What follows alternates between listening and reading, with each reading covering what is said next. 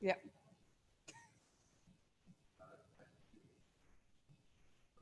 Calm.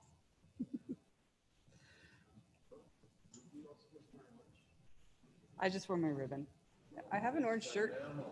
No, that's not really. Your little pin.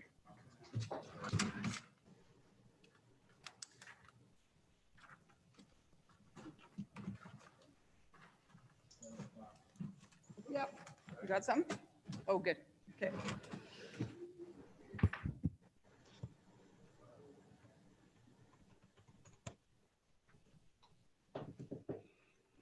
So I'm just getting used to using Zoom in chambers again, so I'm muted and my volume's down, so I think we're good. Been a while, been a while. Welcome back, everyone. Ooh, somebody gave me hand sanitizer. Okay, I am calling the meeting to order for Monday, June 21st, 2021. Attendance at the start of the meeting is 100% with Councillor Jolly participating on Zoom and everyone else in chambers. I need a motion to adopt the agenda as presented. Councillor Mackay. Yeah, that the June 21st, 2021 agenda be adopted as presented. Thank you for that. Call for the vote.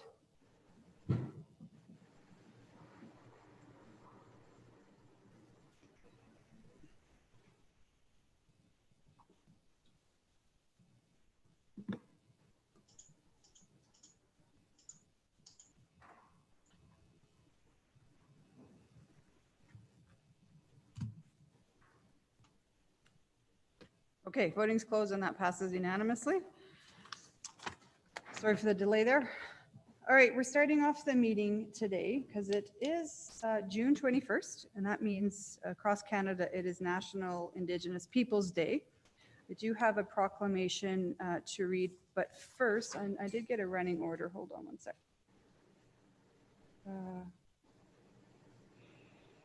I'm going to start with the land acknowledgement and a couple of words, and then we actually had a filming of a video, a song done outside of City Hall earlier this morning.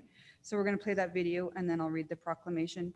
And then we were hoping to have the Métis local president, Bruce Gladue, come and accept the proclamation in person, but he is under the weather, but he's going to Zoom in and accept it virtually. So before I read our land acknowledgement, I want to just say a couple of words. I'm taking a course on compassionate leadership right now, and we had Aaron Paquette, who's a counselor from the city of Edmonton, speak to us at the beginning of the course, and he is Métis, and he said some words that I tried to jot down as he was speaking, but it goes as follows. He asked, why do we offer treaty acknowledgements, and what does it actually mean for us? And I think what he was trying to get at was, we hear land acknowledgements all the time, and that if you hear them too frequently, they become commonplace and not as important. So his point was to try to make us think about a land acknowledgement. So these agreements involve two parties, the Government of Canada, or the Crown, I guess, and the Indigenous people. And they were signed over a number of decades in the late 1800s. They were signed not in the culmination of a war, as many treaties are, but they were signed in a certainty of peace. Treaty 6 here in Alberta, Northern Alberta, was signed by two very different people with two very different worldviews. Municipalities, provincial and federal governments are bound by the language of law. The English language is a noun-based language. Its very nature lends itself to the concept of the physical, time-based ownership. The Cree language is a verb-based language, and while it has nouns, it is more focused on the actions and relationships and an understanding of cycles. As you can imagine, this led to very different interpretations of Treaty 6 and the words that were conveyed within. The differences could have led to fundamentally important understandings and concepts, and in many ways it did. However, it led to some of the most terrible acts one can imagine and led to many of the sociable ills we see today. I won't go into a lot of what Aaron was talking about, but a lot of that terrible acts and sociable ills arose out of the Indian Act. And I've said to a few people over the last couple of weeks, a fabulous book to read is the 21 things you may not know about the Indian Act, and I seriously highly recommend it. But I think the important part of a land acknowledgement is that Canada has been the beneficiary of this colonialism, and making treaty acknowledgements is one way by which we can begin to heal this relationship, so we might prosper together. Our yesterdays have been determined, but our tomorrows are waiting for us to decide. So as I read the land acknowledgement that the city came up with through the Pehonan report, I ask everyone to take the time to reflect on the power and the purpose of our municipal government and ponder our place within it. So, our land acknowledgement.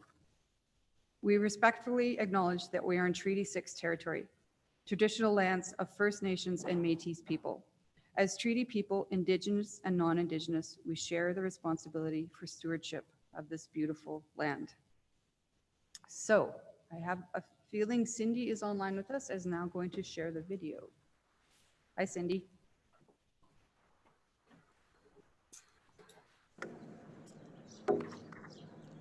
Ya hey na ya hey na ya hey ya hey ya na ya hey na ho hey hey ya hey na hey ya ho hey ya hey na ya hey ya ho hey oh hey oh hey yo echo que más na ya hey ya na ya hey que me con no esque way hon oh hey ka ke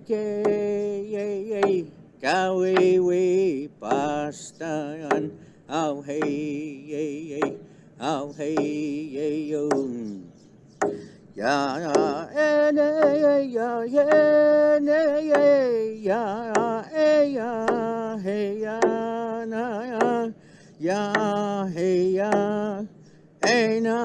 na ho hey na ya hey na ho hey hey na ya hey ya ho hey oh hey yo hecho que más na ya na ya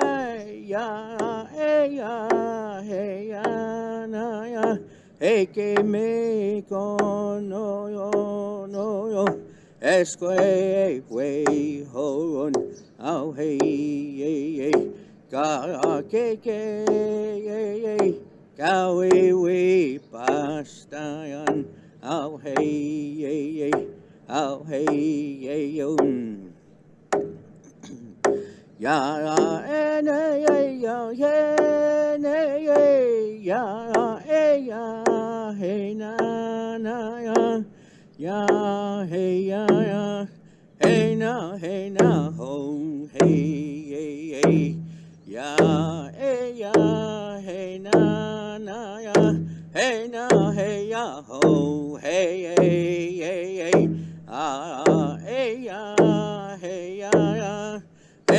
hey na ho hey oh hey yo hecho que más na ya na ya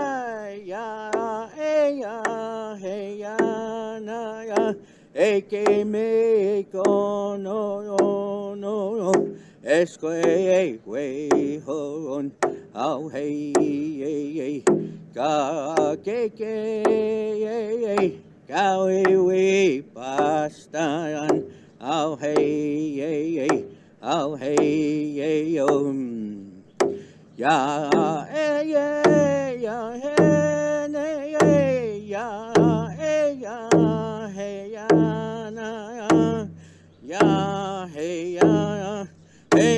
hey na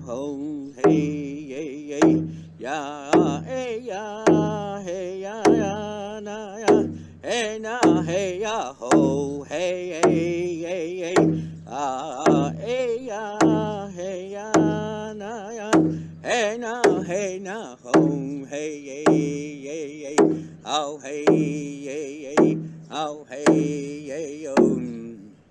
Hecho que más ya, ya, ella, na, ya, que me cono, no, no, es que, wey, hon, oh, hey, hey, hey, ka,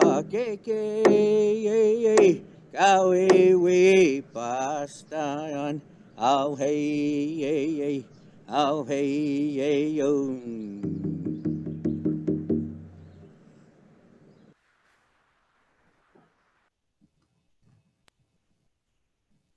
So that was Ryan Arcand on the drums and singing. So thank you, Cindy, for filming that and organizing that for us today.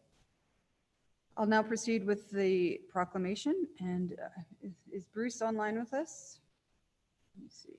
Yes, I see Bruce Gledu is online. If you want, you can turn on your camera if you feel comfortable, but I will now read the proclamation. So, whereas we acknowledge we are in Treaty 6 territory, the traditional homeland of the Métis Nation, and recognize the inherent Aboriginal rights of First Nations, Métis, and Inuit peoples within Alberta, specifically Section 35 of the Constitution Act of 1982.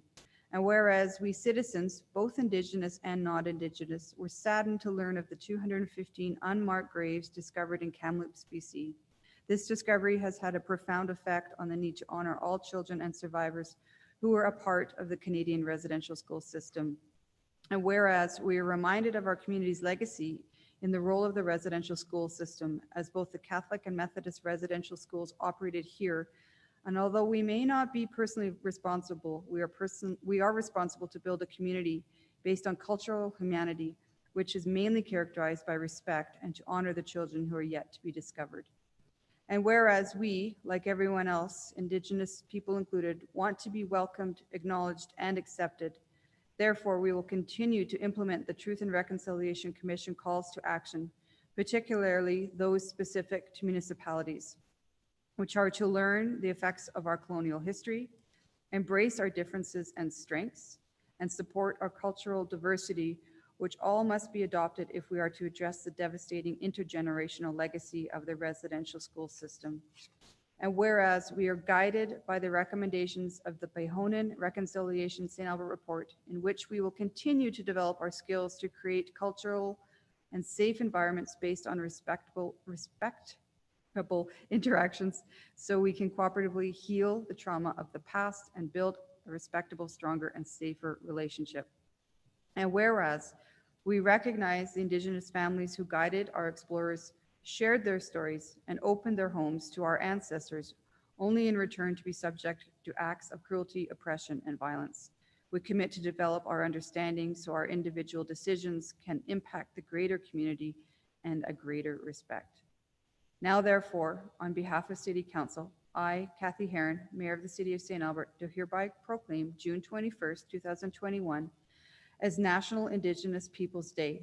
I encourage all residents, both Indigenous and non-Indigenous, to learn more about the Indigenous history, accept our collective responsibilities as treaty people, move beyond mere words to achieve true change through true action, begin the long and difficult journey towards the truth, understanding, and reconciliation, and celebrate the many contributions of the Indigenous peoples in St. Albert. There's Bruce. How are you feeling? I'm fine, ma'am. That's Actually, good. I was just looking out the window and it's so beautiful out there. I thought when that video was playing, I thought, man, I got to be out there. Thanks for the proclamation, and I think this is just as good a time as any to say, like, now. I stood. I don't know about the rest of you, but I stood when when that video was playing and Buddy was singing his song, because I took it as like an honor song.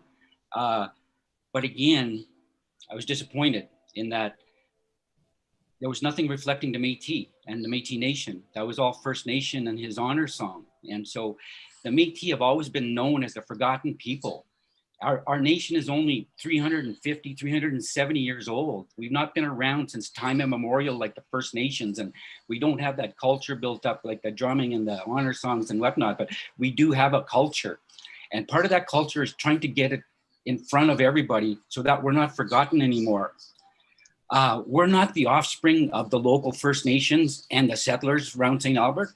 We're the offspring of the historic Métis Nation that came or started around 1650 and then made its way to the 1800s, and where we proclaimed ourselves as a new nation with a culture, with a language, with everything you need to proclaim yourself as a nation. And that's been forgotten in, I believe, in this whole, like, there's been a movement, and I'm thankful that the city of St. Albert and you particular, Mayor, have gone above and beyond to try to understand the whole Indigenous, the Aboriginal aspirations in Canada. But again, for me, as I accept this on behalf of the nation, I acknowledge that there's work being done, but there's also, I acknowledge there's a lot of more work to be done, especially when it comes to the Métis people and getting our story out there as well. You know, you mentioned Section 35. Yes, there's 3 Aboriginal peoples in Canada that have inherent rights to self-government: First Nations, Inuit, and Métis. The Métis are only getting to that point right now where the Métis Nation of Alberta is exploring those aspirations with the federal government. And at some point in the future, the Métis are going to be a third order government. That's going to change the whole relationship in everything, not only municipal, provincial, but federally. And so I'm glad that St. Albert's taking this initiative to get into the, into the know or are trying to learn more about these aspirations. And I encourage you to continue to do that. And so for this, we're actually having a meeting tonight, and I think our members are going to be overjoyed again to have the city with this proclamation. And so even in your language, you talked about treaties. And so Métis, we don't have a treaty with Canada. If we had a treaty, it may have been the Manitoba Act, because that was the only agreement that came from the Métis, the historic Métis Nation, to Canada. And that's still being debated, but we're not part of treaties. Though every Canadian, regardless if you're First Nation, Métis, Inuit, Caucasian, Asian, doesn't matter, all have treaty rights because of those treaties signed by Canada with the First Nations. That gives every Canadian treaty rights, not just the First Nations, right? And I'm glad you spoke about the situation in Kamloops. And again, that's something we're hoping to work through here in St. Albert as well. But it's not just First Nation residential schools. There was Métis residential schools, and the Métis seem to have been missed in that discussion as well. And so for me, I'm grateful that we've had this opportunity. I would have rather have been there in person, but it's this, this pandemic thing. And then when you get a contact and say, you got to be in, for 10 days. And so, and I'm just missing the outdoors. I would rather have been there in person, because I think in terms of the passion, that's something you're going to find with Métis in St. Albert. I know you've had an awesome relationship with the previous leadership in St. Albert. I'm new to this. And when I came in, it was just COVID. But I'm hoping to build on that relationship. I'm hoping that with the Métis, we not only encourage you to understand more about the Métis, but also understand what's coming now in the future. And what I'm hoping to do with my community is to encourage us to approach the Métis Nation and say, hey, look, we want to approach the city of St. Albert, and we want to start talking about what self-government might look like in an urban center with an urban Métis municipal council. How would that balance with the competing jurisdictions of the municipality, the city of St. Albert? How will that, work with the jurisdictions of the Métis Nation that it gets through its constitution and its federal recognition? Because you spoke about the Indian Act and it being outdated. It is, and they're probably going to work on it, and I hope that they do, right? But for the Métis, we're looking for our own Métis Act federally. It'll be nothing like the First Nations Indian Act, but it'll be a Métis Act. And when that's proclaimed, like I say, that's going to be the change in when we're talking about, we want to move this Aboriginal experience, we want to make change. That's going to be part of the change, and I'm hopeful that as we do that, St. Albert and yourselves, your council, will continue to be interested, and we'll work with the Métis local as we go through this. So I just throw that out there, Mayor, and thank you so much for this opportunity. I'm sorry if I've taken up too much time, but I just wanted to say that, and also to your folks that you have working with us. Like, it started off, this young girl named Dana did an awesome job, got us to the place where we now have a awesome working relationship with Cindy. Cindy's doing an awesome job. She works on Sundays, by the way, because I spoke to her on Sunday and I told her, stop working on Sunday. But thank you so much. And I'll bring this to the meeting tonight, and hope to talk to you guys all soon. Well, I think we can say that we're grateful to actually have a Métis local in St. Albert, finally, to have someone to talk to. Part of the proclamation and my messaging in the last little while has been learn. And so you just taught me a little bit more today. So I thank you for that. And I guess the other last piece is we're really looking forward to somehow dedicating those 2 new flagpoles in front of City Hall and flying the Métis and the Treaty 6 flag permanently in St. Albert. So we wanted to do it today, but because of COVID, it wasn't allowed to have the ceremony that we want. So we look forward to that ceremony later this summer. So we'll see you then for sure. Awesome. Thank you. Have a good day, everyone. Thanks. All right, Council.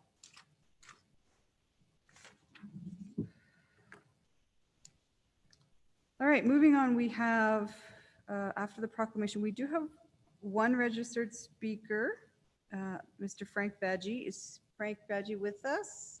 He wants to speak to the solar farms, and then all other registered speakers are specific to public hearings. So is Mr. Badgie with us? Looking at Ledge. I don't see him online, Mayor. I'll just confirm. Okay, I don't see him either. No, he hasn't joined the meeting yet. Okay, let's, so business arising, anyone have any business arising from the proclamation and National Indigenous Peoples Day? Seeing none, we will go to number 5. So Council, when I was going through the agenda on the weekend, I noticed that 8.5, which is the time extension for the Energy Corp, was not added to consent. So I've asked Ledge to throw it on there if I don't have any objections, just a time extension. And then Councillor Hughes emailed in that she wants 9.1 pulled off of consent, but that's all I heard over the weekend. So can I have someone make a motion for consent agenda? Thank you, Councillor Broadhead.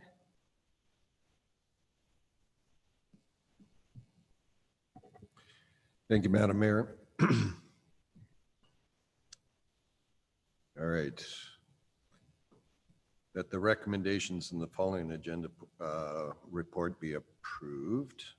6.1, regular council meeting minutes of May 31st, 2021, June 8th, 2021, and special council minutes of February 22nd and 23rd, 2021, and June the 9th of 2021. Awesome. Community Growth and Infrastructure Standing Committee, draft unadopted minutes and agenda items from June 14th. The CGIS recommendation review of 2018 and prior incomplete capital projects. And now I don't want to miss the one that was 8.5. 8.5. It's in the chat. Hang on here. It's there. Yeah, it's there too. The time extension for the Energy Corporation. Okay. It's hard to Time do that. extension, sorry, request Energy Corporation feasibility report, and then 12.1 civic and external agencies. All right, thanks for doing that. Call for the vote.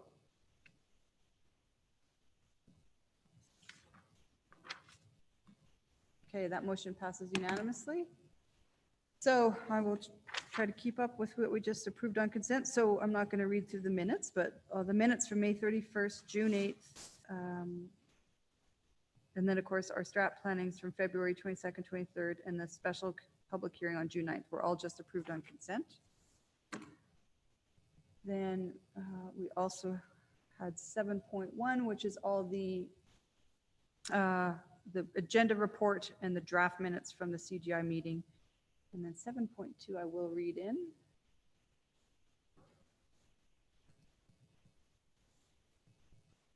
The motion was that 7 municipal and capital projects be closed and the residual balance of $350,244 as detailed in the document entitled 2018 and prior incomplete capital projects provided as an attachment to the June 14th, 2021 agenda report to be uncommitted within their respective funding sources.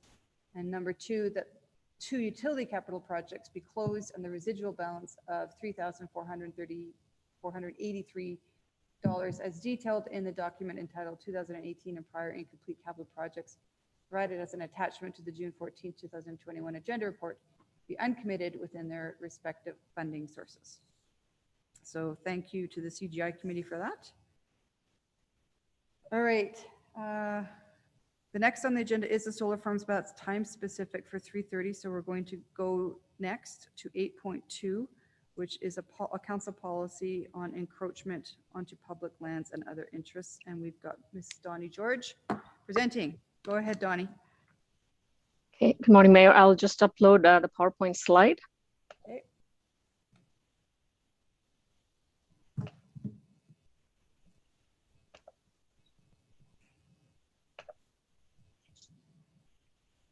Please let me know if you see it. We sure do. Okay, perfect. Right. Good morning, Mayor and Council, and thank you for the opportunity to present a proposed policy on encroachment onto public land and other city interests. I would also like to take a moment to acknowledge and appreciate the many hands that work towards preparing these documents within engineering and other departments who collaborated to provide feedback and suggestions throughout the process. So we have engineering and enforcement staff online to support answering any questions that you may have at the end of the presentation. All right. As part of this presentation, we'll look at what an encroachment is and lands and locations that are affected by encroachments. We also have current practices and statistics. We will also cover some of the past practices along with some examples and have a look at policy versus bylaw and compare it to what other municipalities are doing.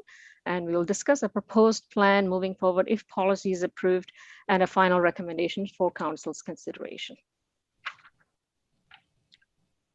In terms of definition to encroachment, illegal or unauthorized intrusions onto land in which the city holds an interest or is subject to the direction, control, and management of the city.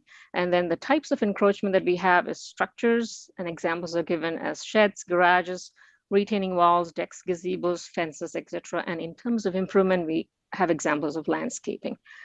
Unauthorized usage is slightly different than an unauthorized encroachment. However, addressing unauthorized encroachment is often a way to address both. We also have clearing and mowing on parkland in particular may be authorized through the Partners in Parks program, which would be an example of an authorized usage. Typical encroachments are found in parkland, most often seen with private lots backing onto ravines, and road right-of-way, which can impact pedestrian safety, sight lines, and access to utilities. PULs or public utility lots often contain city utilities. Encroachments here can impact access to maintain city infrastructure. We also have URWs or utility right-of-ways that pertains to cities' URW interest, sometimes private utility infrastructure as well, and located within a private property, and agreements would be registered on title, often containing a clause requiring permission from the city to erect structures within URW. Most encroachment reviews come in the form of a compliance application where a real property report is submitted to confirm property lines and the extent of encroachment. In some cases, private utility letters of consent are required as part of the approval process when there are other utilities present, for example, URWs. After 2 follow-up letters, current practice is to document as an unresolved encroachment if not remediated, unless the encroachment poses a safety or access concern. We may see the issue again when the property is sold, or if we may receive a complaint from the public, or if a city staff make observation of the same. Sometimes it's difficult to establish property lines to resolve encroachments without a land surveyor.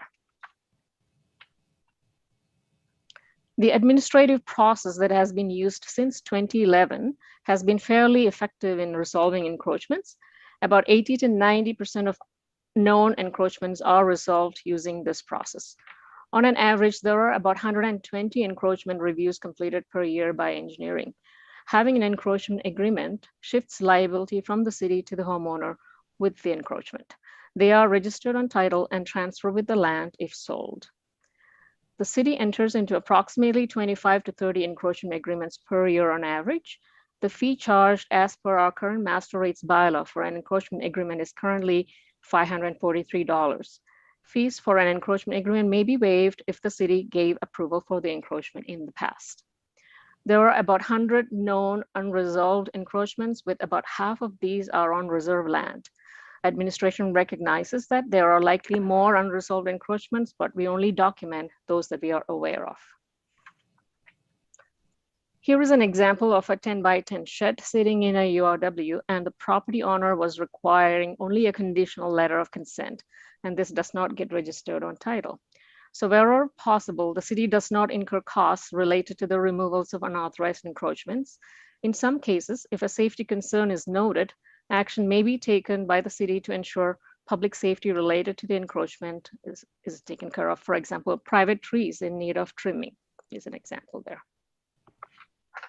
Here's another example of a landscaping structure on a URW, and in this case, an encroachment agreement had to be entered into and registered on title. In this case, the encroachment was identified through a city project, and the homeowner had to remove the landscaping retaining wall to avoid conflict with the city project. As mentioned earlier, there are about 100 of these unknown unresolved encroachments, and about half of this is on reserve land. Because of the soft approach that we have used in the past, many extensive park encroachments have been allowed to remain with no action taken to remove after 2 follow-up letters to work with the homeowners towards remediation. This is except in cases where immediate safety or access concerns were identified and removal was enforced using the existing traffic bylaw. Administration is now seeing the results of this approach with old infrastructure in the parks that have not been maintained, creating the potential for injury and affect the ability to conduct public works. Here are some examples of unresolved encroachments.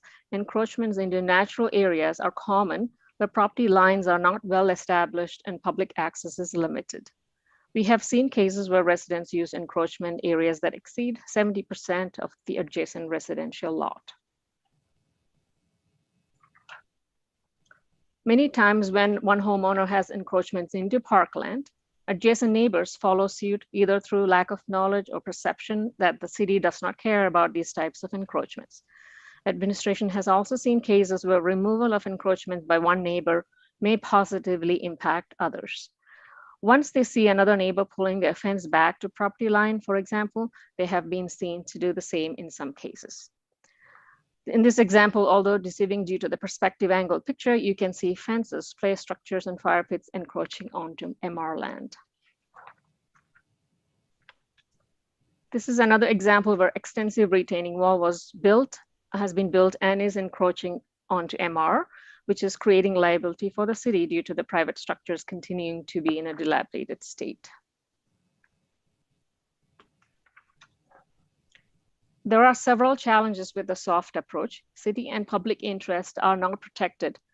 For example, public lands, including parks, are intended for the use of all residents. Risk of injuries and liability if unauthorized encroachments are allowed to remain. And there are issues with maintenance, access, and lack of protection for natural areas. Unresolved encroachments can escalate to additional, possibly more extensive encroachments by adjacent neighbors. In 2017, Council directed that the development of a bylaw or a policy be considered. Other Alberta municipalities were reviewed for their encroachment practices. Majority were found to have encroachment policies of some kind. Some have park encroachments covered through unauthorized use of parkland or park bylaw. The City of Edmonton has an unauthorized use of parkland bylaw, which is specific to park encroachments. Several have specific encroachment bylaws to address municipal location types. The City of Calgary, Strathcona County, and Grand Prairie are examples where bylaws have been adopted to address encroachments on multiple public land designations. The formal establishment of a council policy for enforcement will provide administration with clear direction on addressing encroachments in the future, establishes what type of encroachments are allowed, clearly defines a consistent process for resolving encroachment issues that's equitable and transparent for residents, helps to protect city interest and mitigates potential liability. The goal would be to minimize the potential for future encroachment to occur, thereby decreasing future time and money spent dealing with their remediation. Like in the examples shown earlier, some of them have been on our files for decades. As part of preparing the recommendation, administration looked at the pros and cons of a bylaw versus policy. So when necessary, the traffic bylaw has been used to enforce some encroachments in St. Albert. However, there can be discrepancies in interpretation and does not always make sense to apply in certain situations of encroachment. Administration has discussed benefits of adding encroachment on to the parks bylaw, as was notably done by several other municipalities. Less common are municipalities that have a standalone encroachment bylaw, which has also been considered by administration. There are some concerns that more minor complaints around this type of bylaw may become resource heavy. An encroachment bylaw may lead to frivolous complaints as part of neighbor disputes. Example, sheds in a URW on a private property. Based on the analysis, administration has prepared a council policy as an initial step forward. As part of the council policy approval, an internet-based education campaign is planned at no additional cost to bring awareness to residents of the impacts that encroachments can cause and of the importance of knowing your property line locations and of any URWs that may be registered on property title. A slight shift in administrative approach is planned. Administration plans to take a stronger, more consistent stance on new encroachments reviews moving forward as they are received and the policy is approved. A plan to notify those homeowners that may have unresolved encroachments from the past will be planned for the future to give notice of our policy. Unauthorized encroachments will no longer be grandfathered, although they may have existed for some time without action by the city. They may not necessarily be allowed to remain without resolution, either through an encroachment agreement or by removal. Therefore, the recommendation is approval of this council policy as part of this package. This approval aligns with the majority of other municipalities. It defines specifics of what encroachments may be allowed or not allowed. A public campaign to increase knowledge around the impacts of encroachment is planned. This is a formal step forward prioritizing the protection of city interest. This first step may be the only step needed, and we can consider changes to existing bylaws or development of a specific encroachment bylaw if needed to supplement this council policy as a future step. Therefore, administration is recommending as a first step forward that council approve the policy C-P and E13 encroachment onto public land and other city interests provided as attachment 1 of the report. Thank you, and that concludes the presentation. Thank you, Donnie. I will now open it up to questions from council, and I have Councillor Mackay already on. Thank you, Donnie, for your presentation. Okay, go ahead. I appreciated all the information. I appreciated reading. And I know council was aware of some of the concerns and the problems this has caused. And I just want clarity then. In addition to the council policy that you're proposing this afternoon, you're also moving forward on continuing to look at creating a bylaw either as part of the ongoing review of the parks bylaw and maybe even looking at a standalone. Is that what we're doing? Through the chair to Councillor Mackay, not immediately. We would like to apply this policy once approved and see how it works within this situation. And then if we need to bring in a bylaw, then we can consider a bylaw in the future as part of the parks bylaw for amendment to include only the parkland and also as a standalone. So when we looked at other municipalities, there's less standalone bylaws rather than a parkland-based bylaw. All right, so then when you get to the enforcement aspect of it, then what are our kind of tools that we can use under policy that aren't available to us that would be in a bylaw? Yeah, through the chair, currently we may rely on the traffic bylaw as part of enforcement, and maybe I can ask Regan or Amy to add to that. Yes, through the chair to Councillor Mackay, thank you for your question. We can use the traffic bylaw for multiple different items. Obstructions are defined as structures that may impact or cause access in situations to utilities, or to either also impact pedestrian movement as well. So, and it's actually within public places, not just in the road right of way. So if something is impeding a public work in the park, the traffic bylaw could be used in that case. There are some cases where it wouldn't be appropriate, and it can be cumbersome when there's situations there as well. So it's not always the best choice in terms of an enforcement tool. I appreciate that, and thanks for clarifying, because I wasn't sure how we would apply traffic bylaws. So how would we look at, for the example that was presented in the slides, the picture of a fire pit or a trampoline or clear cutting of MR behind a member's property into, a resident's property into a ravine? How would that be handled under a council policy?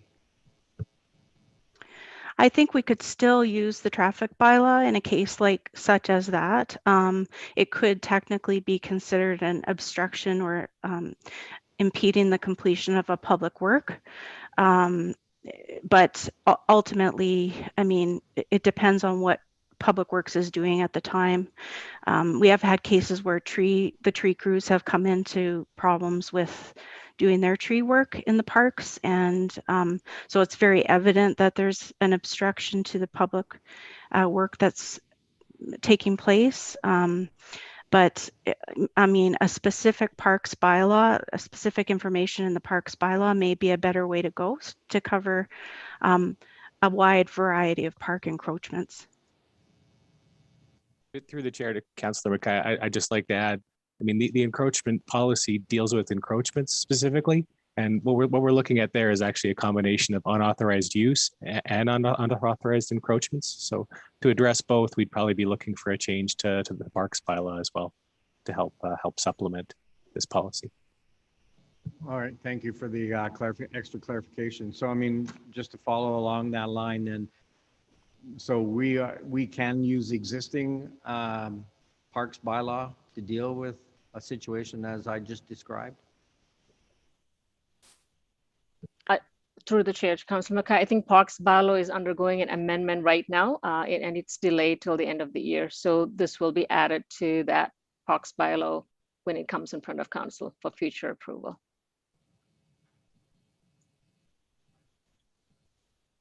Okay, I might have additional comments or all that later. Anyways, thank you very much for the extra information.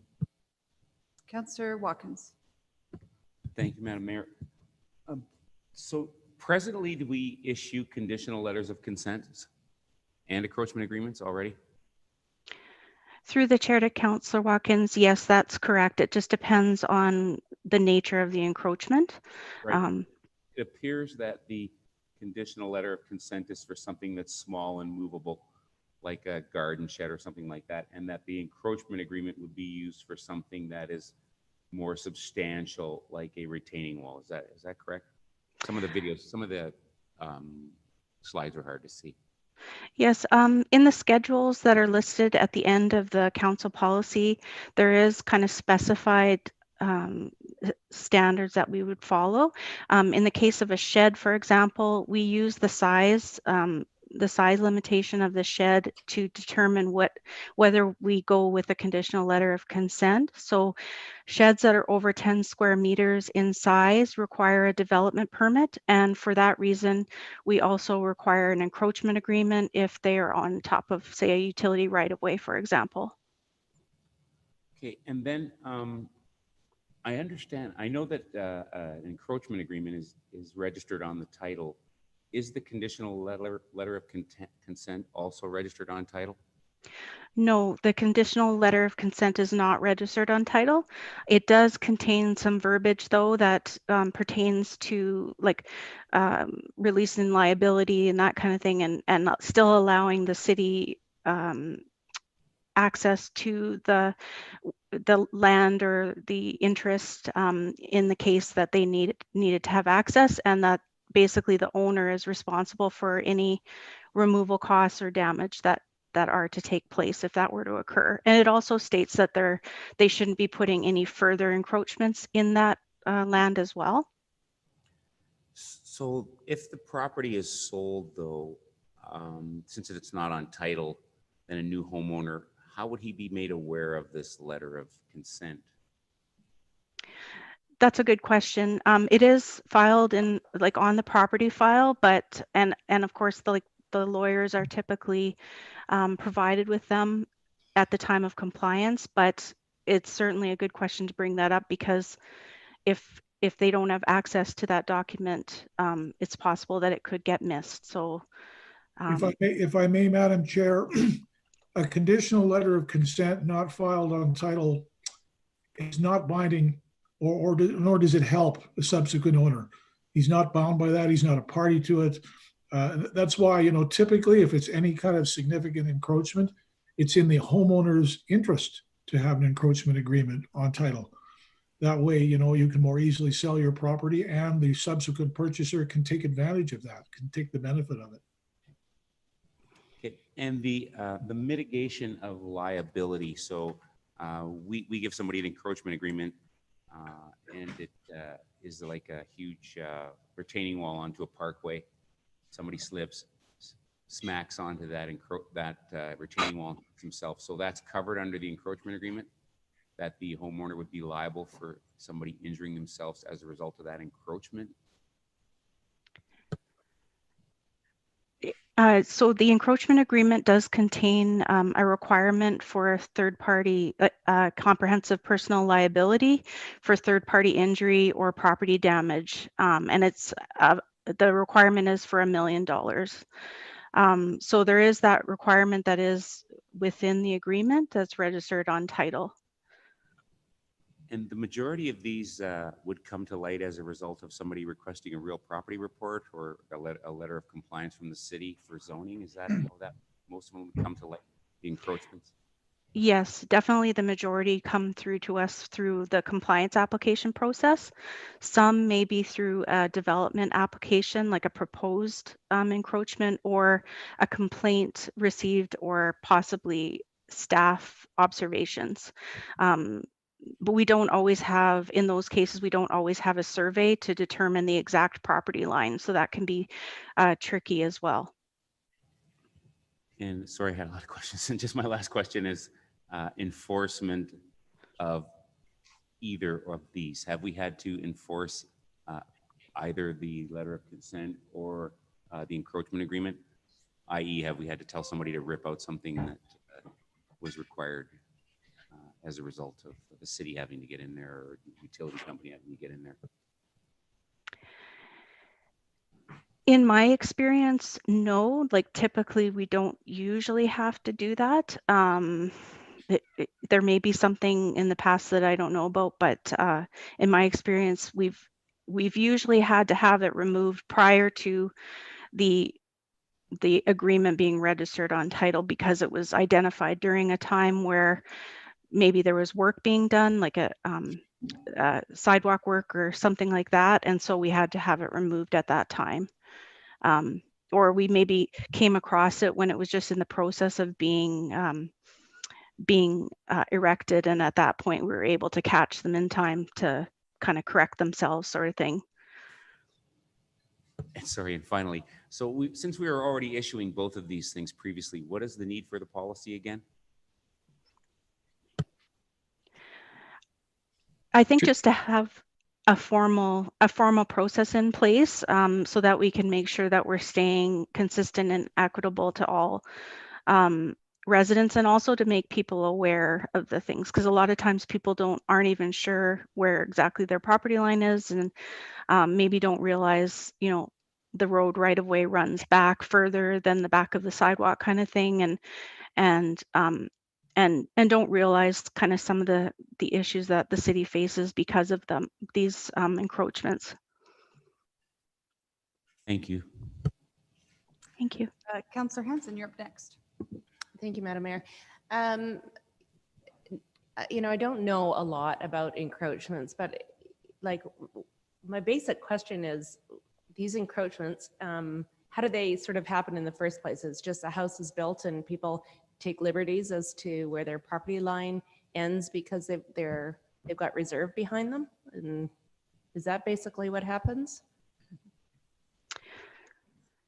Through the chair to Councillor Hanson, I think typically it's either a combination of being unaware of where the property line is, the perception of seeing other neighbors that have their items, you know, pushed out into the park,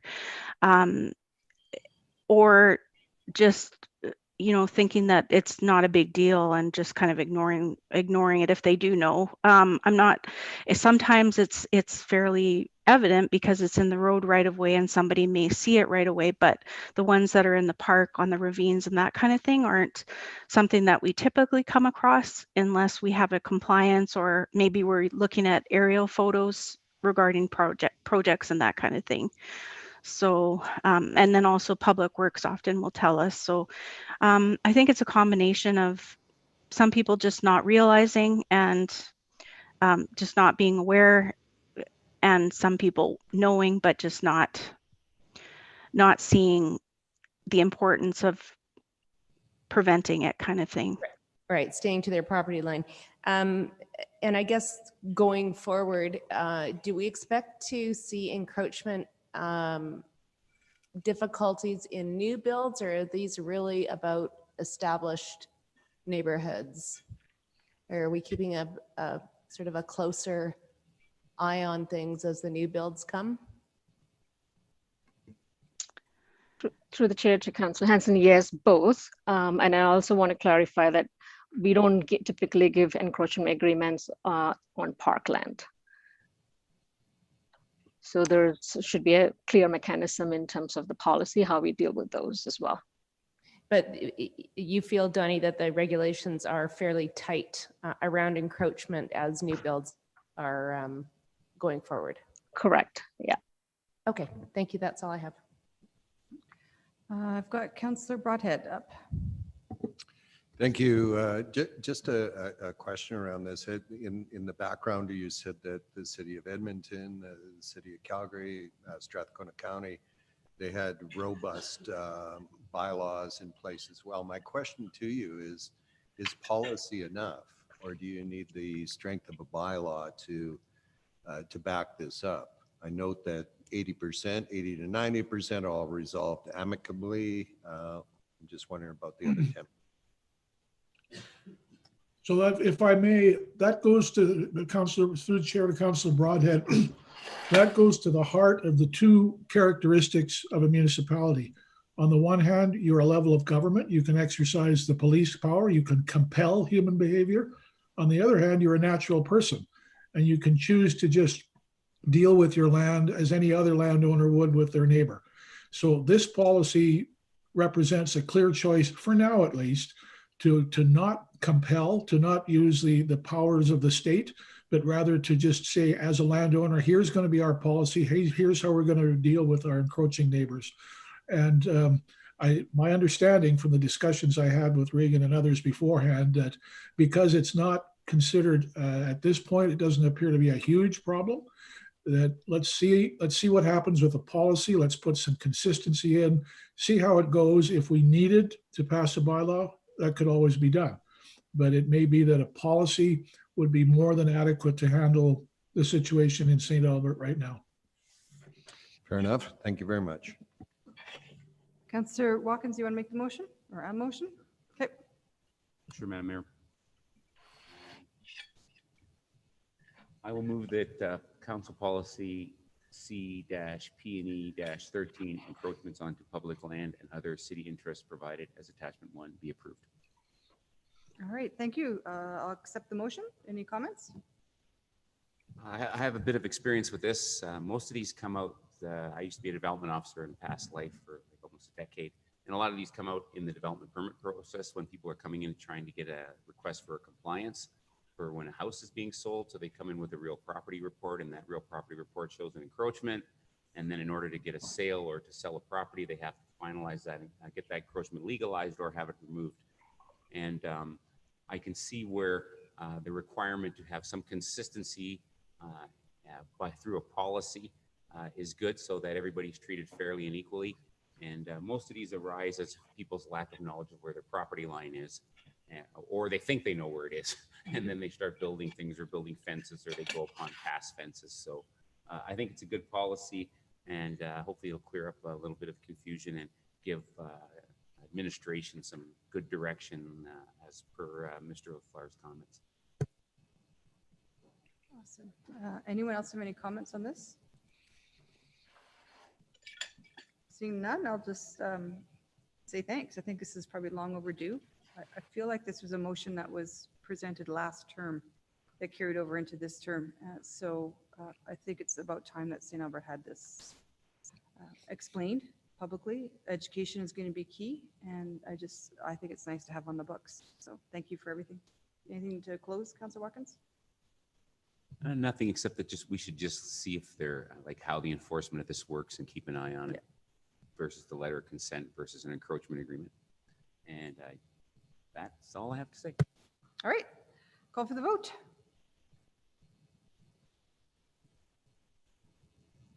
And that motion has passed unanimously. Okay, Mr. Hiltz, 8.3 is Operational Fiscal Review Implementation Plan. Okay. Good morning, Your Worship and members of council. I'm just going to share my screen here.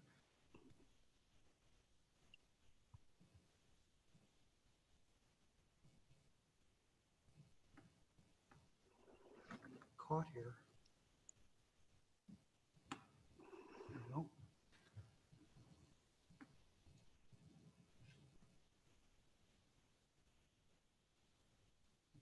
There we go. Slideshow.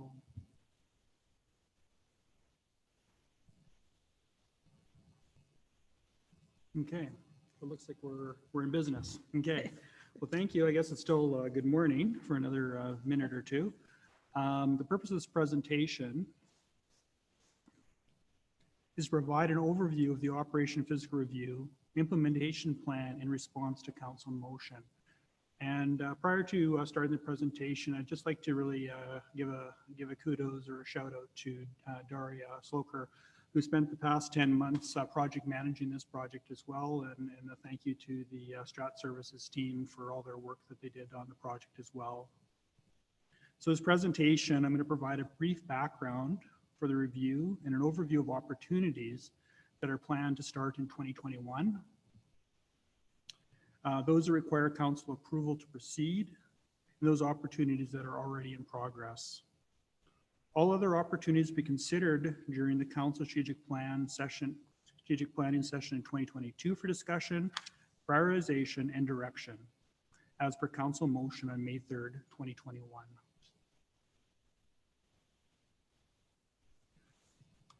With council's direction, in partnership with administration and oversight by the Internal Audit Committee, the Operation Physical Review was conducted by Ernst & Young over an 8-month period in 2 phases. During the review, departments were reviewed to identify opportunities for cost savings, cost avoidance, revenue generation, efficiency, and productivity gains. EY also reviewed the city services and service levels and cross-organizational opportunities to optimize services, processes, and practices. During the council strategic planning session last February, a list of opportunities were reviewed, and council's direction received for prioritization of opportunities, identification of opportunities commenced in 2021, and those that should be considered during the strategic planning session of 2022. The final report presented to Council on May 3rd, 2021 outlined areas the city is excelling at, as well as 40 opportunities the city can proceed with to optimize services and service delivery with focus on long-term financial sustainability. It is important to note that many opportunities still require further analysis to determine viability and suitability for the city of St. Albert, and also many opportunities require time to plan and implement before we can realize, or in some cases, realize the cost savings or efficiencies, and in some cases, investments may be required. As a result, for some of the opportunities, anticipate financial impacts aren't known at this time. The following slide provides a list of the top 10 opportunities that Ernst & Young identified with the highest impacts. We have 5 for financial impacts and 5 for transformational impacts.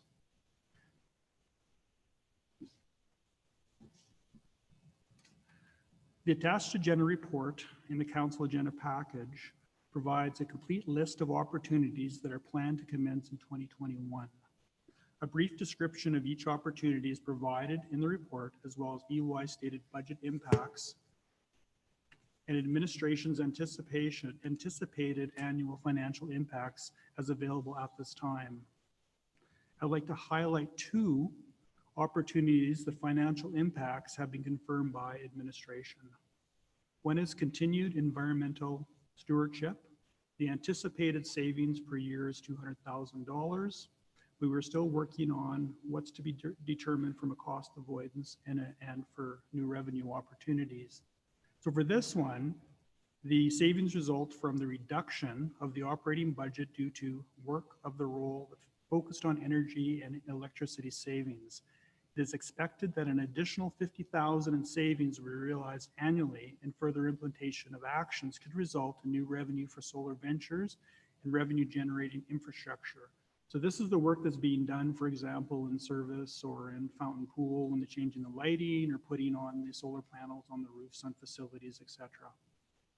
The other one is the automation of internal city processes, accounts payable. This is using artificial intelligence to basically stop having to enter all the information on a daily basis.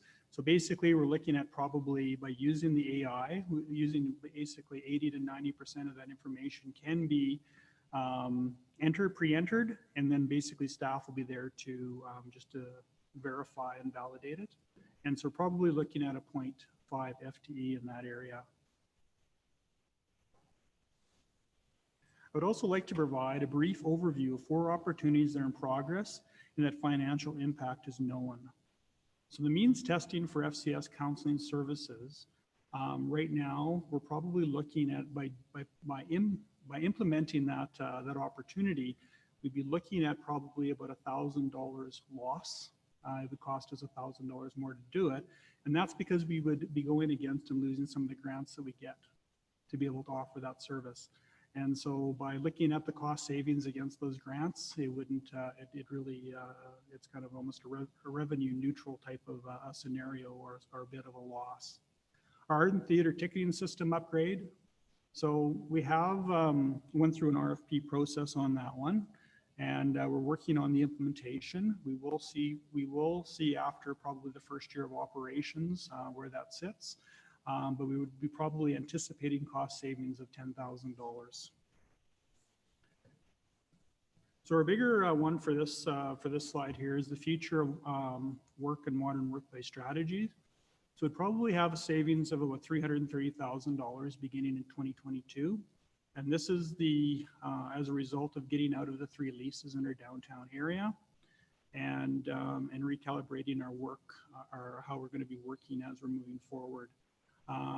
So this basically will be what we pay in utilities and our lease payments, etc., minus what we could lease the space out at Synergy for. And so what we're looking at is about $330,000. As we're moving forward, some of that money would be used as the modernization of existing workspaces, so we will be able to do some of the more of the hybrid work moving forward. And the centralization of communications and marketing, we're looking at approximately about $125,000 savings by staff redundancy. And on this one, again, we're just working through that process about alignment right now. So the following opportunities, the report also outlines 4 opportunities that require council approval before administration can proceed with further work on these opportunities.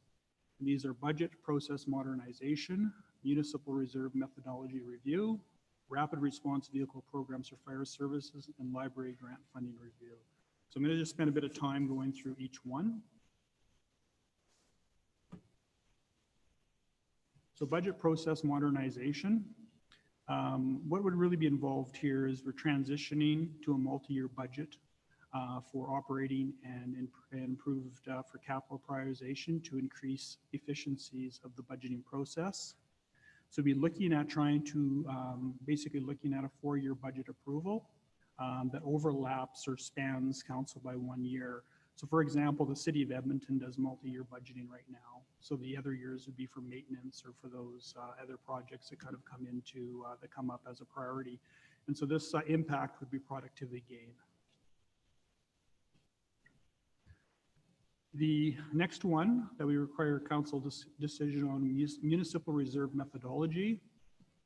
And with this one, we're looking at kind of looking at studying our current reserve policies and our current reserve, our reserves to see where we might be able to have efficiency gains.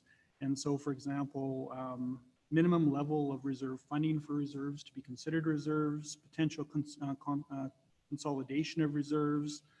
So there really wouldn't be any financial impacts in this one. However, it would be a efficiency gain to be able to have a bit more flexibility or how we look at reserves moving forward. Rapid response vehicles for fire services.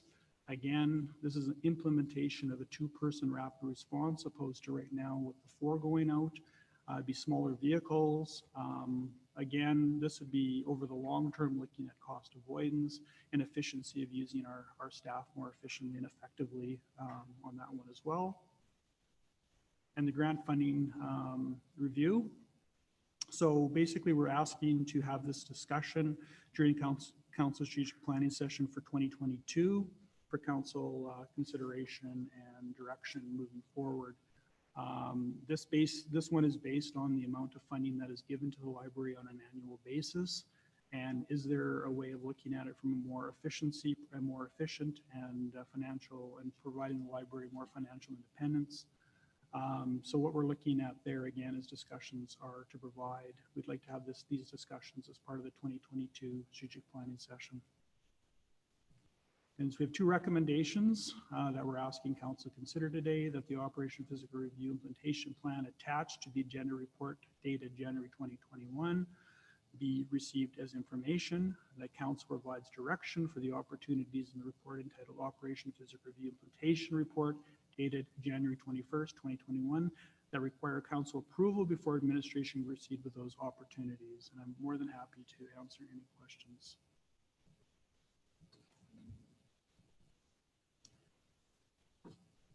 All right, my first question, Mr. Hiltz, is how do you want us to give you direction?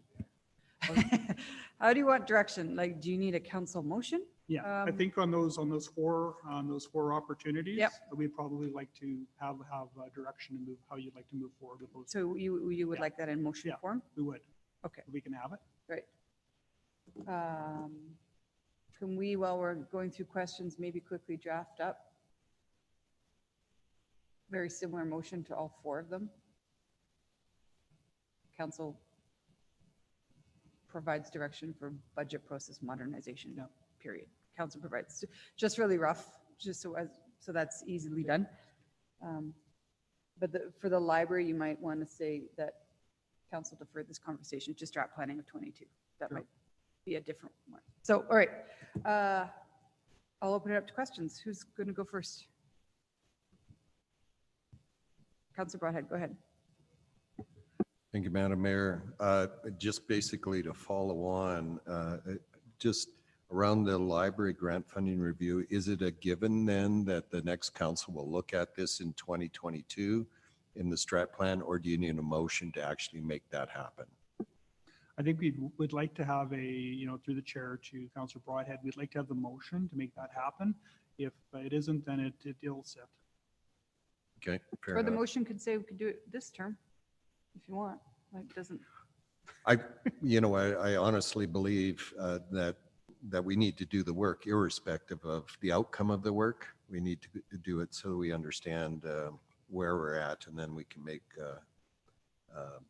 informed decisions around how we fund the library. Just a question. Records management, it's in progress. We've been dealing with that for a long time. How is it going? I could just ask. I'm going to bring Diane McMorty into the Zoom call here, and because we had a brief conversation on it, and this is something that we're just starting to transition into that. So this is for the payables, or are you talking about more of? Go ahead, Diane. I was just going to say, I think he's referring more to the records management, which is more under David. So I'll just defer to David. Oh, I'm going to have David talk about records management because I believe that has began as well. So David. Yes, thank you. I appreciate the opportunity. So where we are at now in records management, we are almost completed the process of finally fully staffing up the department. There are 3 full-time positions that are supposed to be there. For the longest time, we were down to only 1, and then, the pandemic kind of diverted things. But anyway, we're very close, and council has adopted, you may recall, Councillor, and the rest of council, you may recall that just prior to the pandemic hitting in December of 19, council adopted a records management policy, and that has allowed us to set up the framework to go forward. We have a consultant in place now who's assisting us to do what's called a records classification and retention schedule that can be applied throughout the organization. So we have a consistent way of naming records, a consistent way of retrieving the information, which should lead to, as it has in many other organizations, tremendous efficiencies and people, not taking hours to look for records when minutes would do if it was properly set up. So we've got all that in place now, and we're working systematically through the organization. And we're also doing something I'm very excited about. We already have, as council members may be aware, the city has spent quite a bit of money to acquire a piece of software known as SharePoint, very well known in many parts of the economy, private and public sector. SharePoint has a lot of capabilities for records management that are built right into the software that we don't hardly know about or hardly use.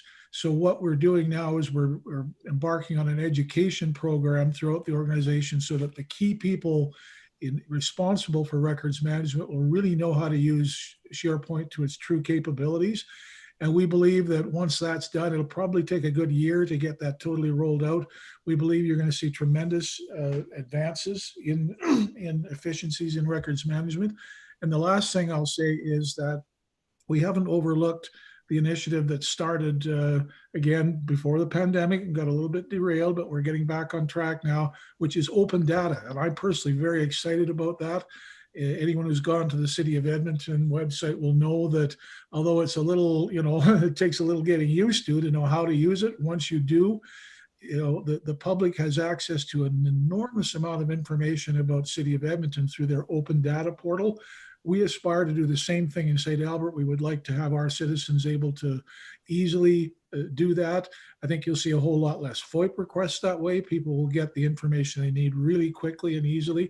That's another thing on our radar. But again, we're going to have to wait till we're fully staffed up to be able to move more in that direction.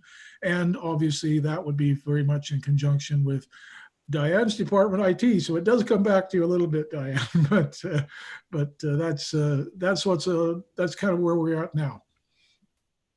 Perfect. Thank you very much, Madam Mayor. Glad to hear that we're working on the open data. I'm excited about that too. Stat tracker's good, but not good enough. I have Councillor Broadhead next, or sorry, Councillor Mackay next. Yeah, and of course that ties into Smart City, which we've kind of let die a little bit. My question is around the next one. Mr. Hiltz, around the 212, the Rapid Response Vehicle Program for Fire Services. So is this more of a operational change, or refresh my memory? Is there some financial impacts in budgeting tied to that as well? And was that approved already? Which Was no. that approved? So No. are we asking then that also we would approve some budget tied to this? Yeah. And then it's an operational issue, then it becomes an operational issue? Thank you for the question, Councilor McKine, through the chair, is that this is kind of a two-part, or they kind of work in tandem here. One of them would be looking at when we purchase fire equipment, we'd be looking at smaller equipment. Not all of it, like you still need your aerial truck and things like this, but in terms of that, because right now when they get a call, 80 or 85% of all of our calls are medical. And so we send 3 or 4 guys out for those calls, where really we only need to be sending 2. And so with that smaller equipment. So we're kind of looking at both. So the other side of the equation would be then there may be some operational efficiencies for the number of firefighters that you'd be required to have at any given time on shift. It may not shift out the number that you need overall in the city, but there may be how we schedule those firefighters. So this one is still in the back and forth of working back and forth. We still are having to have those larger conversations, but it really is, there's this opportunity that does work in other cities. So I guess then for today, in relation for direction, are you tying a number to this, like a financial number? Like, I mean, how can I approve it? Yeah. Am I approving the concept to move forward, or am I actually approving this? You're giving us direction to move it forward, and what we would do through the budget process then is to really, if we need numbers and dollars and stuff, that comes through the budget process. Yeah, because I would imagine like there's probably a lot of negotiations Yes. as well too. Okay, I just wanted clarity in relation to the fact that we're not actually approving a number. Yeah. We're just approving the idea that this is moving forward. And that would tie into the budget process as well, then obviously too, Yes. because we're not only looking at efficiencies, we're looking at effectiveness, operation. So, okay, so that clarifies. So budget process modernization, does the provincial government now require that we have 3-year operating and 5-year capital? I believe that's correct, but I'll have Ms. McMorty discuss the requirements on budget. Yeah, so the most recent changes to the MGA have added clauses in surrounding a 3-year operating financial plan and a 5-year capital plan. At this point, though, they're the way they're listed is that you have a plan, not that it's necessarily an approved budget. So it's a little softer, but we would like to get to an actual multi-year approved budget, because it certainly, we talked about efficiencies in the budget process, but even more so, it's about the ability to plan longer term. And that helps our operations folks if they know what, for example, what capital pieces are likely to move forward. We can plan the operation side better. So it's just moving to that more long-term strategic thinking is where we're really going to see the benefits of that. So we're talking 4 years, and we would allow the new council 1 year to get their feet and Yes. go into the budget process 1 year after the election. Yes. Okay. All right. Yeah. And then tweaks every fall. Yes. Yeah, I mean, Yeah. COVID would probably, you'd have to do the whole thing, but Yeah. generally, okay. Totally supportive of that. I don't want to get too much into debate, but I think for the certainty for some groups, especially if they're externally funded, like the Children's Festival or something like that, that would be awesome. The reserve methodology. Did the EY report, and I feel like I remember this, point out that, well, I thought our reserves were healthy and robust, that we were actually a bit low on where we should be? Is that correct?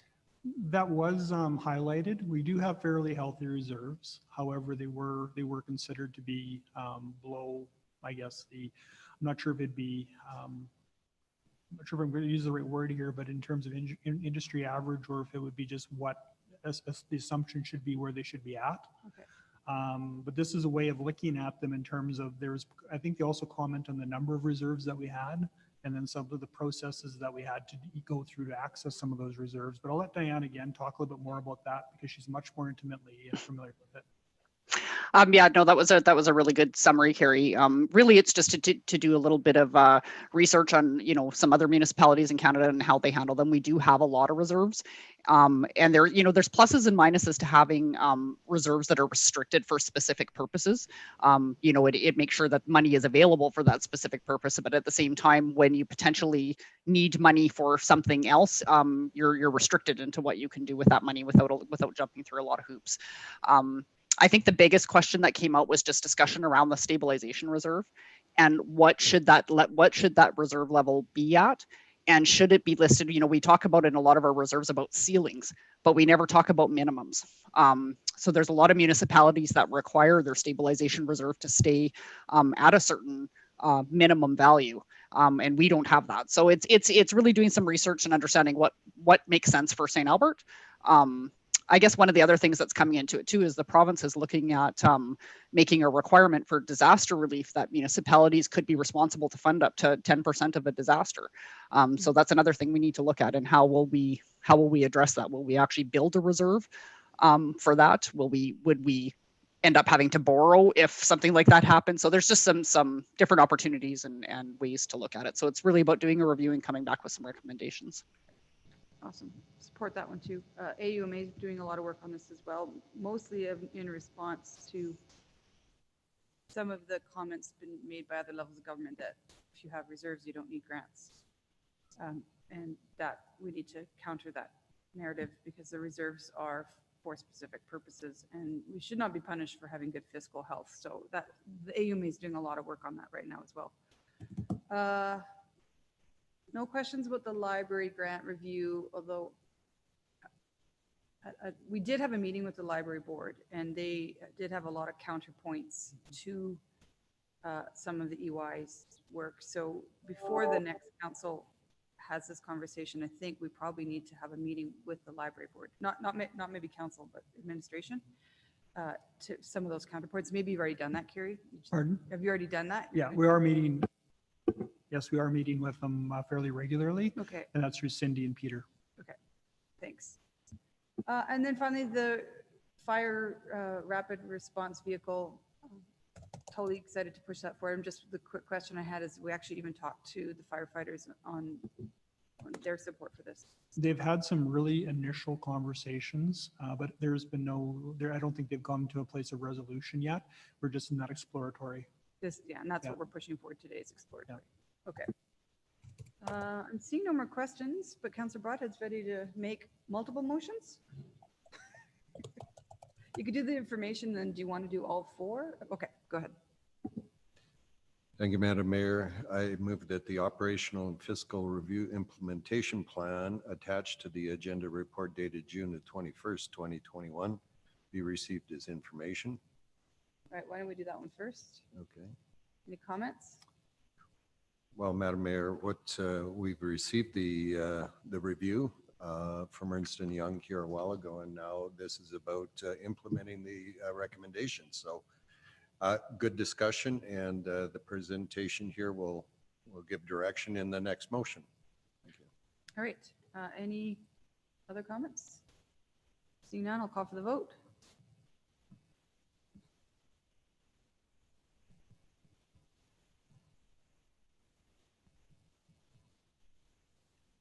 All right, that motion passes unanimously. All right, so why don't we start with the budgeting one? Do you have a motion for that? No? Madam Mayor, what Ledge Services has put in the chat is the motion that's actually in the AR, which sort of is a motion to provide direction on all four of those areas. Our thinking, okay. Yes, that if that passes, then it's done. You don't need to have separate motions. Okay. If it doesn't pass, then they should all be voted on one at a time. So all right. Before you read that in, Councillor Broadhead, is everyone okay with pushing all four forward at once? Okay, Councillor Jolly. Sorry, yeah, Mayor Hearn. So just to clarify, so the second motion says that the three items will come back at budget, and then the other one will come back at strat planning. Is that what we're saying? Is it? the first two, well, the fire service one is definitely a budget. The library strat planning, Yeah. the first two, are they a budgetary? or No, I they- think that what's probably happened is that you're going to be giving us a direction to begin these, and we'll be bringing back further reports to council. For example, the budgetary modernization, for example, we would need to probably get a direct council motion to move forward with that after we provide some additional information to the elected. Okay. The same thing for the reserve funding. We'd probably have to bring, after we do the research, we'd have to bring back that and have that discussion. This is all about the timing. Okay, so should we put timing on these four? Because it could be at a committee meeting in August, or is this 2 I'd years probably, worth yeah, of I'd work? probably be, I'd have to kind of go back and maybe just take 2 minutes and talk to Diane McMorty and ask her, 'cause she had 2 of these, of what time when they could probably have their preliminary discussions completed. The fire one will be able to probably bring back for budget. And then the library one, we'd have those discussions next year. So it's basically Diane is the one that we'd have to ask if, when she'd be comfortable bringing those back. So by. Diane, the the budgeting process and the reserve methodology, what's the timeline for those? I could see, so with both of those ones, what I could see us doing is bringing back, probably more so on the budget one. Like I see us coming back to council several times with some presentations and options and stuff to finally get council approval to move forward with the multi-year budget. So I don't kind of see it as being a sort of, we just come with a recommendation and we're all of a sudden doing multi-year budgeting. I think there needs to be some good discussion. The reserve one's probably a little more straightforward in terms of, like, I think we could probably have sort of the research done by Q4 of this year if we wanted to, with some potential recommendations, but then we maybe wouldn't likely be implementing from a budget perspective if there was budget implications out of it, probably until the following budget year. Like, I don't think we could get it really done in time for this year's budget. Okay. So are we okay, council, if we assume that the fire services is going to come budget this fall, the library comes at strat planning, and the other two, we allow agenda planning to just slot them somewhere, one for Q4 of this year and one might be multiple. And these are great committee conversations, what is what I'm seeing too, for the CGI committee. Go ahead, Councillor Jolly. So Mayor Heron, I agree with all those timelines, but I would recommend that we have motions that set that out, because if, say, someone were to read our minutes, they would have no idea what this means. I know what you're saying. I'm fine either way. Honestly, the verbal is good with me. And plus if agenda planning takes over. Oh, Councillor Hanson? Well, what would could we just name these 4 things sort of at the end of the second motion for now? Just name. Yes. Budget process, MR methodology, rapid response, and library grant review. So I would suggest then you keep the existing motion as it is, and then add at the end, comma, then go on to say specifically, and then just list out those 4 things. Yeah, because that way the process for each of one of those is what it is, but at least we're naming the things we're going forward with. Okay. Are you good with that, Councillor Jolly? It's better. Yeah, thank you. Okay. Not perfect, but it's better. All right. So, Councillor Broadhead, do you still want to make that motion? Well, I would. Is it in I think we're Granica's just- here? I think we're just- Because I'm not signed into Zoom. That's my only point. Oh, I see. Okay.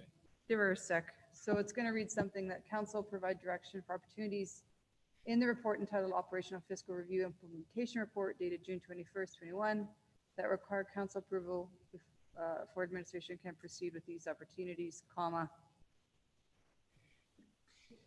budget, reserve methodology, library, and Okay. rapid response. And now we've got something handed to Councillor Broadhead. Okay.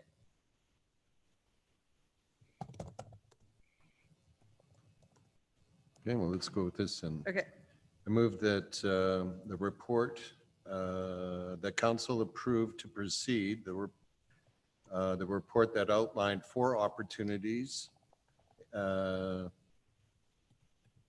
for administration to proceed. And these opportunities are budget process modernization, municipal reserve methodology review, rapid response vehicle program for fire services, and library grant funding review.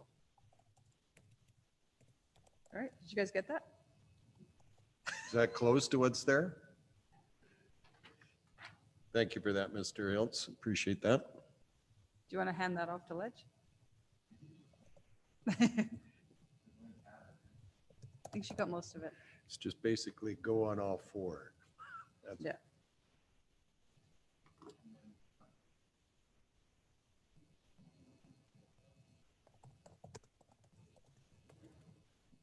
Give us 2 seconds, Councillor Jolly. Everybody stand up and stretch.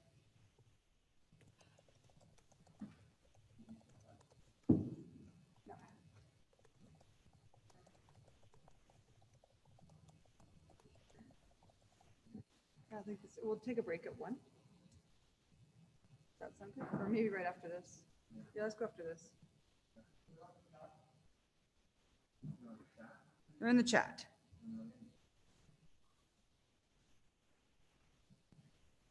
He's not on the chat, so it needs to go in Granicus too.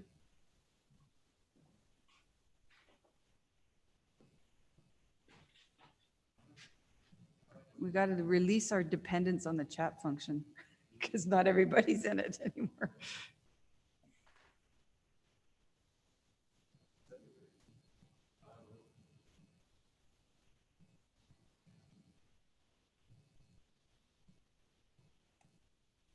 Okay, it's in Granicus now too. Want to read it one more time, Councillor Bartlett? Thanks.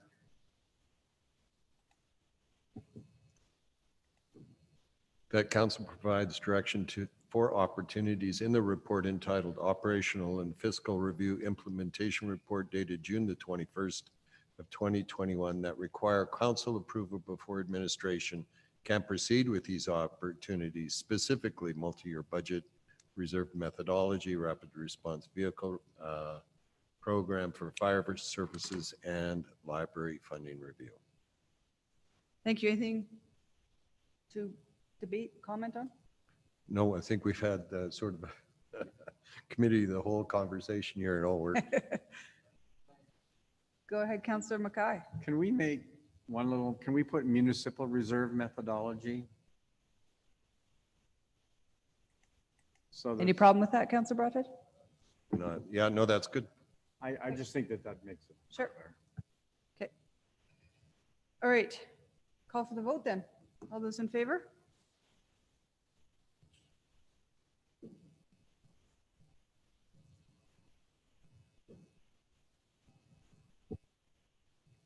I think they're waiting for get that word in then though. Yeah.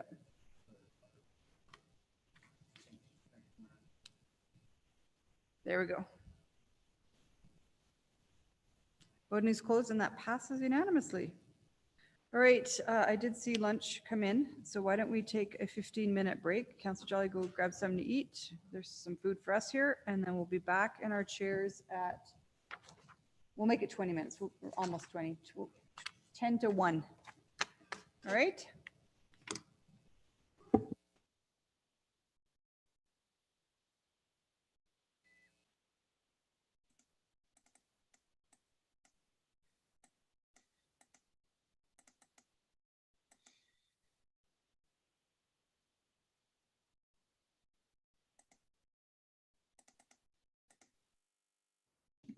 Just so you know, we can hear you typing, David. Your ears are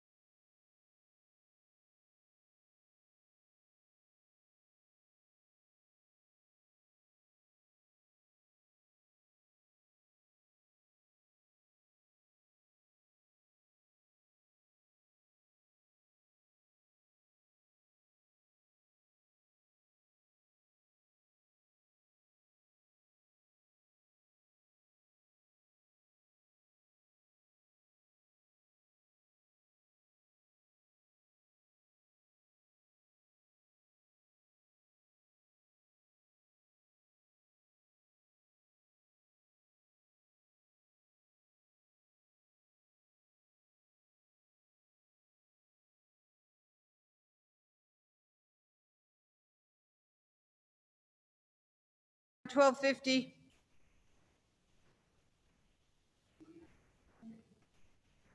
All right. Pretty much everyone's back. We're just waiting for, yeah, okay, everyone's back. All right. We've all been looking forward to this one, Mr. Scoble. Air Services Opportunity Fund. So this is, says it's presented by both myself and Mr. Scoble. Before I let Mr. Scoble start, I'll just say that we did work, mostly him. Spent a lot of time, I can't even tell you how much time texting and emailing and trying to figure out what to do to support the region, support the airport, but still be very diligent and responsible with our tax dollars. So yeah, we kind of co-authored this.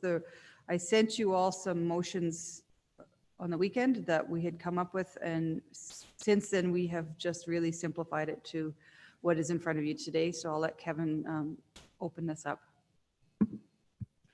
Thank you, Madam Mayor. So I'll just run quickly through the report with the highlights of it and then turn it back to Madam Mayor. So the City of St. Albert is a founding member and shareholder in Edmonton Global.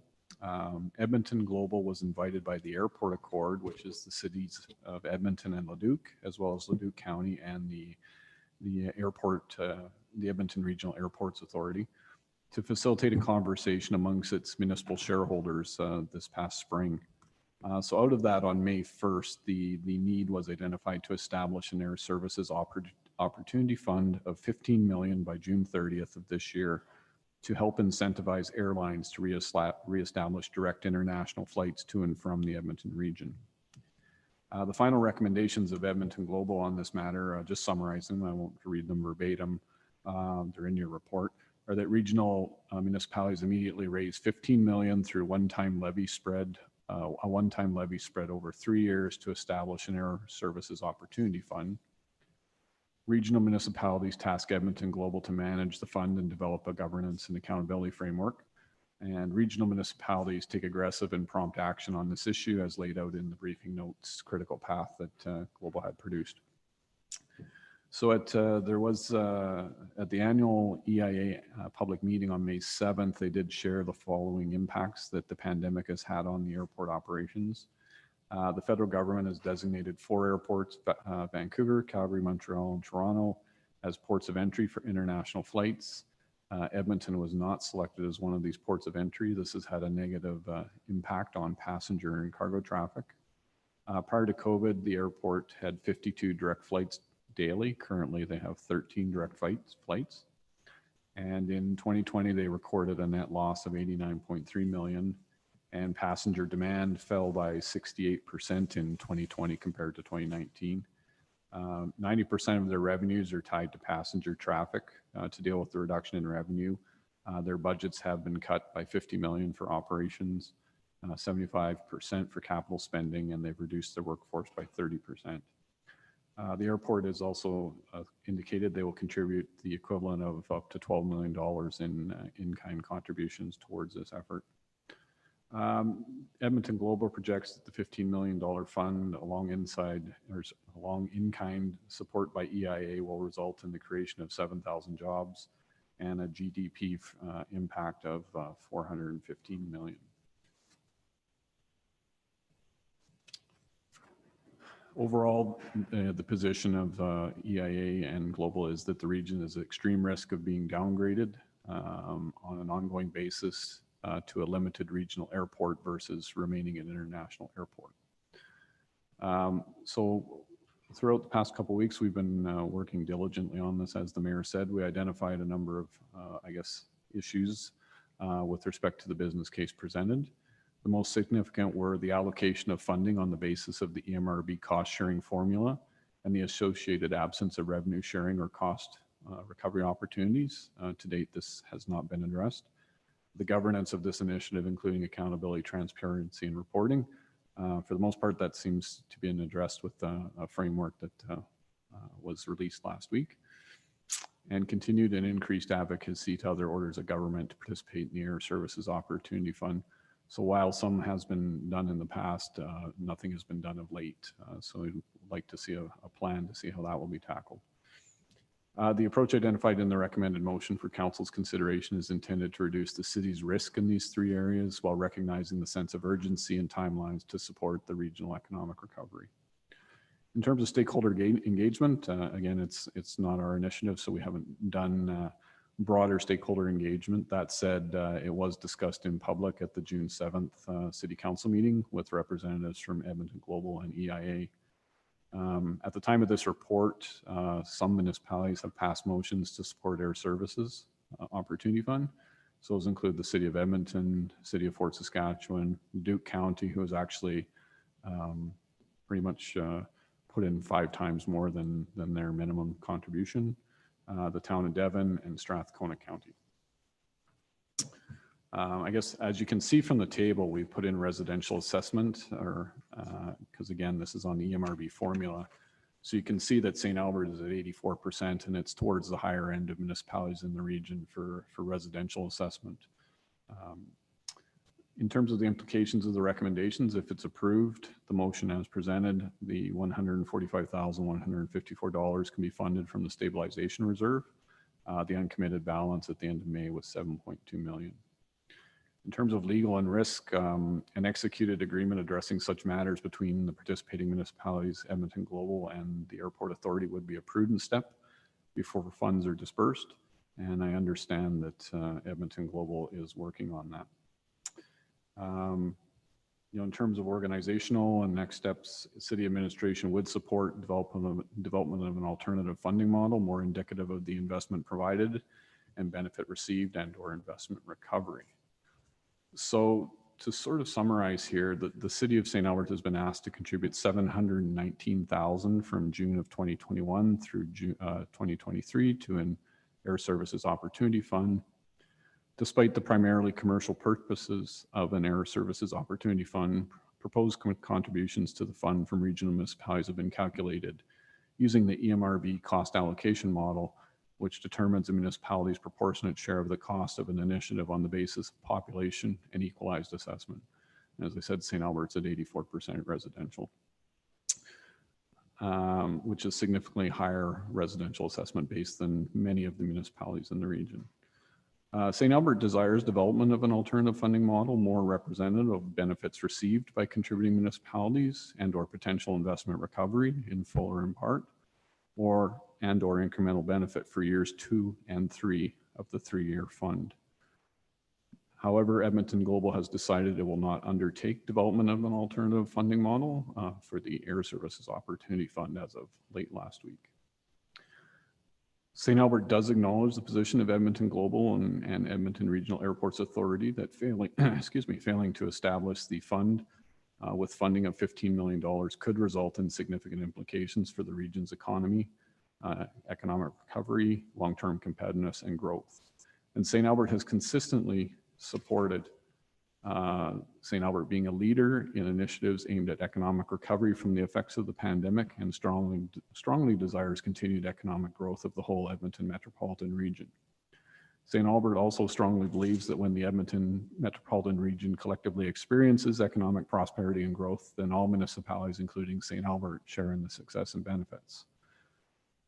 St. Albert has consistently and strongly promoted intermunicipal collaboration, and its fundamental belief that the region is stronger together, with the city of St. Albert possessing a long-standing reputation as a leader in developing, incubate, and operationalizing sound environmental intermunicipal initiatives and supporting sound intermunicipal initiatives led or conceptualized by others, which include but are not limited to being a founding member of the Edmonton Metropolitan Transit Services Commission, a founding member of Edmonton Global, leadership in the establishment of and champion for the Collaborative Economic Development Initiative, completion of one of the first urban-to-urban intermunicipal collaboration frameworks in Alberta for recreation services, and establishment of innovative cost-sharing agreements for regional infrastructure, such as the twinning of Ray Given Drive, valued at $54 million.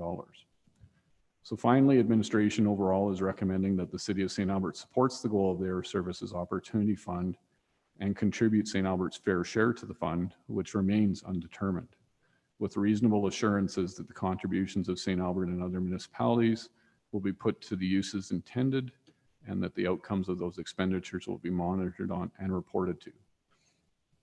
to the participating municipalities. So in the absence of having the fair share determined, administration recommends funding year one only at this time, which is the $145,154.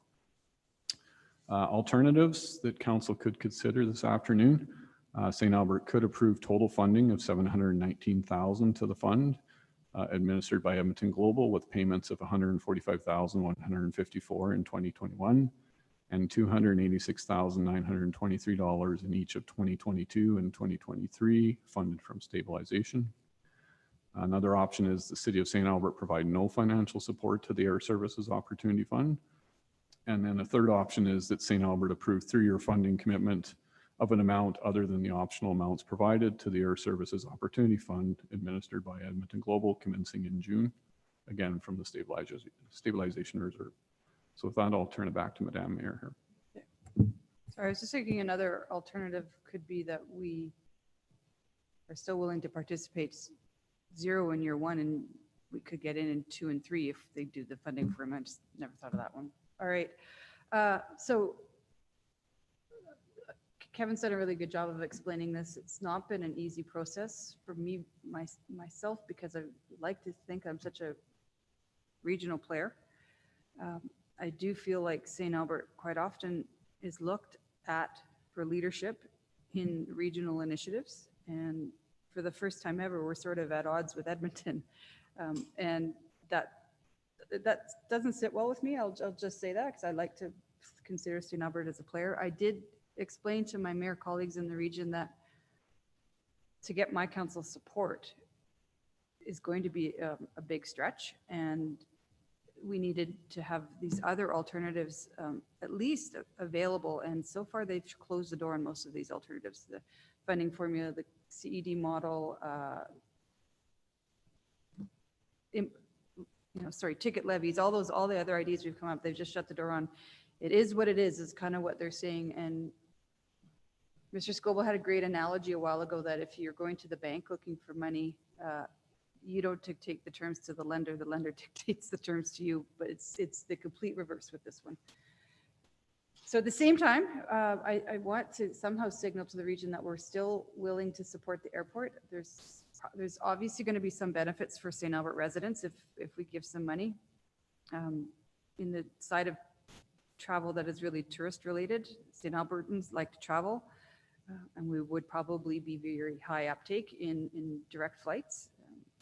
I don't know if we really would be able to take advantage of the business travel. I don't know if our CEOs in the region are not going to set up in St. Albert just because they can't get a direct flight in or get a direct flight to a business meeting. I'm not sure. And I think the airport's doing really quite well in cargo travel. So that's not really the focus right now. So we're already at about 13 million in the fund. That's about right. With Edmonton. Yeah, 12 to 13. Yeah, I think I know Devon. Well, I don't think Devon's going. I haven't added up the numbers here. I could do some quick math. It's close to 13. Yeah. They're getting close to their total goal. I struggle with the fact that this was initially presented to the stakeholders as an emergency fund of 15 million. Now that seems to have changed because if they can get more than 15, they would like more than 15. So when Leduc County announced at a shareholders meeting a week and a bit ago that they were willing to put in, as Mr. Scoble said, like 5 times as much as what they're asked for, I very publicly said thank you, because Leduc and Leduc County get tax revenue from that airport, and by the county recognizing that they'll get greater benefit from a successful airport, they decided to put in greater than their share, and I commended them for that. Yet I foolishly thought that would reduce the $15 million ask. Now it's just added to the $15 million. So I struggle with that. And of course, the other levels of government would also add to it instead of taking away our commitment, which was not what was originally presented to the shareholders. And then I don't know what happened today. Did the federal government announce anything? Does anyone know on, pardon? They came out with an announcement saying that some of the travel restrictions around coming back into the country will be eased as of July 5th if you're fully vaccinated, but really not anything major other than that. Okay. Because I I'd be much more comfortable giving money over if I knew we were actually going to be allowed to even have international flights at our airport. Right now, that's completely up in the air. So that's another thing that's struggling with that we could put as a condition of any motion or any money. So I'm going to open it up to questions. Councillor Hanson, you're first to jump into the fray, so I'll go to you. Thank you, Madam Mayor. Yeah, this puts us in a tough spot for sure, because obviously the airport is important to us. However, we don't have the same kinds of geographical closeness to benefit the same way as others. But question for you, Mr. Scoble. While they seem to have their doors closed to exploring another alternative method of funding this from municipalities, have we offered a solution to them that's different than population and equalization assessment? Yeah, well, we did request the alternative funding model, which there was a vigorous discussion about, and I thought we were going there, but we're not. As well, we proposed to do a 2-for-1 with the CED. It would be a great way to operationalize the CED. It would probably, both initiatives would involve a lot of the same staff, so you could get some efficiencies the way we operate CED. But at this point, that has not been taken up. Thank you for that. So if we decide to go with offering them, what is it, 145? They'll take it? Like, they'll take anything from us? I assume so. We'll see. I mean, it is a 3-year commitment they're asking for. I guess, I guess if our 3-year commitment is 145 instead of 719, then I guess we'll see if they take our money or not, if council approves that. But they are asking for the 3-year commitment. They're not asking for a 1 year and then determining what year 2 and year 3 are in the future. All right.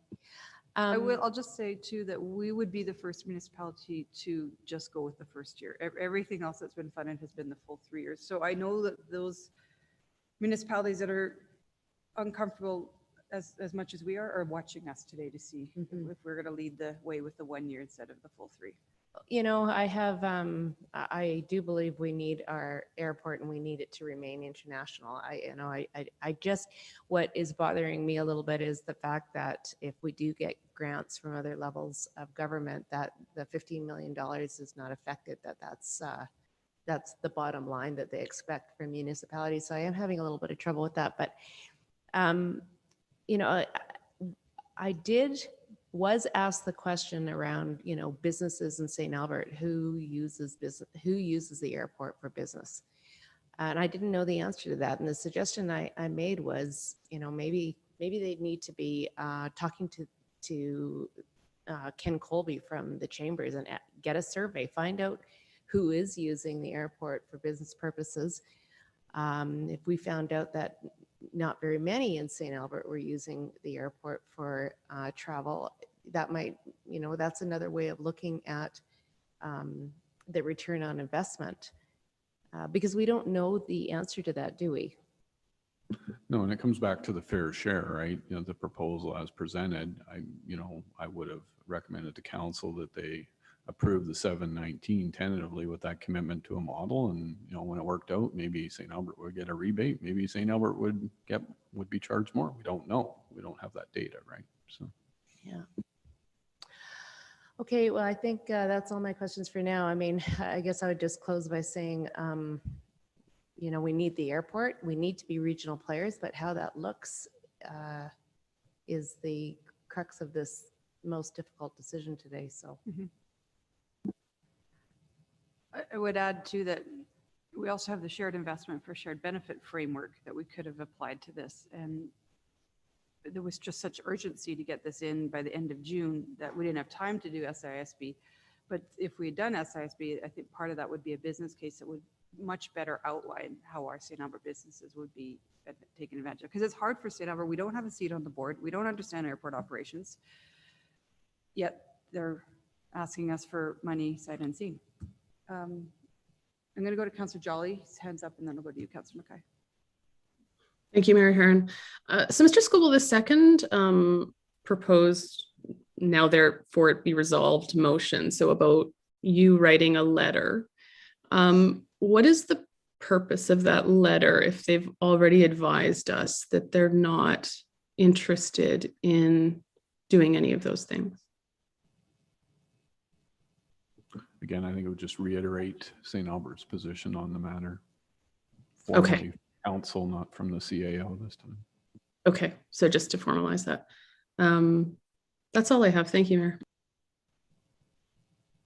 It's also something that the mayor of St. Albert could bring to a shareholders meeting as a motion to force it at that table, because that's the table it needs to be done at. But as I said, we're the first to go with this 1 year, and I think it should be very public that we're willing to stay in the game if these other considerations are taken into consideration. Councillor Mackay? Yeah, thanks. Just picking up on some of the comments and questions that we had asked Edmonton Global and EIA when they were presenting. I'm picking up on something you stated earlier in your opening comments, Mayor Herron. It's your understanding that cargo will not be impacted so much. So, I mean, international cargo flights still come in and arrive and depart from Edmonton as far as you're aware, or Mr. Scoble as far as you're aware? I'll start. Malcolm, you're not on. Oh, Mr. Bruce has said that a lot of cargo actually is in the hold of a passenger flight. I didn't know. See, again, all these really interesting things I'm learning about air travel, but that's my understanding. This is about attracting and incentivizing the passenger side of flights. Is that your understanding? Yes, it's about, I think I said in there, 99% of it comes from the passenger flights. Mhm. I don't have information, but I understand the cargo side has been doing all right through the pandemic, but I don't have data or whatever to substantiate that. So. Yeah, my tie into that question would have been just in the fact that, I mean, we've recently had Uline come into our community, and I would be worried that they would be somehow impacted by any loss of international flights, whether they be passenger or commercial. And there must be other businesses that depend heavily on cargo, and if it's like you said, like in passenger flights or passenger flight manifestos, and that's something I wasn't aware of either.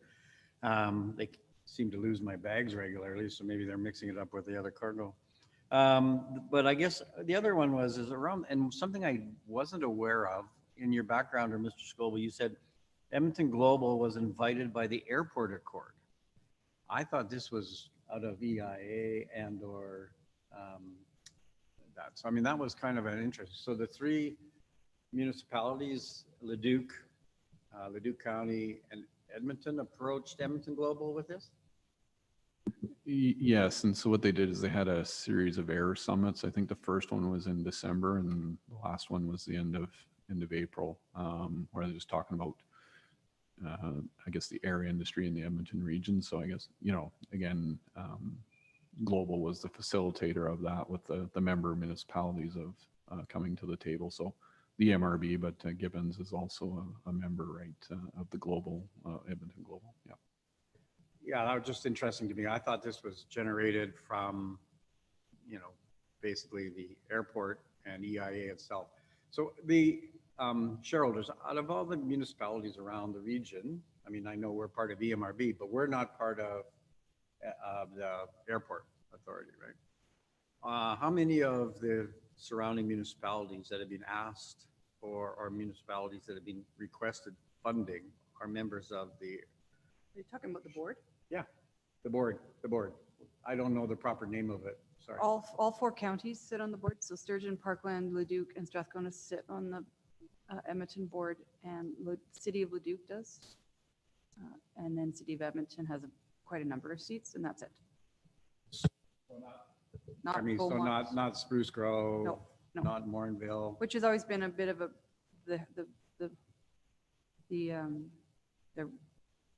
roadblock for St. Albert to get a seat. They've said to me, first of all, it's some regulations that are provincial or federal that might have to get opened up. And if they open it up for us, why would not Spruce Grove, Devon, Stoney, Beaumont, right?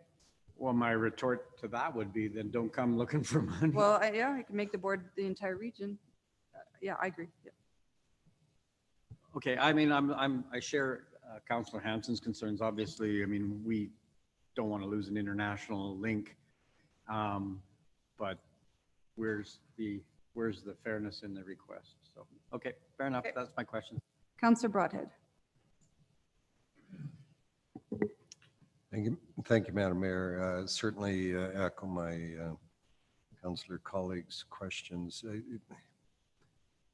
When this came up, it was certainly a wrestle, to be sure, because we lament the fact that we aren't on the EIA board, but we had an opportunity back in the day to be part of it. And I suspect a similar conversation happened back there, saying that, you know, there is no direct benefit back to the community like it is to Leduc or Leduc County or even the city of Edmonton. So I struggle with a decision that that would fund it when we don't get the direct return on our investment. However, the indirect return on investment, I think, is significant. And I also think that here's the first big test of around regional collaboration. And so it's a tough decision for us in the north side that are so far away from this airport to contribute. But my heart is to be a part of this. And I think it would be hard to see the EIA wither on the vine for lack of a few dollars. My understanding is that the airlines that get this benefit aren't eligible unless they commit to a flight into the EIA. So that gives me a little bit of confidence around that the dollars are actually going to be spent well. I really believe there needs to be some strong accountability back to the contributing municipalities in terms of some key measurables in terms of passenger volumes, cargo volumes, and all of the rest that result from this investment. But nonetheless, I believe St. Albert needs to be a part of it. That's my comment. Thank you. Councillor Watkins. Yeah. My question is, maybe you could talk more about the, you said the government has designated 4 hubs. So what does that actually mean? Does that mean that they give way more funding to those 4 hubs? Does it mean that they will not allow Transport Canada approvals to go to anywhere else but those 4 hubs? What does that actually mean?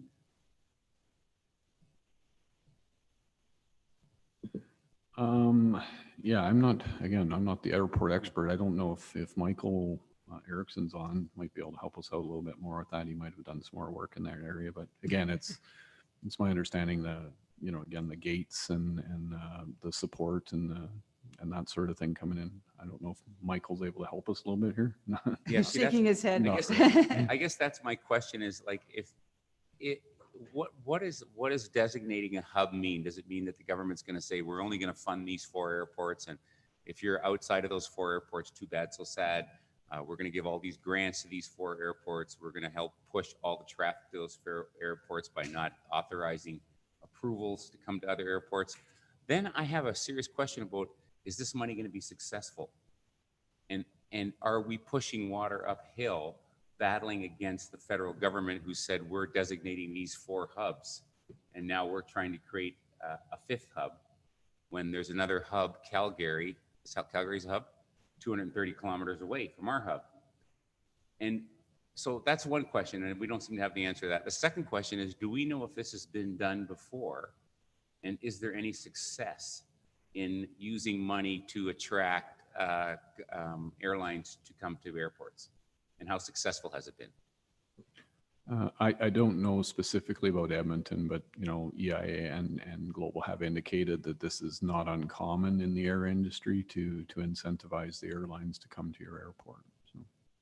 Okay. But I guess I know that's another question I would like to know answers to is how successful has this been in the past in working? Because you say we're going to give, if we give a multinational corporation a big chunk of cash, $1 million, and say, well, you promise us you're going to have a flight here for 1 year, then they may stay for a year. And as soon as a year ups, they're out. They've taken our $1 million and they're gone. They've taken the subsidy and they left.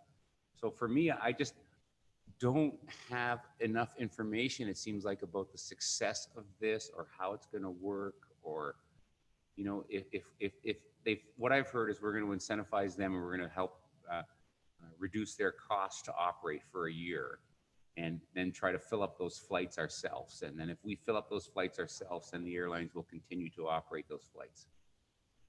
To me, that doesn't, I don't know what the success rate is on that, but it just, I wish somebody was here to answer those questions, because those are kind of my questions. I do believe the fact that there's only 4 airports taking international flights is strictly COVID related. So my question or my struggle was, I'm assuming eventually the federal government will say yes, but the airport's position is it'll be too late and the flights will be gone by then. But I don't, again, this is all a guess. It's guesswork. And I don't know what flights will come back organically just because there's demand. And so asking for this money is a little bit cart before the horse, maybe, or maybe they're just being preemptive. So yeah, there's a lot unknowns. That's why I was comfortable with 1 year's funding for now. Councillor Hughes, you have your hand up now. Thank you. So Councillor Watkins, the hubs are just all, yeah, the COVID related. The federal government's not letting anybody in or out except for those 4 stations, right? COVID related. But so from what I understand, it appears to be that it's like the other ones, like we were number 5, we didn't make the cut. I look at it like they probably said 1 per province or 1 per area, right? And that's the in and outs. So I share the same concerns everyone else has here. I mean, really, you can put all the money you want into it, but if the federal government doesn't allow direct flights out, you can't get direct flights out. I mean, that's just as simple as that, right? And it is related to demand. And so if people can't get in and out of the country conveniently because they have to quarantine for 2 weeks, or apparently on July 5th, you can do it if you're double vaccinated. But if you have children, you still have to stay home for 2 weeks. So it's effectively the same if you have a family now. With this type of detriments coming in, it doesn't matter how many incentives you do, people are simply not going to fill up those flights. So it's really in many ways dependent upon the federal government releasing some of the restrictions. But I don't know, Mayor, if this is it time sensitive to get this done right now? Because the question that Councillor Watkins had, I think, is really valid in determining what is the success rate of actually doing this? Do we have any proven measures? I know they did come before, but we didn't think to ask that question at that time. So I'm wondering if this could actually be put off to the next meeting with that question sent to them, and have them provide us with some statistics or some kind of measures that they are going to be able to assure us this money is not simply being washed away, and the timing of when they're planning to use it. And are they, because again, if we put all the money in place now and then the restrictions are still in place for 6 more months, like how are we actually even sure that this implementation is actually going to be timed appropriately, as many have already stated this concern. So Mr. Scoville, I also look to you. I know everybody else on this list that they had of other communities are all deciding this fairly shortly, like in the next couple of days. If we were to wait to the 5th to make the decision, in my opinion, they can't spend the money before the 5th either way. So, but would there be an issue if we were to actually come back and ask them for that question to give us a better idea about the value for this investment? My understanding is they wanted to begin invoicing at the end of June here. So we're this week. I think there's one other one this week, and then the balance are actually at council meetings next week on the 28th. I think we're going today and tomorrow. Okay. Yeah, making their decisions today and for tomorrow. Just Spruce Grove and Stony Plain are next week. Okay. So we're going to have to do it a little blind. The money will not be spent until the flight is brought in. So that it gives me some level of comfort. Okay. I mean, the airport reached out to all of us since they came and spoke to us. Yeah. If you had any more questions. So I think questions are always going to come up.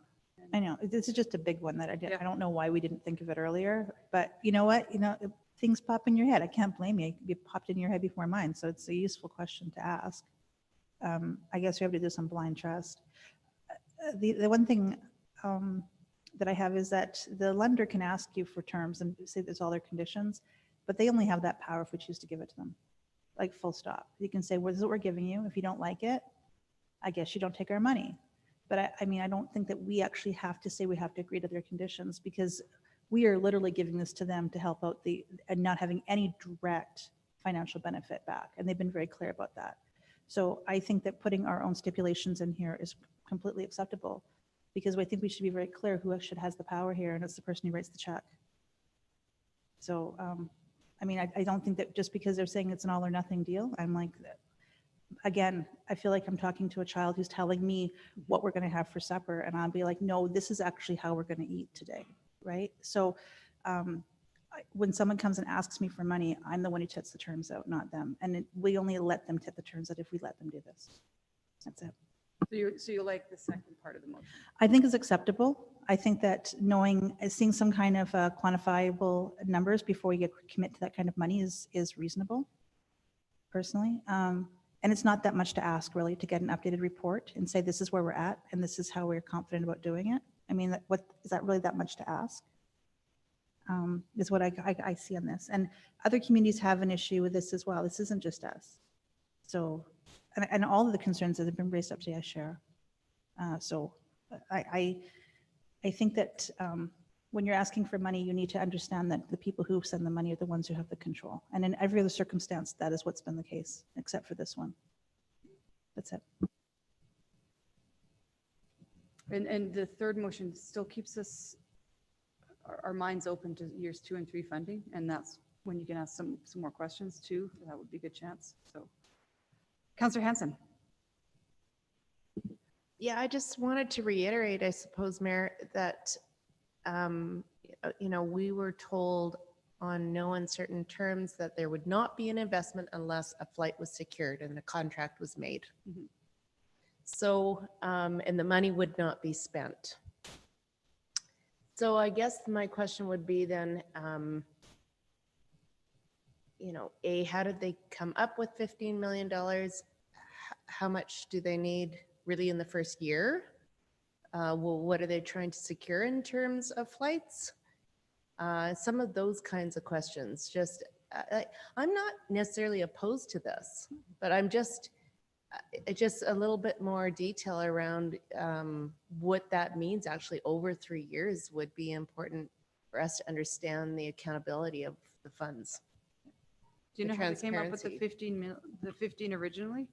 I don't know how they came up with 15 originally, but their cash flow is 3 million this year and then 6 million in each of 2022 and 2023 is when they're looking at their expenditures. But you're right. I don't know if they're attracting Air Amsterdam or Air China, or I don't know that. Maybe we don't need to know that. That's maybe. But I do think people want to go to Edmonton and get direct flights. Yeah. I mean, nobody wants to be hopping around, taking 10 hours to get to, Mexico, one province over because we couldn't get a direct flight. Well, we've structured these motions, I think, to the first one indicates that we're supportive and understanding of the airport fund. The second one says we would like some more conversation about some of these other alternative models. And the third one says that we're open for years 2 and 3. So I kind of like the way they're structured. We're not shutting any doors, but we're just exhibiting our concerns. So, any more questions? Anyone want to make the motion? Thank you, Councillor Hanson.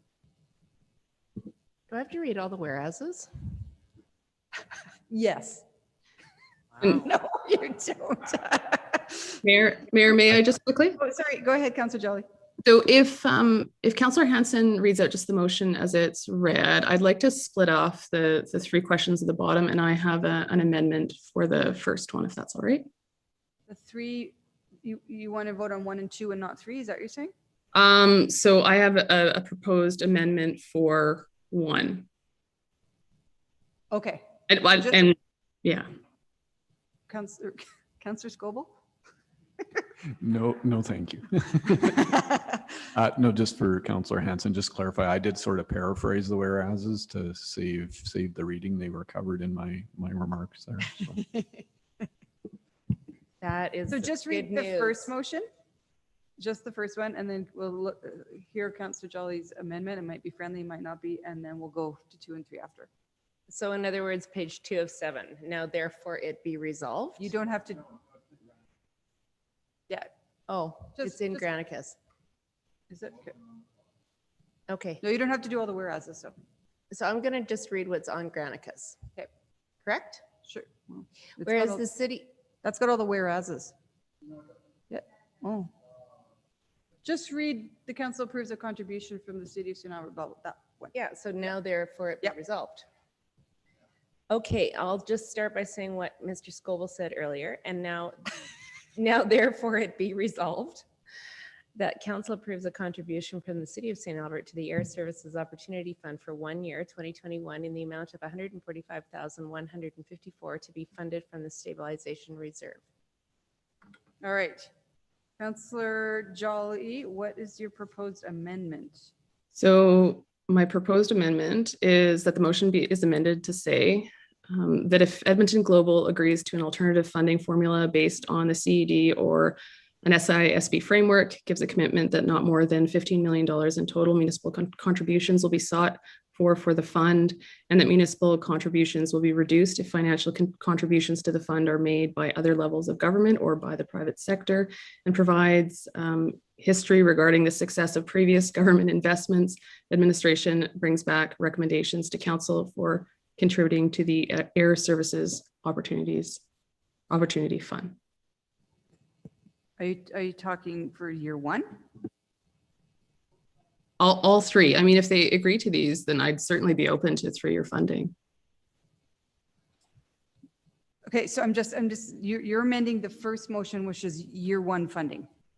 Or is that, do you want to make this a condition of year 1 funding? Of any funding, yes. Okay. I won't accept it quite yet because they won't make this commitment by the end of this week. I mean, I had another proposed motion that I could say, yes, $145,000 if they agree to all these things. If that's what council's more comfortable with considering. Well, is that friendly? Okay, yeah, Councillor Hanson's saying that's not friendly. Yeah, so, no, I know. Yeah, so it's in your email if everyone wants to read it. Let me find it then.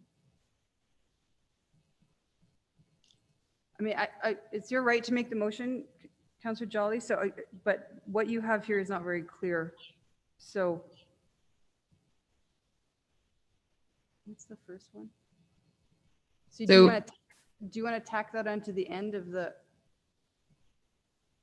So the council approves a contribution from the city of St. Albert to the Air Services Opportunity Fund for year 1, 2021, in the amount of $145,154 to be funded for stabilization.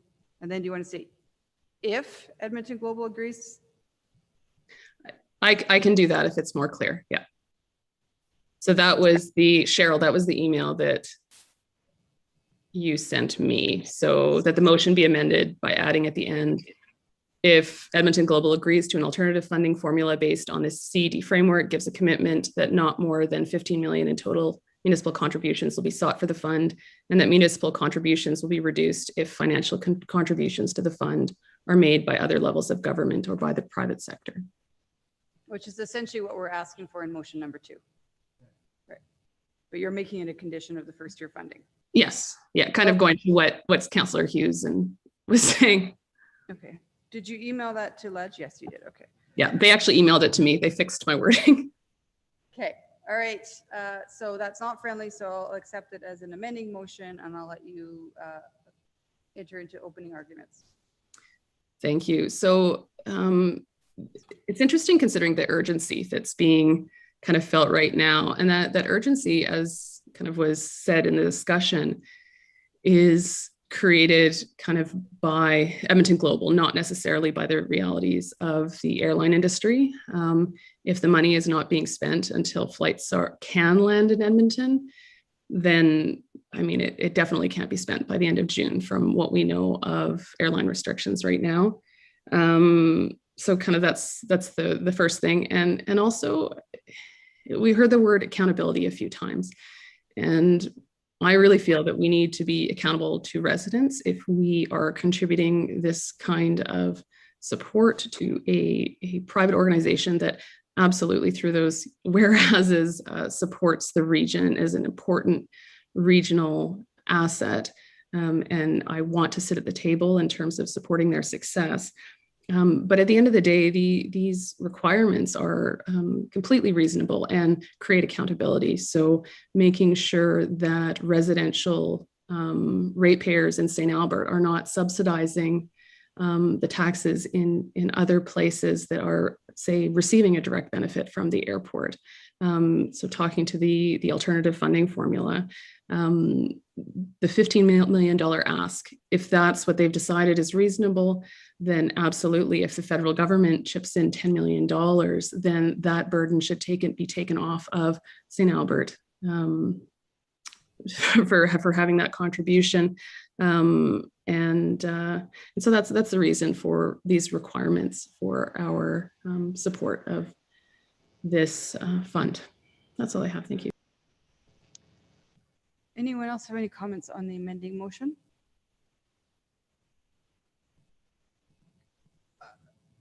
The only comment I have, Councillor Jolly, is for 2 weeks we've been trying to achieve exactly what you're asking for, and we've failed.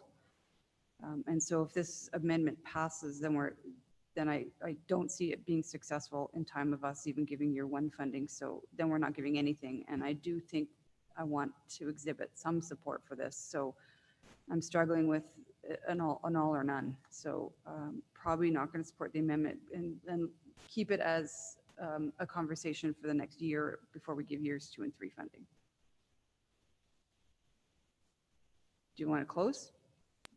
Sure. I guess just in response to your comments, right now we're being backed into a corner, and this is our opportunity to throw that ball back in their court and say, we are so willing to contribute to this. We just need to show accountability to our residents. These are very reasonable asks. And it still is showing our commitment to this, this regional effort. So that's all I have. Thank you. Thanks. Good conversation. Call for a vote on the amendment.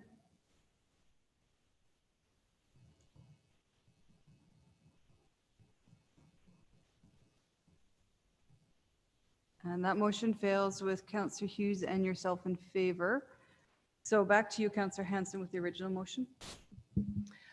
Thank you, Madam Mayor. I think, you know, mostly everything has been said. I like the fact that these 3 motions are a little bit, it allows us to be open to conversation and to continually ask what we think we need in order to support the airport going forward. And, you know, I like the fact that we're supporting them, signaling to them in this first motion that we're at the table. And we want to be at the table. But we require a little bit more further conversation going forward. So I'm happy with this one, and I hope my council colleagues will support it. Anyone else on the first motion? All right. I think you said it well, Councillor Hanson. I'll support it. All right, call for the vote.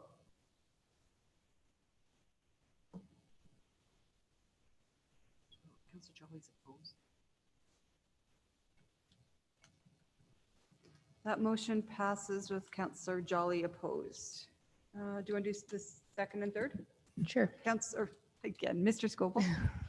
Sorry, Mayor, I would just like to get to Mr. LaFleur's opinion. We, you know, again, we were putting these together in a rush when we got information on Thursday. I was just going to ask our CLO if it should be that the mayor is directed to write a letter rather than the CAO, given that I'm the it's one a shareholder organ, which is councils, and you're our shareholder rep on that. Mr. LaFleur could comment on that.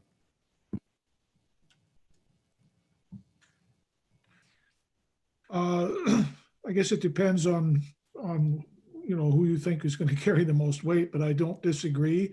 If the mayor is our shareholder rep, it's probably better that the mayor write that letter. So we could agree that that was the motion, or is the motion. I think that's a friendly amendment, I think. Okay, do you want to read it in with my name, or sorry, the mayor's name instead of city manager? Sure. Mayor, may I suggest that we do both of them at the same time? I'm assuming they're going to be unanimous. Pardon? I may suggest that we do both of the last two at the same time. That might be easier. Yeah, so read 2 and 3 in. That Mayor Herron is directed to write a letter to the shareholders of Edmonton Global requesting further consideration of an alternative funding formula based on the CED framework, a commitment that no more than 15 million in total municipal contributions will be sought for the fund, and that municipal contributions will be reduced if financial contributions to the fund are made by other levels of government by the private sector.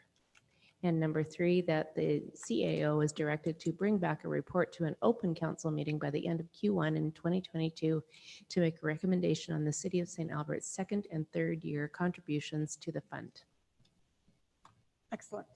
Any opening comments? I think that was a good change. I think that, the fact that you sit at Edmonton shareholders as a participant, that it would be important for you representing council to actually write that letter. So that was, to me, a great change.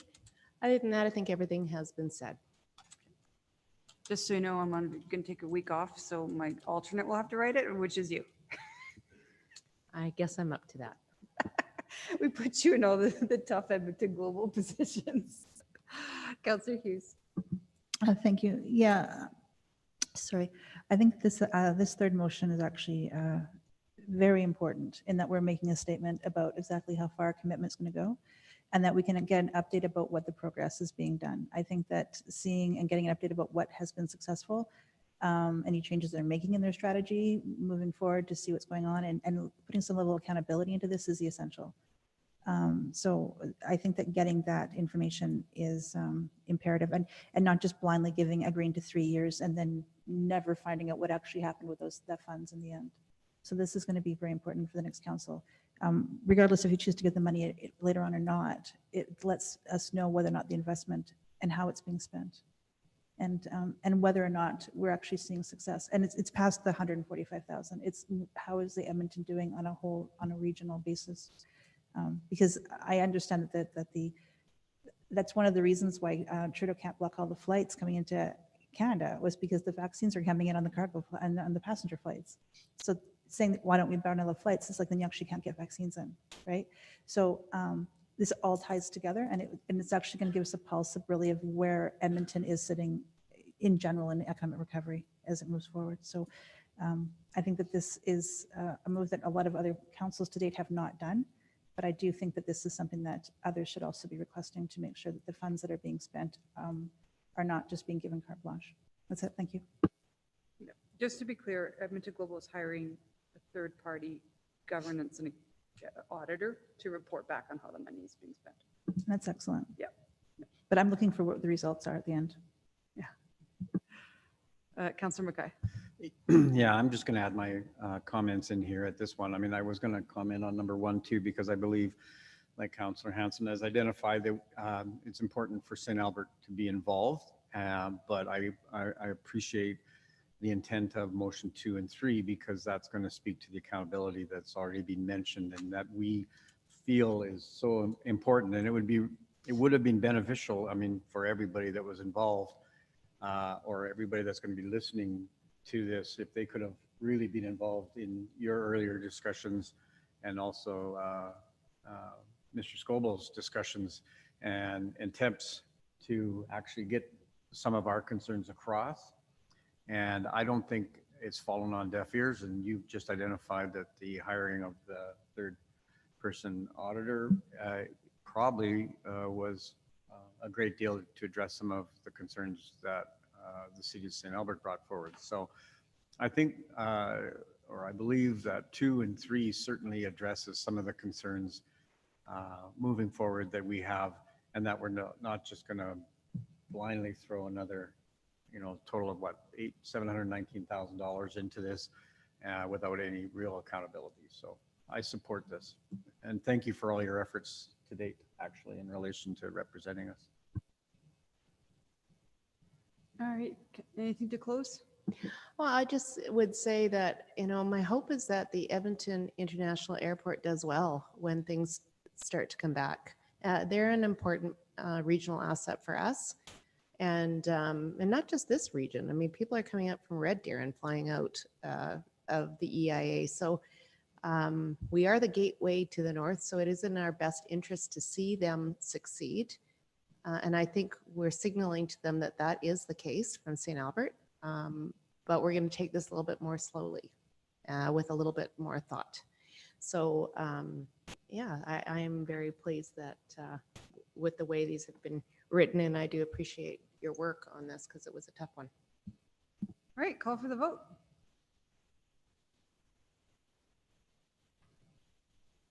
In favor, Councillor. The vote is closed and that passes unanimously. All right, the next on our agenda was approved on consent.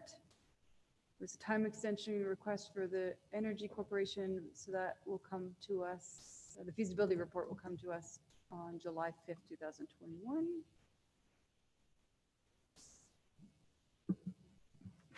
Mayor Herron, the next one is 9.1, and I'm wondering if we can just table that till after we actually get the solar energy report. It does, it makes more sense to do a bylaw after that other decision's been made.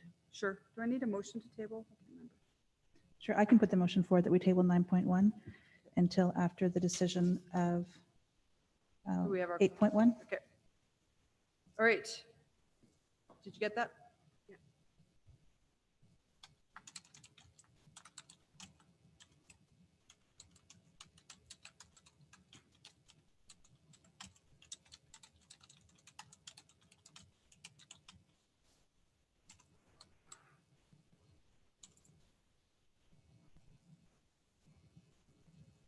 Do you have it, Tamara?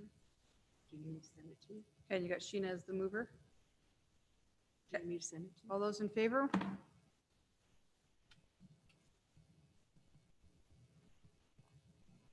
Okay, Councillor Jones. that passes unanimously. So now we're moving on to the election bylaw amendment. It says Mr. LaFleur here, but he's told me that Jacqueline's going to present this one. There she is. Yes, good afternoon, Mayor and Council. We have prepared a bylaw to amend the municipal election bylaw with 3 amendments, and which is being presented for all 3 readings today. So the first 2 amendments are minor administrative changes. The first is just a correction of a clerical error in the original bylaw. The second amendment is to remove a provision which is in contradiction with the Local Authority Selection Act. The provision in question permitted the returning officer to accept nominations between the hours of 8 a.m. and 12 noon on nomination day. At the time, that had been included in the bylaw pursuant to a section in the Act which has since been removed. The Act now prescribes a new and extended nomination period that runs from January 1st to 12 noon on nomination day, which is September 20th.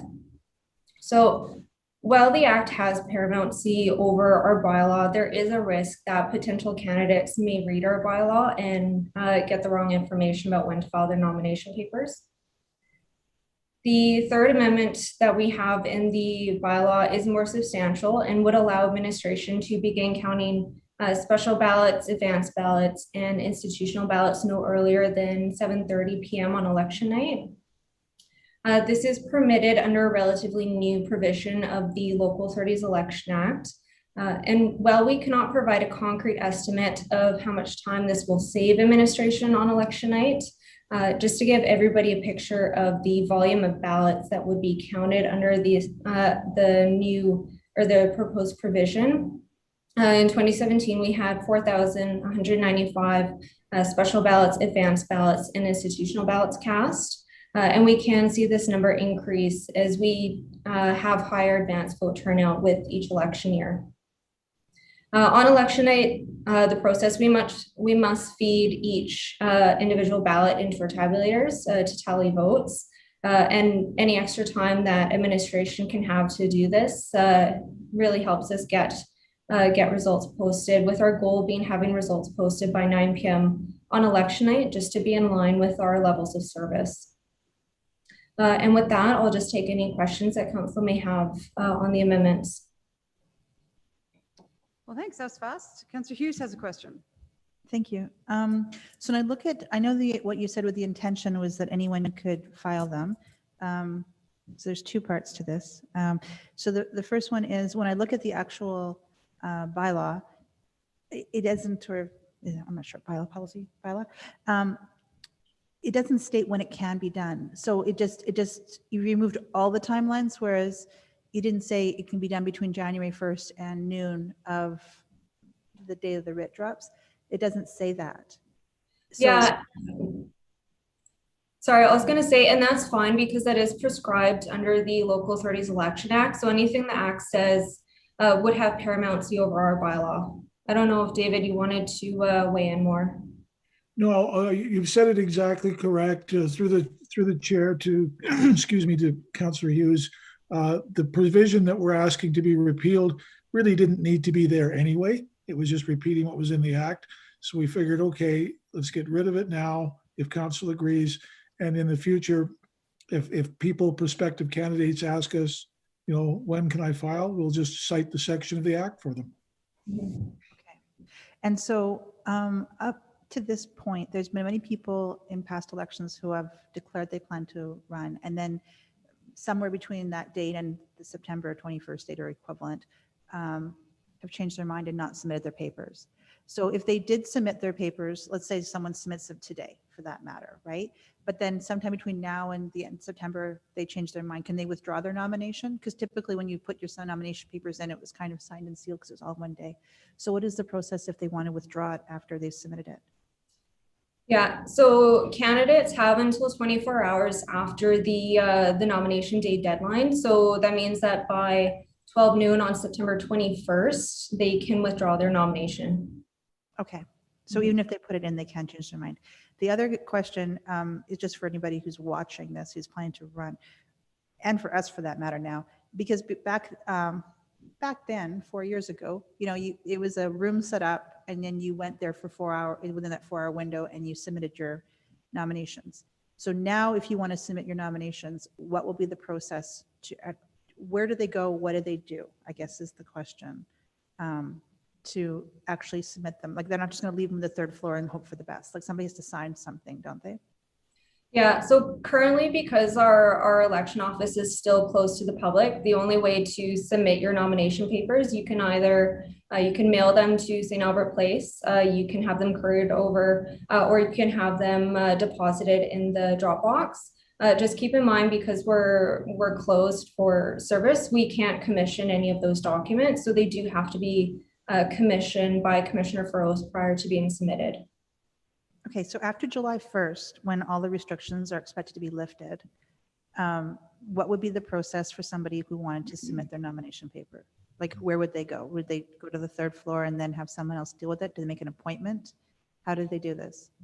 Yeah, so at this time, we haven't revisited the process, but we will be revisiting that.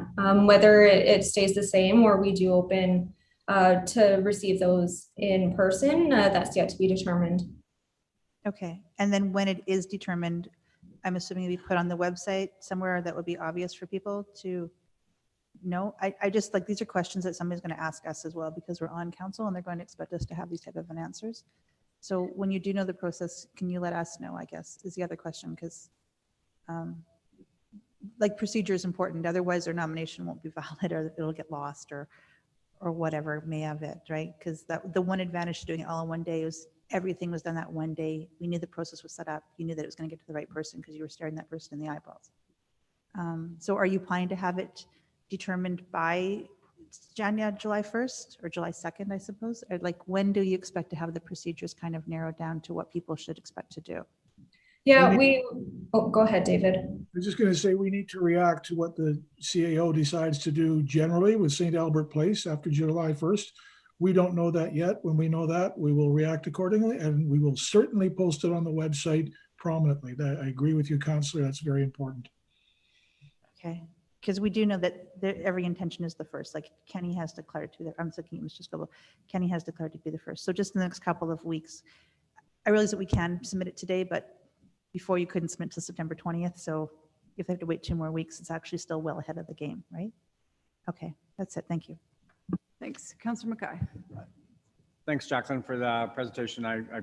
Quick housekeeping, I agree. But just a question to yourself or Mr. LaFleur.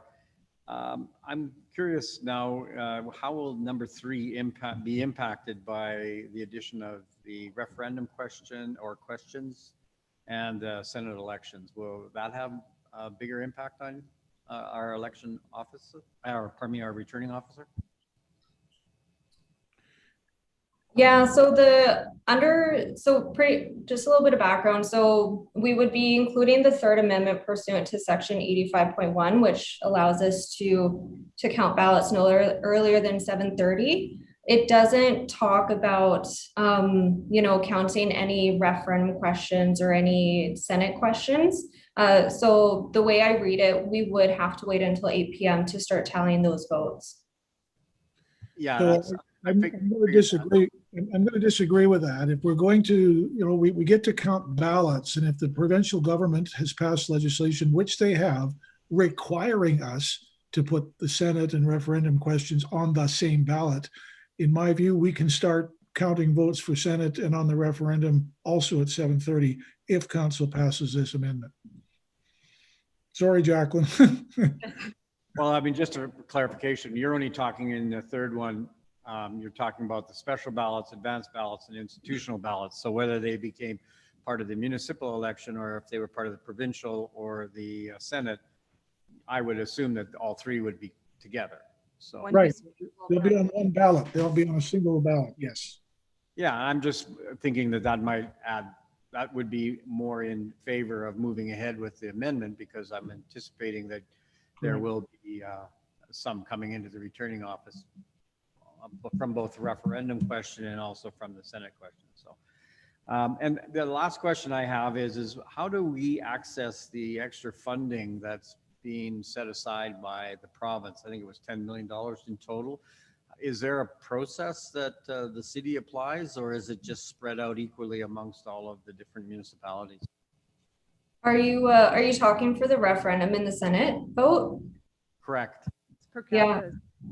Yeah, so the news that we've gotten from the province is that it is allocated automatically, and for referendum, it's $1 per capita, and for Senate, it's an additional $1 per capita. Okay, thank you very much. Nice. Yeah, so just for clarity, we're not hand counting. There's one piece of paper that you'll have your municipal councillors, your school board trustees, and then any provincial questions. So you just shoot it in, counts it all. Yeah, we're using tabulators. Yeah, it's one feed into the tabulators. Exactly. Any more questions? Ken, you want to make a motion? Okay. Good. Yep. That bylaw 42/2021, amending the municipal election bylaw, be read a first time. Thank you for that. Any comments? No additional comments. They all came out through questioning. This is just housekeeping, and the Third Amendment is more of an efficiency game. Anyone else? Seeing nothing, call for the vote.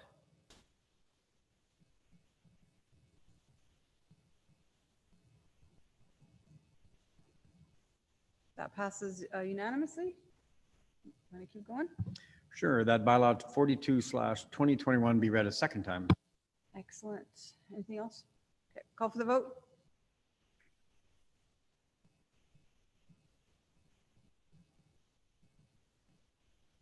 That motion passes unanimously. Anyone want to go for unanimous consent? Thank you, Councillor Broadhead.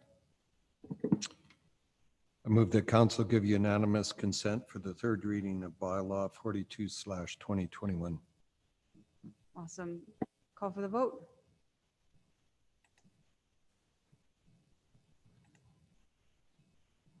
And that passes unanimously. Back to you, Councillor Mackay. That bylaw 42/2021 be read a third and final time. Awesome. Call for the vote.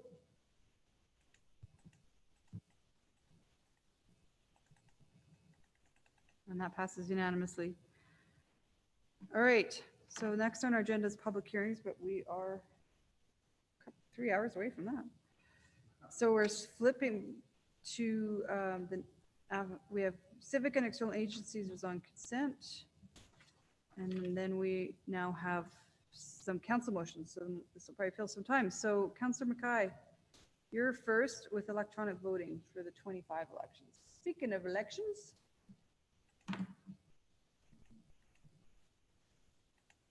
you want to just read it into the record? Yep, I'm just getting it, waiting for it to pop up on Granicus, but it just did. That the City of St. Albert, second, the City of Lethbridge proposed 2021 AUMA resolution requesting the government of Alberta to make appropriate legislative changes to enable electronic voting for the 2025 Alberta municipal elections. Excellent. All right, before I take that, is there any questions on the voting? No questions? Sorry, let me see. Councillor Jolly, do you have any? Okay. Oh, this is good. Right. We almost put this one on consent. I wish you would have. All right, seeing no questions, I'll accept your motion. Do you have any opening arguments? No, just what was prepared in the background. I know that there are perhaps some worries in relation to electronic voting because of some of the irregularities that could crop up. However, that's why I support moving it to 2025. I think that there will be some of municipalities or some other jurisdictions that'll start to move forward on this, and that there will be trial and error, and that by 2025, we can look at ironing out some of the possible cons for voting this way. But the pros certainly, in my opinion, outweigh that.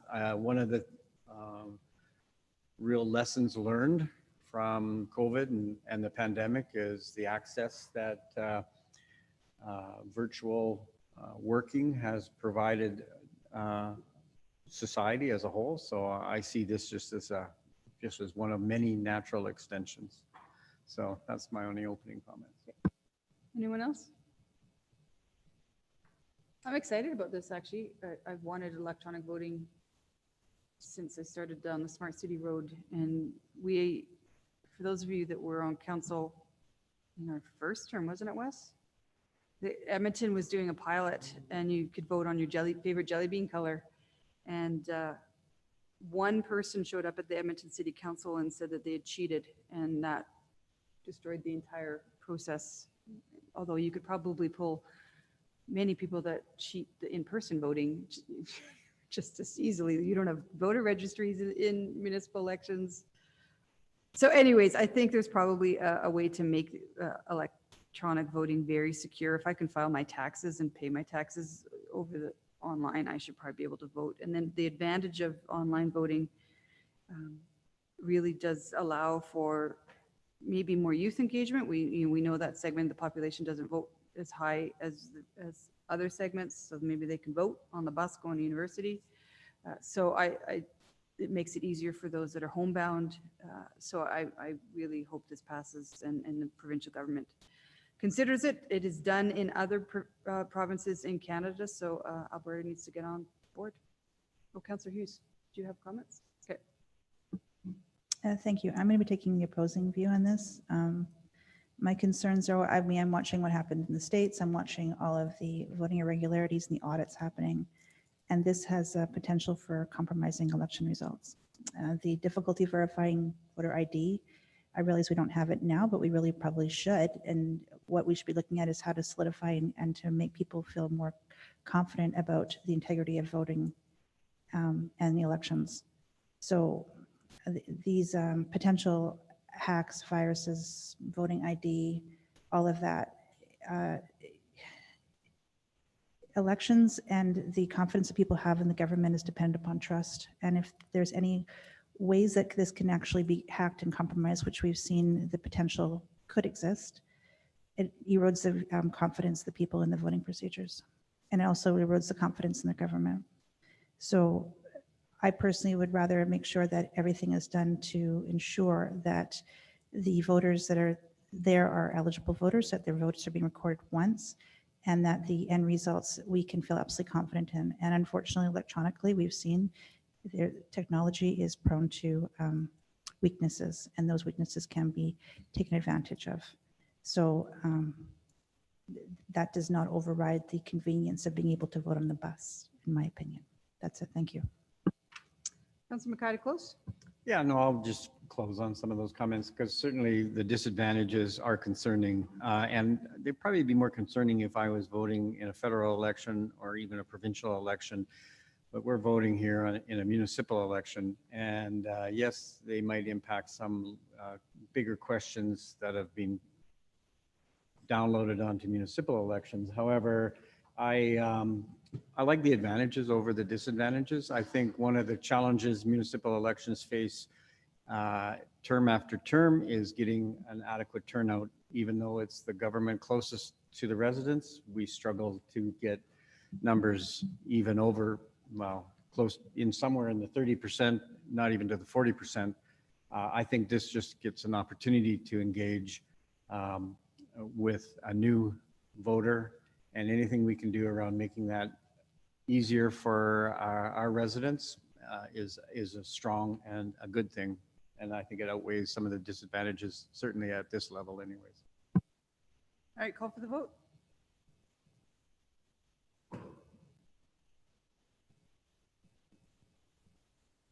And that one passes by a majority with Councillor Hughes opposed. I feel like you just said we weren't as important. No, we're very important. That wasn't my intent. Okay. We're the government closest to the people. We are on to Councillor Jolly's motion about the municipal naming policy. So Councillor Jolly, do you want to read in what you want in front of council?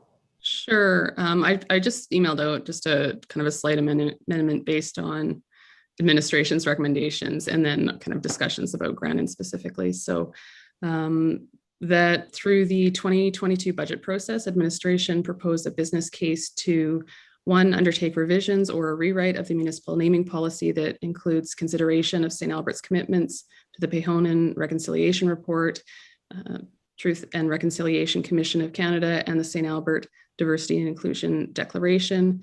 Two, if applicable, review and make recommendations for amendments to the significant names list in consideration of St. Albert's commitments to the Pehonan Reconciliation Report, TRC, and the St. Albert Diversity and Inclusion Declaration. And three, make recommendations regarding providing information about the names or possible renaming of municipal properties associated with Bishop Vital Grandin in consideration of his role in the residential school system. All right. So before I accept that, I'll open it up to questions. Councillor Hughes, go ahead. Okay, so this is actually a fairly substantial change to the motion. So how many municipal properties do we have that are associated with Vital Grandin? Are we counting like every single street here, or what would be considered municipal properties? Sorry, Councillor Hughes, are you asking me? I'm asking staff, not you, because I Okay. wouldn't expect you to have that answer. Okay. Do we know how many municipal properties we'd be dealing with here? There was an email that was sent. Because I would guess, are we counting municipal, and this might be to, I guess, to you also, I guess, Councillor Jolly, is, are we counting municipal properties as every street? Or like, where are we limiting municipal properties to be? Well, and I left it really open-ended because I'm not presupposing a recommendation. So the recommendation might be, do a better job of having education available. So really just looking at how should we address this name as we learn more about his role in those residential schools. So I'm not presupposing an outcome through this motion. Sorry. Yeah, I'd like to ask Christina Peters or Tracy to ask that question, because there was an email that came out a couple weeks ago that had some of that information on there. And I'm just trying to find out myself, but they may have it at their fingertips.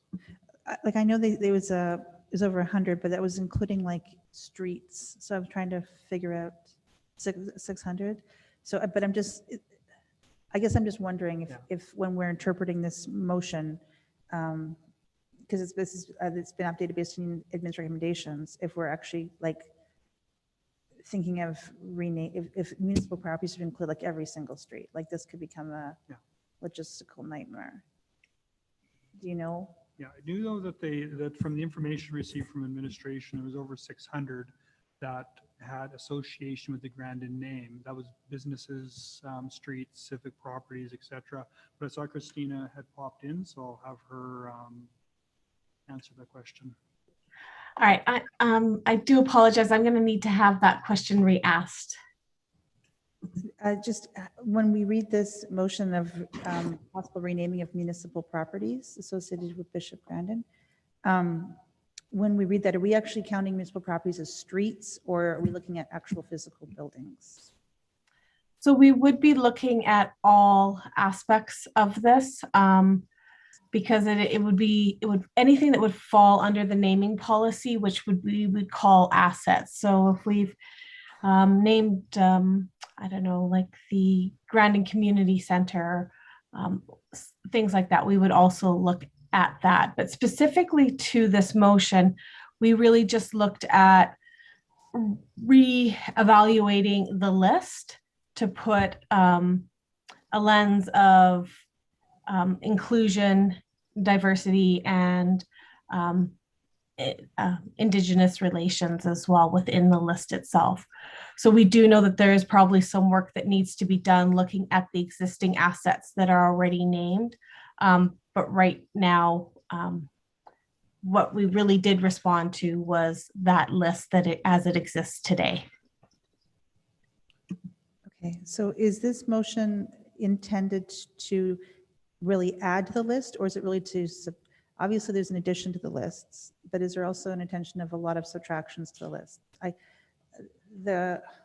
So Councillor Hughes, what I would say is that it's requesting that we do engagement to figure out what our naming policy looks like.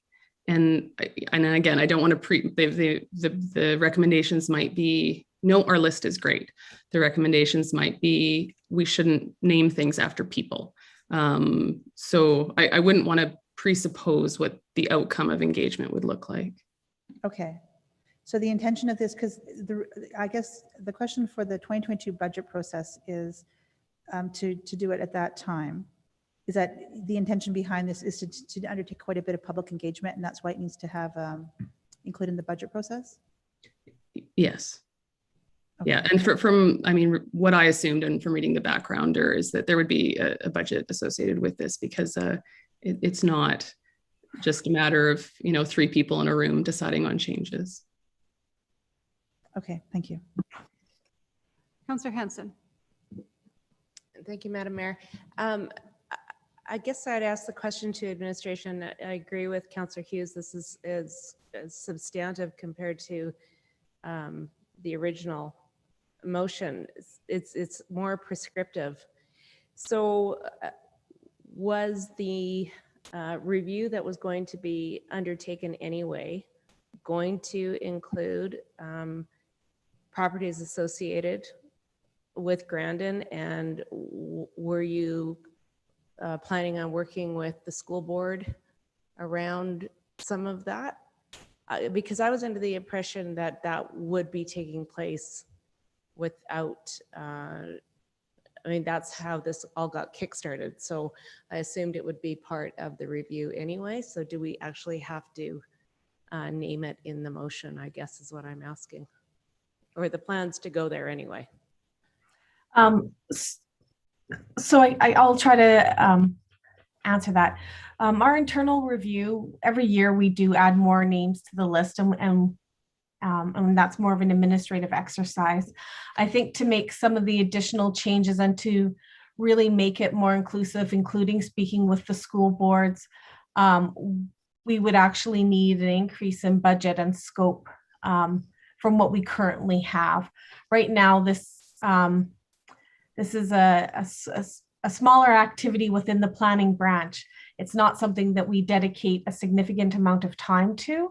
And so I think based upon what we're looking at and what we're hearing from the community and what we need to do, we need to spend a bit more time. And to Councillor Jolly's response, like a lot of the additional funds would be used to help with that consultation.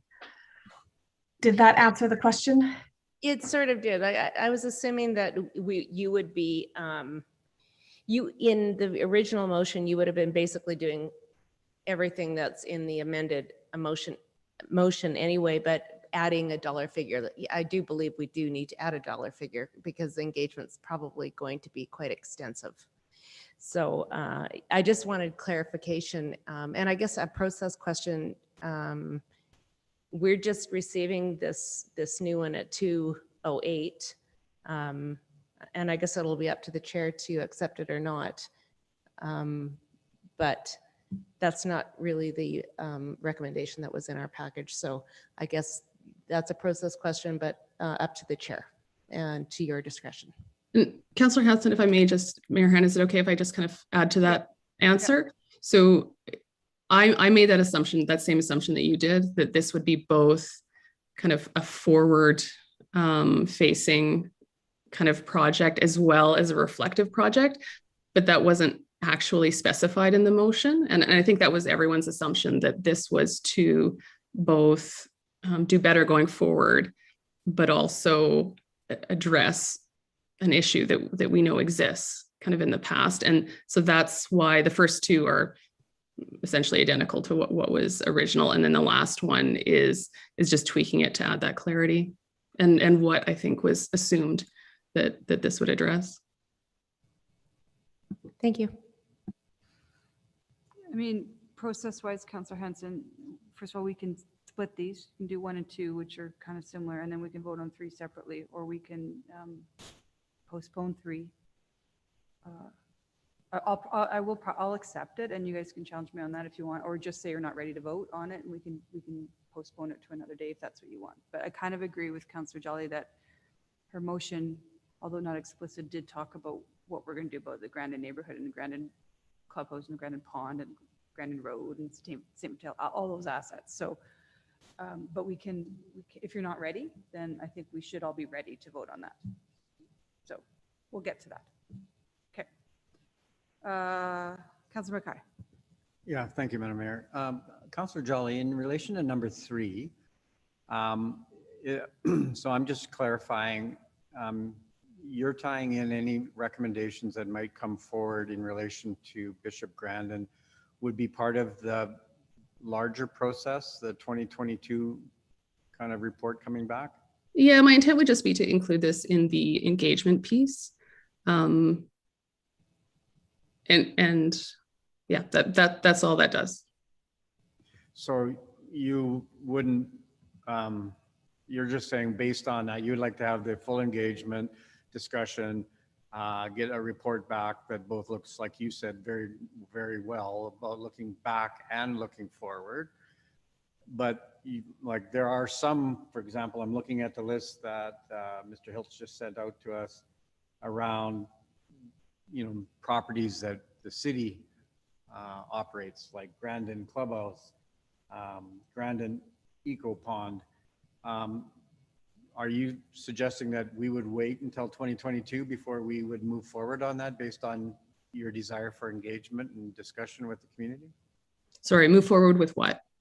Well, not move forward with renaming or wait until we got the full report back in relation to the properties that I've identified there, for example? Yeah, I'm not specifying an outcome. And so I'm not trying to say, yes, we need to rename Grandin Pond to Scoble Pond, because I don't think this is the right room to make that decision.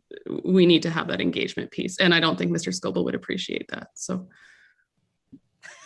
It's actually taken with the subsidence in the road outside my place. I have ducks in it and everything, so it's already named. Already named Scoble Slough or what? Okay, thanks for the clarity. I just wasn't sure. I guess one last question to you as well, Councillor Jolly, just because you've identified Bishop Grandin, and is there a possibility the report could come back with others, or are you specifically identifying Bishop Grandin?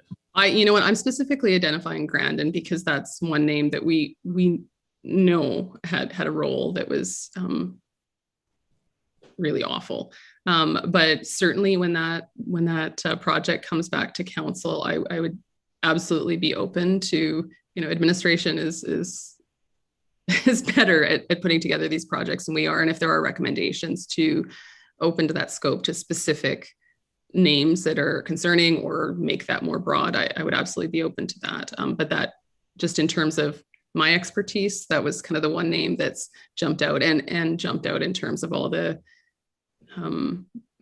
emails that we've been getting over the last few weeks. Okay, thank you. Thank you for clarifying. Appreciate it. Councillor Watkins. Just a question to Councillor Jolly. These are both Pehonan recommendations and that. Have you spoken to anybody in the First Nations community or the Métis community about if this is the way they want to proceed? Yes. And who was that and what did they say? The most feedback that I've had is that you need to ask people, you need to get people in a room to discuss that. I didn't see any consensus in terms of we need to rename, we need to provide better education. What I heard was some people think that and some people don't. But what I heard was that the discussion is really important. So these were discussions you had with First Nations people or First Nations community, or just non-Aboriginal people within the community? Yeah, well, and I mean, you were party to all the emails that we got as well, so including from Métis and First Nations, so I would include those as well.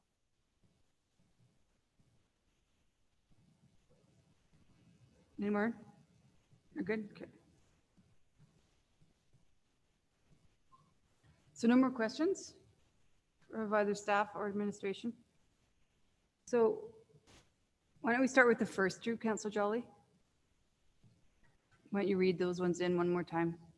Sure. So that through the 2022 budget process, administration proposed a business case to 1, undertake revisions or rewrite of the municipal naming policy that includes consideration of St. Albert's commitments to the Pehonan Reconciliation Report, Truth and Reconciliation Commission of Canada, and the St. Albert Diversity and Inclusion Declaration, and 2, if applicable, review and make recommendations for amendments to the significant names list in consideration of St. Albert's commitments to the Pehonan Reconciliation Report, Truth and Reconciliation Commission of Canada, and the St. Albert Diversity and Inclusion Declaration.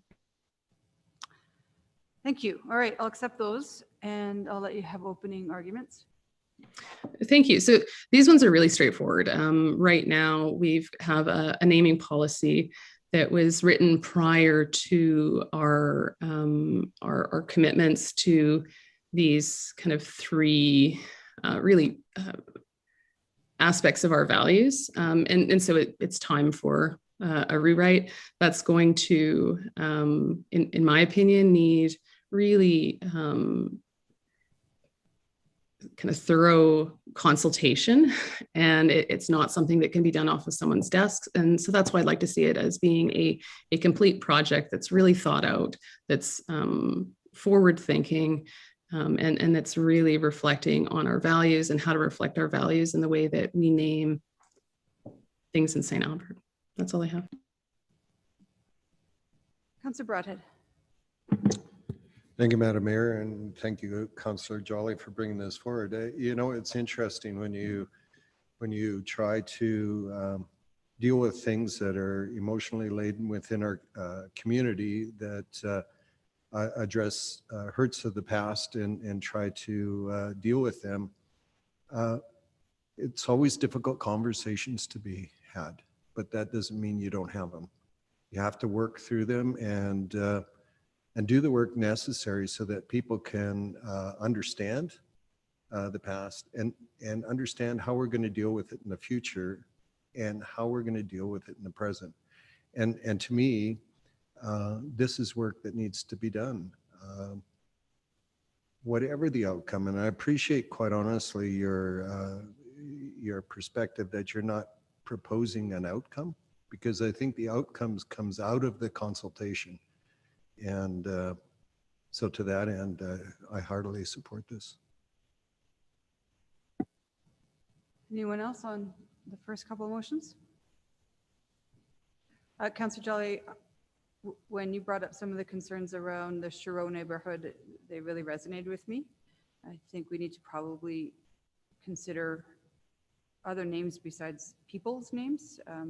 There was a neighborhood in, I think, Edmonton just approved Piccadilly or something like that. We can look at other options for naming things in buildings. So I'm completely supportive of this because I feel like if we continue to just name after people, we might be facing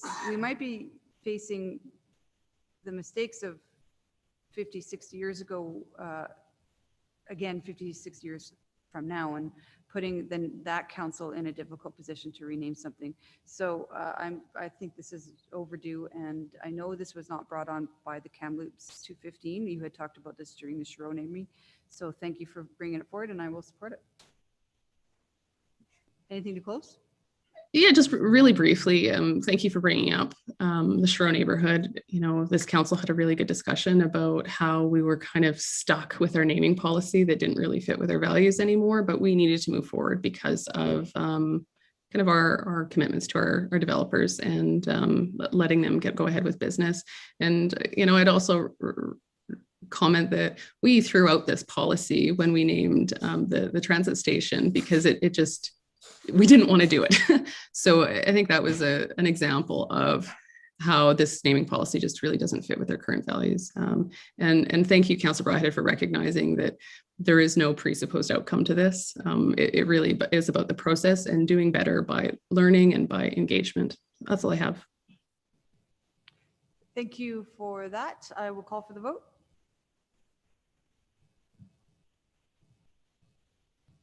And that passes unanimously.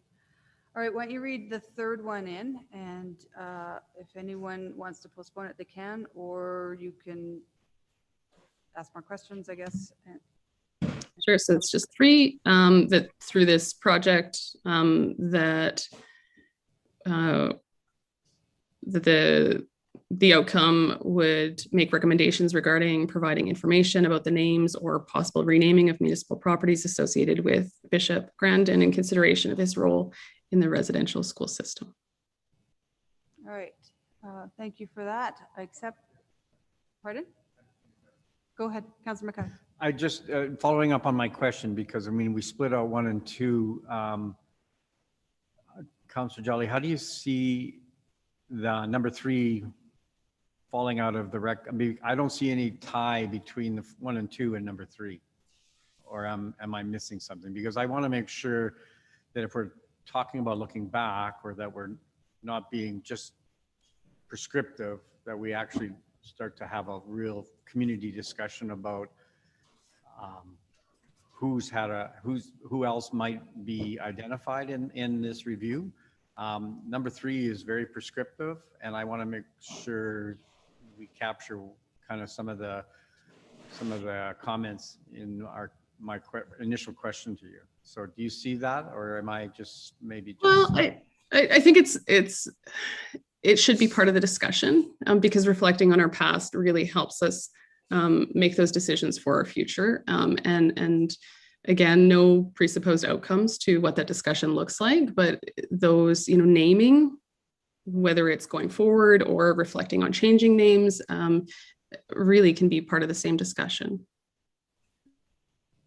Yeah, I'm just looking at it and just saying, I mean, and maybe administration, if I can ask this question, do you, would you take this specifically to and prescriptively towards one individual, or would you take the opportunity to look at the entire residential school system and all of the potential community or past community we've had in the historical kind of community involvement we've had with the residential school system, because I mean, we've operated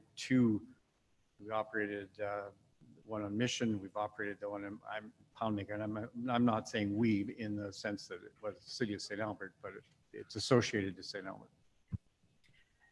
Yes, I think that in recognition of the controversy that Bishop Patel Grandin has evoked, I think the conversations, we would take that opportunity when we're doing our engagement to identify any other persons that may have caused dishonor to the city or to the country. And we do have policies already in place within the naming policy that enable us to remove such people. And I think this is this is an excellent opportunity to look back. If we get this recommendation, we'll specifically design the engagement to accommodate that conversation. Thank you for your answer, Kathy. Councillor Hanson, is that a question? Okay, go ahead. Along the same lines as Councillor Mackay, I guess to Councillor Jolly, you're asking administration to make recommendations providing information about the names or possible renaming of municipal properties. So is that you're asking them to come back with new names for municipalities? Or to me, this, and it's no, like I understand where your intent is, but this almost does to me seem like there is going to be an outcome because you're asking them to make the recommendation to us. But I guess what I would like to see number 3 more around provide funding for authentic engagement in the community for names associated with residential schools, including Bishop Patel Grandin. So, you know, I'm trying to get to a place where we've got money in the budget to have a really good community conversation around residential schools and those whose names are attached to that. So I haven't even thought about how that looks, but I guess the question is, would that be friendly to you? I think it's the first part was that through the 2002 budget process and then make recommendations. Right. So. Oh, right. It does say 22 budget process. Yes, it does at the top. So. Councillor Hanson, I really like that in terms of opening up to like anyone who's caused dishonor. I'm totally open to that. Because that allows for conversations with the school board. It allows conversations with the Catholic Church. It allows conversations with the Methodists. It allows conversations with a bunch of people. Bishop Patel Grandin, in my mind, would be obviously the first name that would pop up in the list. But I just want to see number 3 more focused on the engagement piece rather than just recommendations on renaming. To me, we have to have the conversation first. So I don't know exactly if I could say what I said before again. And I'm wondering if, Councillor Jolly, if your intention was to do the engagement before budget, and then the budget would be part, you know, the cost of the actual renaming. I'm not sure what you're, like, do you want to start the engagement tomorrow? No, I think, I know that everyone really, really wants to get going on this, but I think we're going to have better engagement if we do it as part of a really big discussion. And that's, I think, going to be done in a more thoughtful way if it's not done like this week. So I certainly want consideration to be given to any outcome, whether it's, do we provide more information? Do we do nothing? Do we change names? I don't know what the recommendations are going to be, but I would like that to be part of that big project, because just doing it off of someone's desk like in the next month, I don't think will give us the kind of engagement that we're looking for in terms of school boards and the church and Indigenous and Métis community members and all those groups are, I think, really important to engage, and to try to do that in July would be challenging. Okay. So this motion is asking for funding for the engagement of this process, essentially. Is that what you're saying? Well, all three, yes, to have a project that uses these three things, yeah. All right. Good. I'm sort of crafting something here. And number three, something to the point of that appropriate funding for authentic community conversation around renaming municipal properties that are associated with residential schools. And then you could put, for example, Bishop Grandin. For example, Bishop Grandin. And then council can have a good discussion on what that engagement looks like and the appropriate, whatever the appropriate funding would be, and the kind of conversation you'd want to have. Cheryl, did you get that? What do you think of that, Councillor Jolly? Is that right for you, Councillor Jolly? You know what, I think that part of the discussion should be specifically to have recommendations come out of that, because if we just have, I think that that's important to have a recommendation so that we can kind of look at what our next steps are. Again, whether it's to provide better information, whether it's to rename, I don't know. But I would like to see those recommendations. I do like kind of opening up to all those involved in the residential school system, including Bishop Grandin. Yeah, and I'm fine with to make recommendations. I just want it to be a little bit broader than what you've got here. I just sent something out that I have a 30-second delay on my emails on purpose, but that I just sent that out. Okay, we don't get it. We don't have it yet.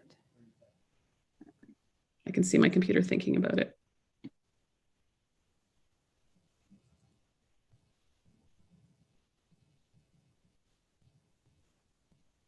Why don't you read it to us while we're waiting? Madam Mayor, it looks like Adrian would like to speak. Pardon? It looks like Mr. Adrian's got his hand up there. I just got it. So engagement and recommendations regarding providing information about the names or possible renaming of municipal properties associated with those involved in the residential school system, including Bishop Battelle Grandin. And Ledge might want to add an action word to the beginning of that.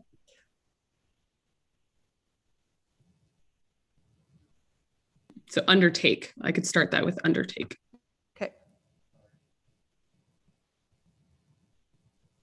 Councillor Hanson, all good? Good massage. Thanks for indulging me. Group massage of the words. Okay, so Cheryl, that, are you putting in the chat, that plus the word undertake?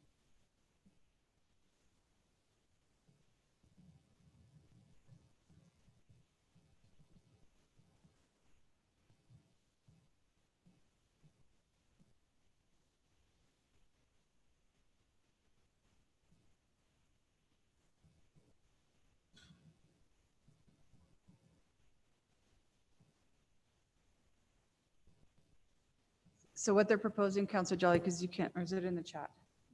What I have is that there's three to add to that first half of the motion, to undertake engagement and recommendations regarding providing information about the names or possible renaming of municipal properties associated with those involved in the residential school system, including Bishop Grandin.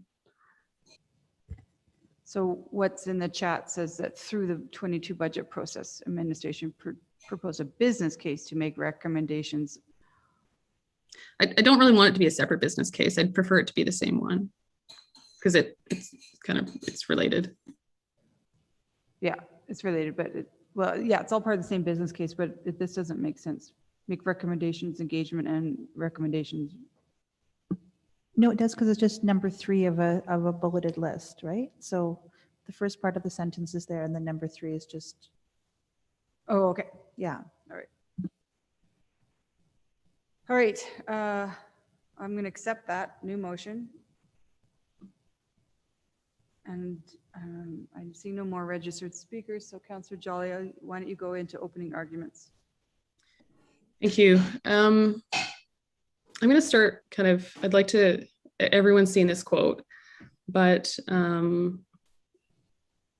Bishop Grandin, especially kind of recently, we've come to know that his actions were very intentional. And the quote that's been circulating around a lot that we received in our emails is about the goal of residential schools. And he said that we instill in them a pronounced distaste for the native life so that they will be humiliated when reminded of their origin.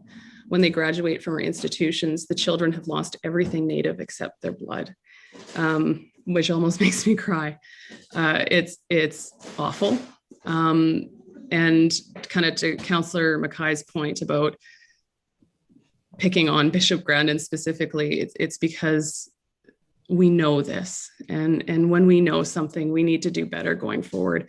That doesn't mean that there might not be other people that we've honored with names in St. Albert that have also contributed to horrors within the city, province, or country.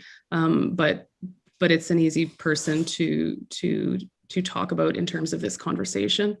And then I would reiterate that I know that many people have said that they want us to immediately change the name or to immediately decide not to change the name and just provide information or immediately make a decision to do nothing. But I believe that the best outcomes are going to happen when we have really great engagement conversations with all of our partners that we've talked about today. And those recommendations are going to have more meaning once we have that engagement. And we can try to do better as we know better. So that's the purpose of adding this specific aspect to this business case. That's all I have. Thank you. Thanks. Councillor Hughes. Thanks.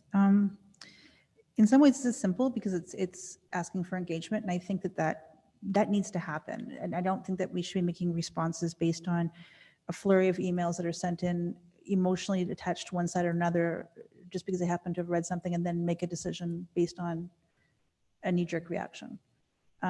So I think that this is a good way to handle the situation. It's a very delicate situation. I by no means, I don't know Bishop Grandin. I don't defend him in any way, shape, or form, but I will say that I don't know enough about that specific time to be able to state whether or not he was restating things that were reflective of his own personal or of really what it was, the position of the time of the day, and how the First Nations were treated, period, by government levels. The Canadian government funded many of these residential schools, and for some reason still managed to point the finger somewhere else. And the treatment of how the First Nations were treated, as I've come to learn from grade 7 social studies in depth this year, is absolutely an embarrassment.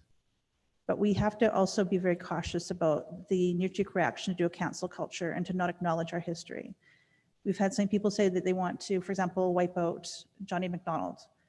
And, and as I read how he treated many people, he was a complete jerk a lot of times. Like, the guy had a lot of issues, right? And he did a lot of really bad things to the First Nations, like just did not agree to contracts, signed things and didn't do things, just all sorts of things, which, to see it, you're horrified to see what he did. But he also was the first Prime Minister of Canada, and he also led our country and formed a nation. And so I think that we need to be very careful when we move into cancel culture to say, well, we don't like one of the sins this person did or more of them, and thus all of them must be eliminated. Because I think that as we move forward, we have to learn from the mistakes of others and not simply forget them. Because if we cancel all of our history, we actually have no opportunity to learn from it. And so I think that as we move forward in this engagement, that's one of the key things we have to be sensitive to, is that we can't pretend something didn't happen. We have to acknowledge what happened and then allow the healing to progress so we can move forward stronger. But simply responding with hate to hate will never lead to something stronger for a community. It just leads to more fear.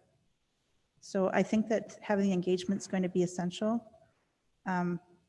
and having it at a time people can allow cool heads to prevail and make sure that we're making a decision that's thoughtful.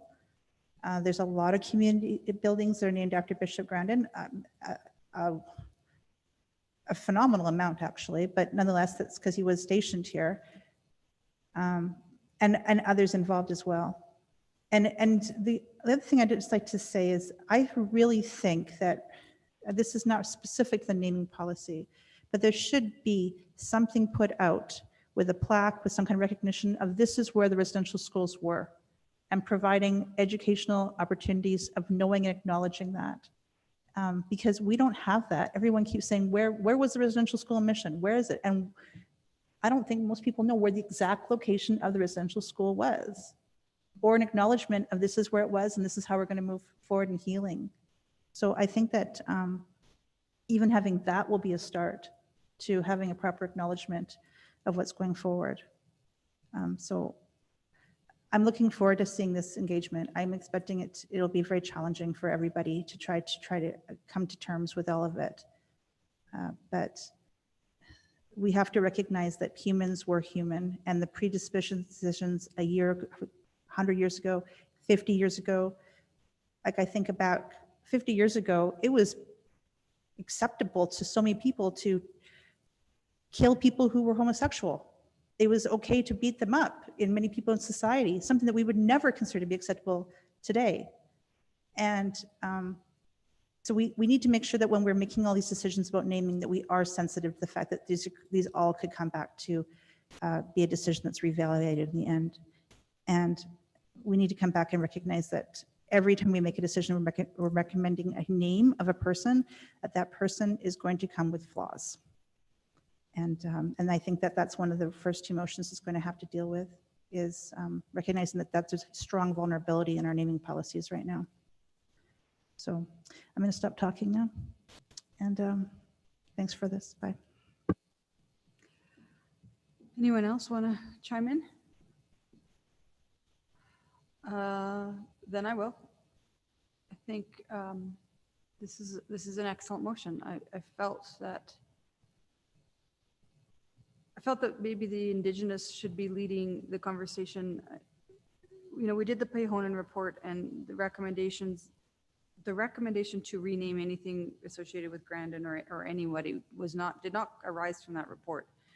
Although this has been bubbling under the surface in St. Albert for many, many years. And so I think this will probably address this topic. And I was doing my research and sitting around and contemplating this for the last couple of weeks and thinking I need a request from the Indigenous community to actually come forward and say, change the name of the neighborhood or a street, whatever. Because there was no formal request. I did have an excellent meeting just last week with Chief Billy Morin from Enoch, and he's also the Grand Chief of Treaty 6 Nation. And I asked him this question, and I said, you know, there's a lot of white non-Indigenous that want renaming, and they're calling for it and they're screaming for it to be done today. But I'm not hearing the same call from the Indigenous community. And he goes, well, aren't the white non-Indigenous in your city your constituents, and shouldn't you listen to them? I'm like, yes, I should. So this is going to be what we finally need, I think, is to actually open this up. It's going to create some work for our staff, but it will be meaningful, and it's part of our commitment to the TRC. And we have been pretty strong, this council, in our commitment to that. And this is just another indication. And this isn't just words, this is true action. So Councillor Jolly, to close. Thank you. And I'd just like to reiterate that this isn't just about Pehonan report. This is not just about the TRC, but I also intentionally included that diversity and inclusion statement because this policy predates that as well. And we've never really taken a look at our naming policy through the lens of diversity, like looking at it from all angles. It's not something that we've done before. And really at the end of the day, engagement is how we learn to do better. And I don't know what we're going to learn through this process. And, you know, as we understand more, as we learn more, we can do better. And in this particular case, it is to try to understand whether there are actions we can take to reduce harm going forward.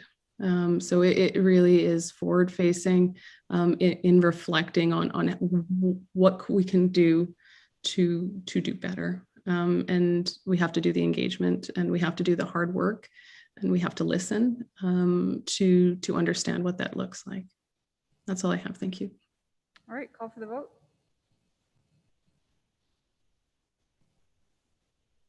And that motion passes unanimously. Very fitting for National Aboriginal Peoples Day. And thanks for bringing us back. This isn't just about that. It's about the whole diversity and inclusion. So 10-3. Let's keep going. Councillor Watkins, you have the 3 next council motions. Why don't we start with 13.3? We'll go until about maybe 10 after 3, and then we'll take a 10-minute break before we do the solar farms. So let's see how far we can get with these council motions. Councillor Watkins, why don't you read it in?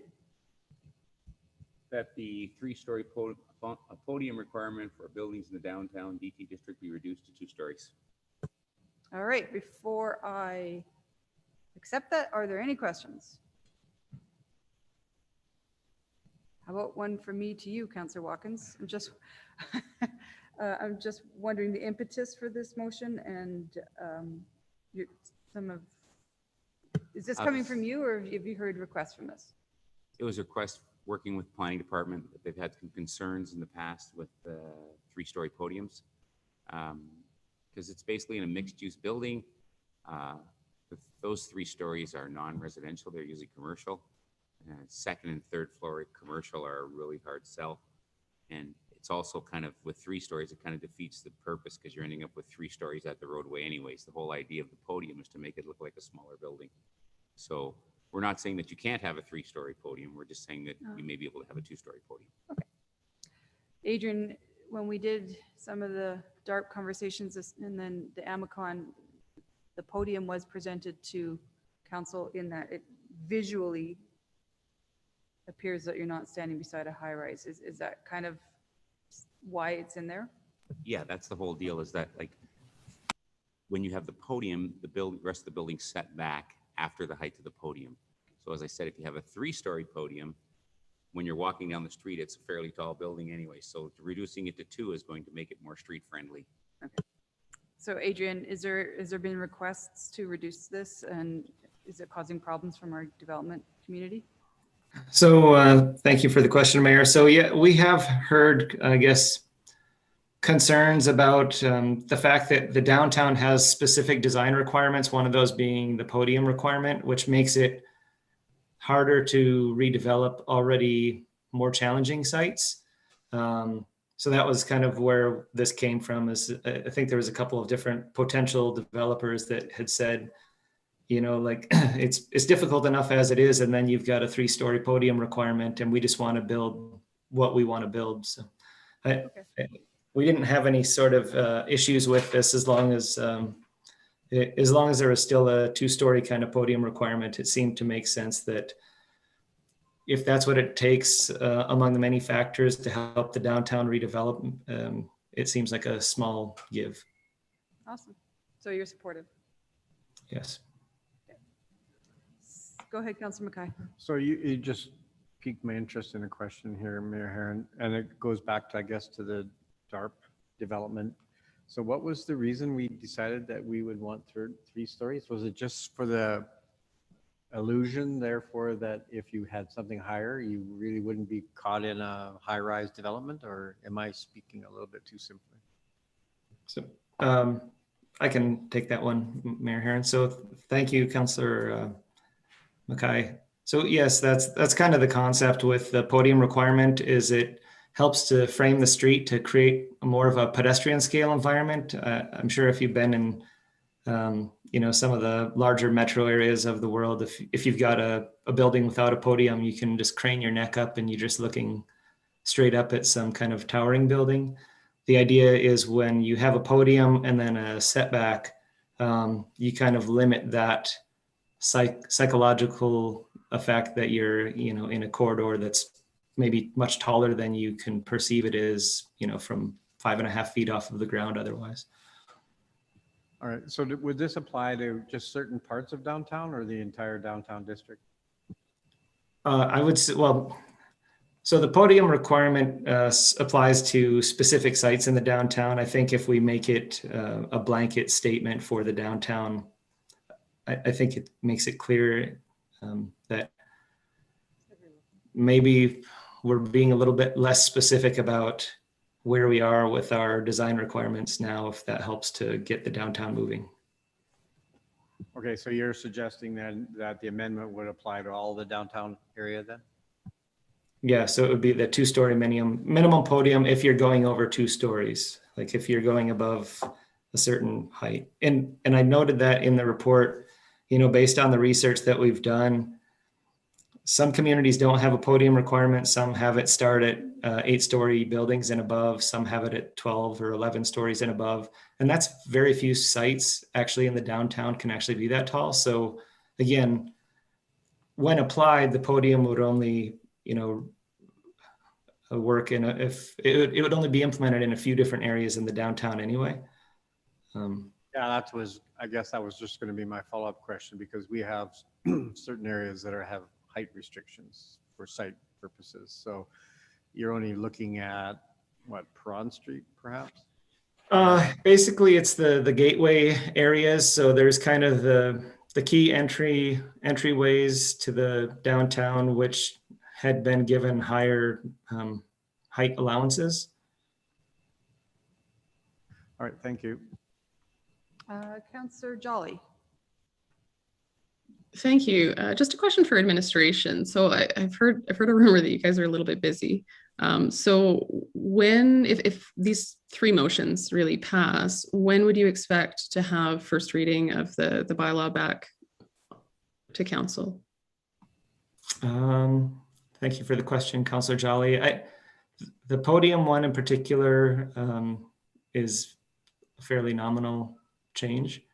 I would anticipate that we could have that back after council break, and possibly the other 2 as well. We just have to see how far we can get.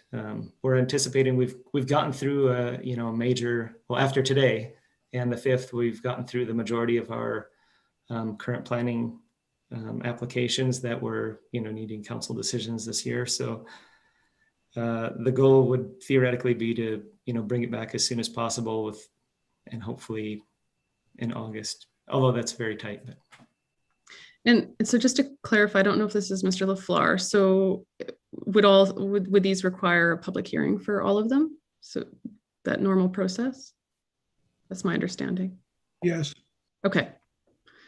Okay, that's all I have. Thank you. Okay, I see no more questions. So Councillor Watkins, I accept your motion. Go ahead on opening arguments.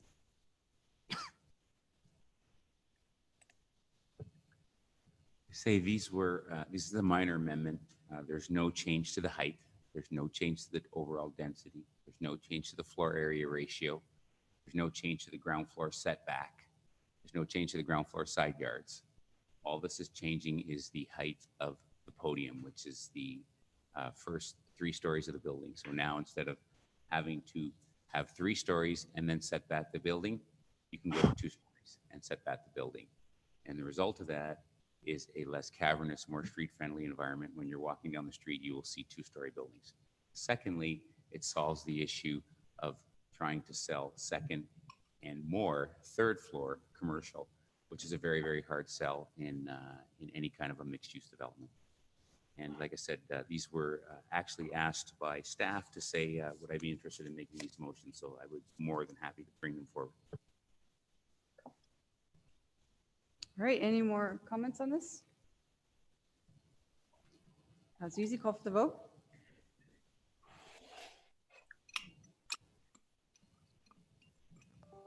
Motion passes unanimously. All right, next one, Councillor Watkins.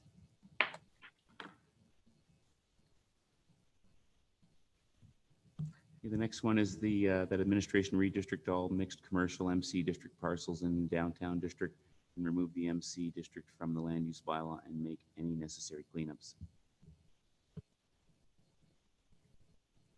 Okay, any questions? Do you want me to show you how to flip that around? He's got his head like this. That's so funny. Okay. All right. Any questions on this one from council? I'm seeing none, so I accept your motion. Go ahead. I think it's pretty self-explanatory. This is just some housekeeping issues with this district that's really not that efficient and not that well used downtown.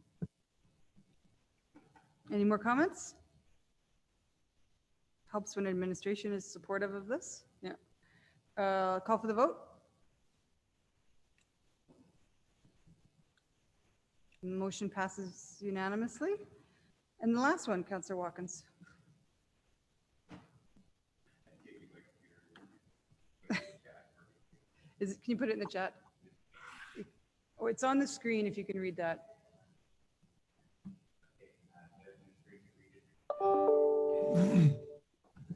That administration redistrict the downtown district DR district parcels to downtown DT. The other one, sorry, district.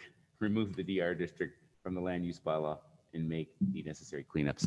Once again, this is just a house cleaning item with some districts that aren't well utilized down in the downtown district. Any questions of this one? Was that your opening argument? None. Okay. Call for the vote.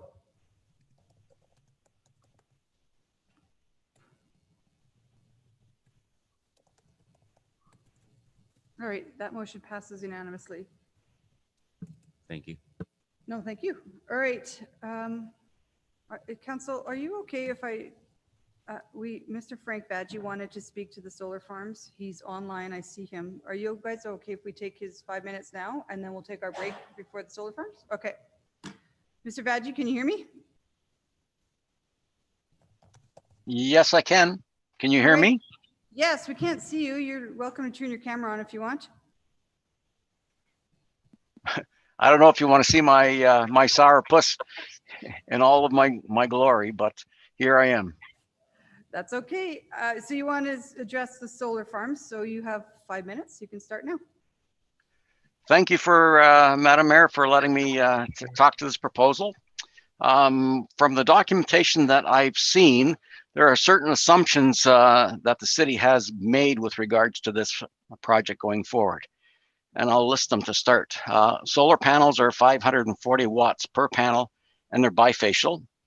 That there are 34,350 panels to be installed at a 35-degree tilt. That the system is rated at 18.2 megawatts DC and an equivalent 13.8 megawatts AC, which results in a conversion efficiency for the inverters of approximately 76%. Solar installation values based on the National Resource Canada data should be in the range between 1,100 and 1,300 hours based on their data that's available on their website. But this is not stated anywhere in the documentation that I've seen. And that the average annual revenue for the project is approximately $2.42 million per year based on the financials that I've seen. So there are certain pieces of information that are missing from this analysis. And one is the actual solar installation hours that are expected with this project, the amount of power that it will be generated annually, and that has to also tie into the solar installation hours, and the estimated value of the electricity that will be sold to the grid. So what's the price of electricity that the system will actually receive? So in order to attempt to fill in this lack of data and generate an analysis, I entered this information into an evaluation program, which was based on a NATE solar farm program, which consisted of 5 years of hourly data. So once that solar data was added, the costs were adjusted to generate a cost of installation of 26.1 million, which was what was also available in the financials. And this translated into an approximate cost of $1.41 per watt installed. And this is consistent with other recent announced projects. So the analysis bears fruit with regards to it being similar, and there's no concern at this stage of the game. The debt servicing of 20 years increases the actual cost of the entire project up to about $32 million, assuming an annual interest rate of 2.15%. So in order to obtain the revenue, the actual dollar value that we're going to be able to produce, the installation hours are determined from the NATE data. And for Edmonton, the average value is 1,131 hours based on real life data, which is the 5-year hourly average information. And this is in the range from the National Resource Canada range for the Edmonton area, which is 1,100 to 1,300 hours.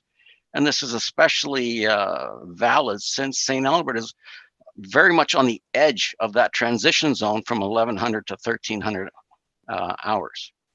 So the amount of energy developed when we use this value of 1,131 hours is calculated to be approximately 24,499 megawatts DC, or when converted to AC, it's 18,576 megawatts using the 76% inverter conversion efficiency. So in order for this project to actually generate the average $2.4 million per year in average revenue, the average price of electricity sold would need to be approximately $130 per megawatt.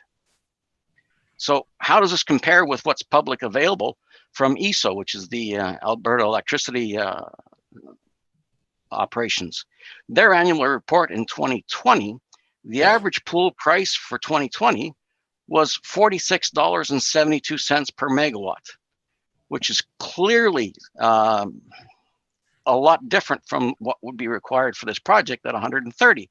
The 130 is about 2.7 times more than what's been reported by ESO and then for 2019, the average pool price was $54.88. And this is again, 2.5 times what's reported. But if we were to assume that going forward, we're going to see an increase in the pool price, say for 2021, and for assumptions basis, we'll say a $65 per megawatt. That's still twice what would be, or half of what would be required for this project to be viable. And from the ESO annual... 10 more seconds left. Okay, so, okay, thank you. Based on all of this, I'm respectfully requesting the city not proceed with this project. It's unreasonable to assume that the energy prices forecasted or assumed in these financials will ever be achieved. Thank you. Thank you. Councillor Hughes has a question for you. Yes. Thank you for coming, Mr. Veggie. So you mentioned that you're familiar with the NATE solar project. Is that correct? That's correct. So how many hours, again, did you say that was generated at solar hours with the NATE project? The NATE project was 1,131 hours. Okay. And how many, when I looked at our backgrounder, it used to mention that according to the Alberta, I can't remember what you said. The National Resources, so NRCan, they published ranges for our area, which is between 1,100 and 1,300 hours. Okay, so the reasonable number they're expecting is 1,100 to 1,300.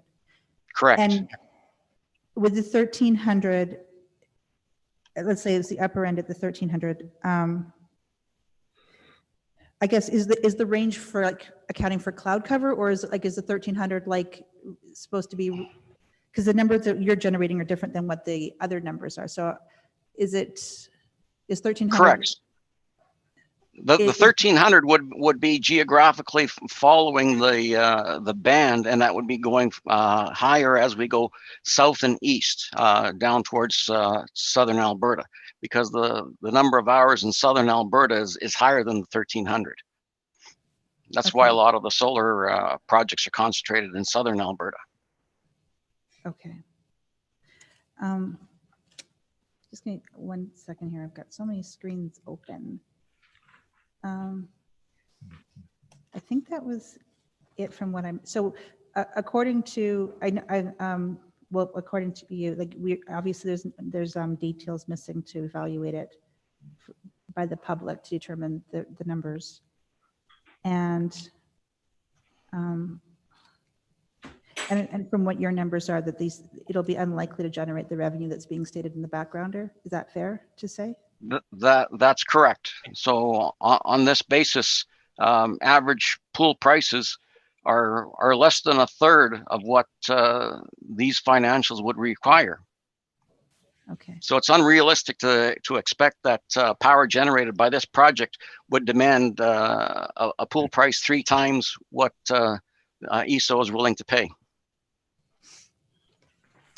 I had one other question that I know you didn't mention it, but I've been doing a bunch of research about this weekend. And the merchant revenue, you didn't comment at all about that. Do you feel that that number is accurate?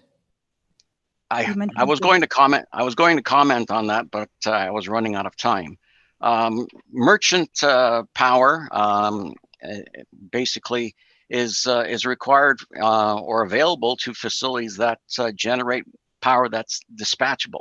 In other words, that you can predict when that power is available, and you can say that at 2 o'clock I'll be able to provide 100 megawatts of power, and the dollar value for that power that I'm willing to accept is $150 per megawatt. And that's when the ESO in a demand scenario would go through the merit list of power that's available, and you may or may not be picked to supply that power. And if you are picked to supply that power, you have to be able to deliver it. Solar and wind are unable to do that because they can't guarantee that power is going to be available in the amount and time and duration that would be required to meet demand requirements. Whereas fossil fuels, hydroelectric can and do meet that. So from what your knowledge, merchant revenue would be difficult to acquire using strictly solar? Correct. It would be virtually impossible for you to use a solar facility to do that. I know the University of Alberta's power generation is generated using natural gas, and they regularly bid on power when the bid price or available price for power is greater than their cost to produce it. So they use that to offset the cost of providing building and district heating. So they do that through natural gas backup? I want to make sure I understood you correctly. Well, they generate all of their power and all of their district heating through the use of natural gas. So as a result, they can, based on their price of natural gas, generate a certain dollar value, and then the board operator that's looking after the power generation knows that value, and he has the screen in front of him from ESO that says we're going to need power at this particular time. Then they can make that submission, and then ESO can determine whether or not they accept that bid or not. And that type of flexibility is not available for a solar installation or a wind farm, because a cloud going over a solar farm can drop the power output significantly, and a lull in the wind can also slow down the power generation. So they're only able to do this because they're using natural gas. Is that what I'm interpreting correctly? Is that correct? In this particular case, that's correct. Okay, thank you very much. Thank you for your time today. Councillor Watkins. Yes, thank you, Mr. Vadji. I'm not a technical person about solar panels, but you seem to be quite technical. What's your background on solar? Well, I've taken a great interest in it because I was looking at actually doing a solar project on my house. So I'm an engineer, and I've got 43 years of design background in a variety of different areas in process, power operation, power system designs, etc. And I was also involved in designing the 800 megawatt cogen facility for Suncor that's under construction right now. And I wanted to come up with what was my business case for it. So I needed information, and Nate had just released this report, and I communicated with Nate, and basically they gave me their 5 year hourly data, and I adapted it to make these decisions. So we hired ATCO, and ATCO, you're aware who they are. They're quite a well-known power company, and they've given us this report, and they've given us those numbers, and you're saying that those numbers are totally wrong. Well, I don't know what their numbers are because they haven't provided to the public what the dollar value is for the electricity. I've made a back calculation. You said that their $130 megawatt per hour charge is wrong, and it should be more like $42 per megawatt. Did you not? If it's an average electricity price on an annual average, yes, because the pool price for 2019 was $54 a megawatt. Okay, so I'm just trying to clarify. So you are saying that the report is wrong and that their stated revenues are well overstated? Correct. Okay, thank you. Those are my questions down there. Any more questions? Go ahead, Councilor Burkett. Yeah, thank you very much, sir, for coming in and presenting. My son's an electrical engineer too, so. Good. Yeah, unemployed. No, I'm joking. So looking at what you've just presented, and thank you very much for that. So what data are you missing that would be important for you before, to make any other changes or any modifications in your numbers or in your thinking of whether or not this is a viable project? So the solar insulation value that they used in determining the amount of power that would be produced, it should be within that range. And if it's in the Edmonton-St. Albert range, based on the real life data, it's 1,131 hours.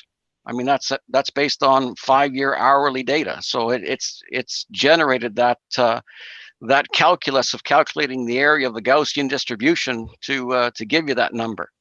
And then the price of electricity that they assumed, because I back calculated it based on the annual revenue, but the price of electricity isn't available. So is it in conjunction with what the annual pool price average is, or is it significantly higher?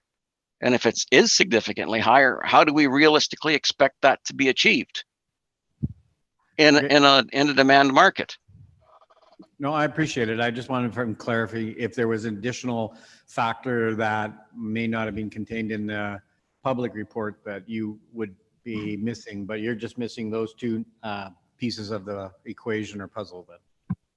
Yeah, and ultimately the annual amount of power that's generated. I assumed based on my calculations it was 24,499 megawatts. So if it's significantly different, I mean, the only way it would be is if they've assumed more solar insolation hours and higher efficiencies for the solar panels.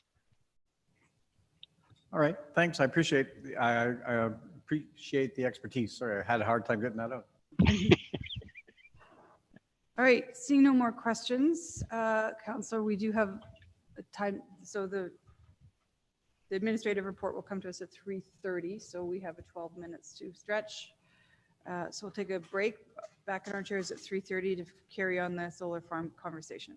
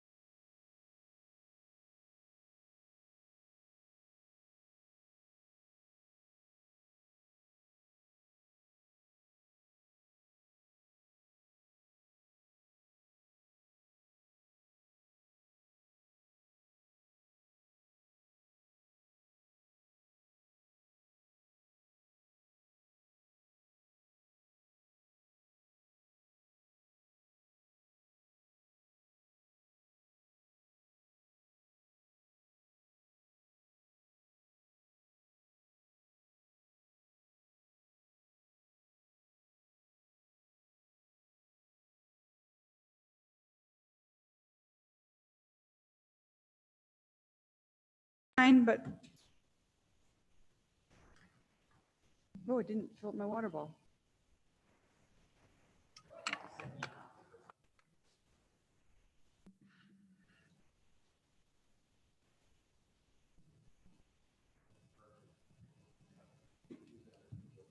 All right, we're back.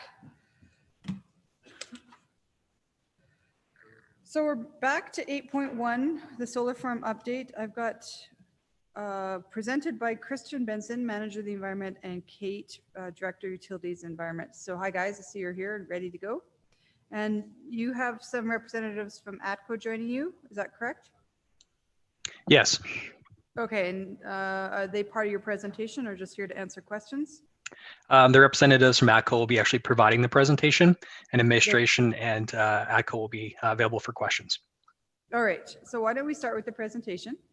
And then I don't know if you heard Mr. Vadji's presentation, you might want to have some opportunity to respond to some of those, and then we'll allow council to ask questions, and let's do this. Matt Clark from ATCO asked that you share your presentation, and then I can start and introduce the group. Perfect. Thank you, Christian. Bear with me 1 second. I'm just going to share my screen.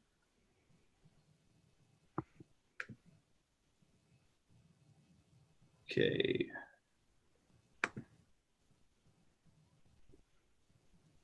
Okay, can everyone see my screen here? I'm going to put this on presentation mode. Just wanted to make sure if we could see it. We see just your name. It's a black screen with your name and as you started screen sharing. Is it coming here?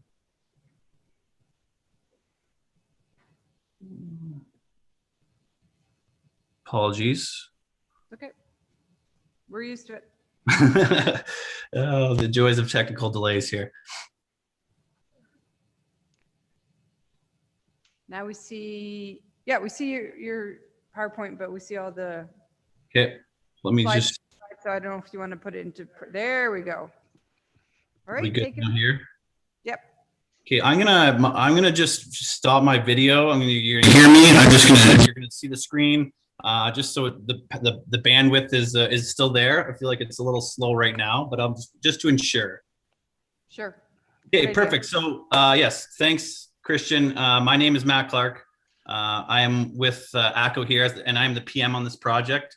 I work for our infrastructure and services team as an execution and delivery manager. So with me today, we have Rachel C., who's our lead engineer on the renewables and solar.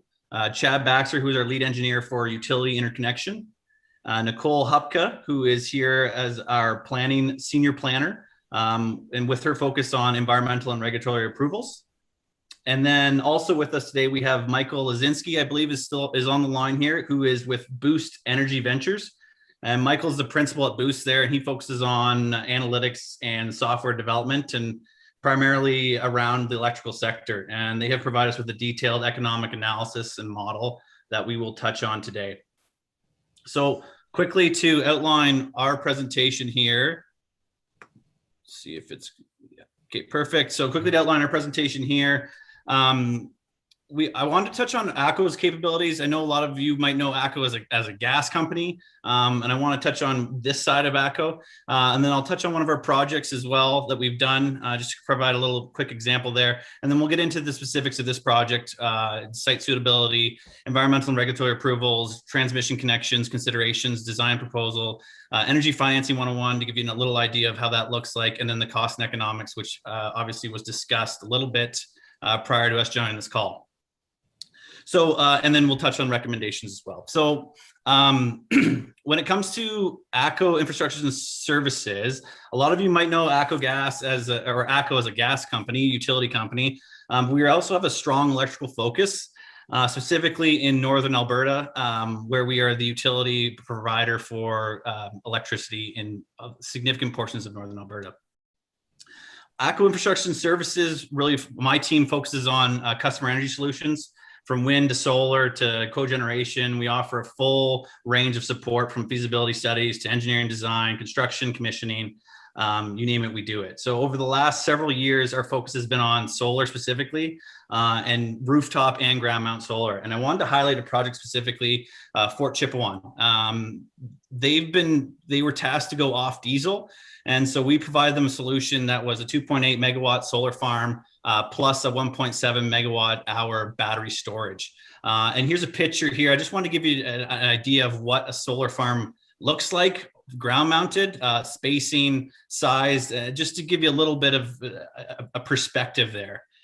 This project actually recently received the Emerald Award for its environmental leadership excellence in Alberta. So just another little feather in the cap for us as well there. So with this in mind, I want to pass it on to Rachel and to really dive into this specific project and the things that we've looked at for St. Albert. And we'll first discuss the site suitability and the criteria that we looked at. Okay, thank you, Matt. Good afternoon, everyone. Oh, actually, Matt, before I start, there's a weird box on your presentation on the right. I'm guessing that's the Zoom. It's a Zoom window. If you could move that off the screen, everyone can see it a little bit better. Can you see it now? Yeah, it's still there. Okay, interesting. Oh, no, it's gone now. Yep. Okay, awesome. So the first thing that we looked at when we were brought onto this project, we developed some site suitability criteria for a potential solar farm. And what you see on the screen here are the 7 criteria that we look at when we go and assess different sites.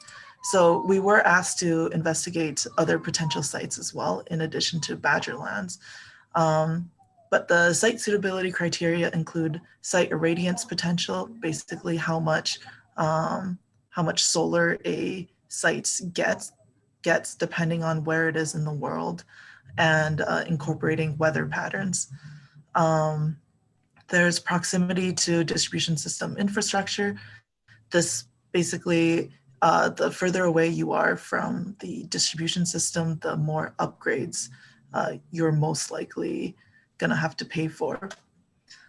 Site access for construction, site surface slope. The surface slope for a solar farm, it doesn't have to be completely flat, but you want it to be relatively flat to reduce the amount of grading that you'll need. Site size, you want to install a solar farm that's the biggest that you can afford to achieve economies of scale. Environmental and land use considerations. This basically, there's a lot of regulations and directives and guidelines that we have to follow, and Nicole will go into those in more detail later on in the presentation. And the last one is the opportunity cost for using land for solar PV. So solar PV takes up a lot of valuable real estate, and so you want to make sure that there are potential uses for the land, like farming or other kinds of economic development. It won't bring in more revenue for the city than a solar farm. So we can go to the next slide. Now, the first site that we looked at was the Lakeview Business District. So the first thing that we saw was that it's in close proximity to a named lake, which basically means that a solar farm has to be more than 1,000 meters away from the lake, and that cuts down on the the amount of land that we can use. And the other one that we saw immediately was the opportunity cost. I believe the city of St. Albert has plans to develop this land for economic development, which would bring in more revenue for the city. And so we move on to the next site, annexation lands. Annexation lands is basically a large swath of land to the north of the city of St. Albert. And I believe the city gains ownership on January 1st, 2022. So there's a lot of private land in this area. And so to develop a solar farm, there would be lengthy negotiations and it can be quite expensive. Other things might include, there could be other economic development opportunities as well on lands, in annexation lands. So overall, we think that there's potential to develop a solar farm in annexation lands, but it would require, but there's no preliminary site analysis done. And so it could be a good potential in the future, but as of now, the last site might be the best candidate. And so that brings us to Badgerlands. So Badgerlands has, it has good proximity to the distribution system infrastructure, just because you can see on the bottom left of the picture, it's right next door to a transmission point of delivery, which would be where we connect to the grid. It's got good site access for construction. The site surface slope is decently flat. There, in terms of environmental and land use considerations, it is a brownfield site that's owned by the city of St. Albert, which means that opportunity costs for using the land for other uses would be low, due to the fact that there would be heavy remediation required for other land uses. So we determined that Badgerlands is the best candidate for this solar development.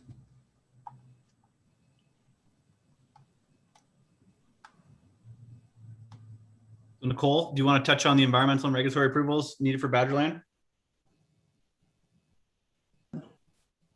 Can you guys hear me now? Okay, I think I'm good.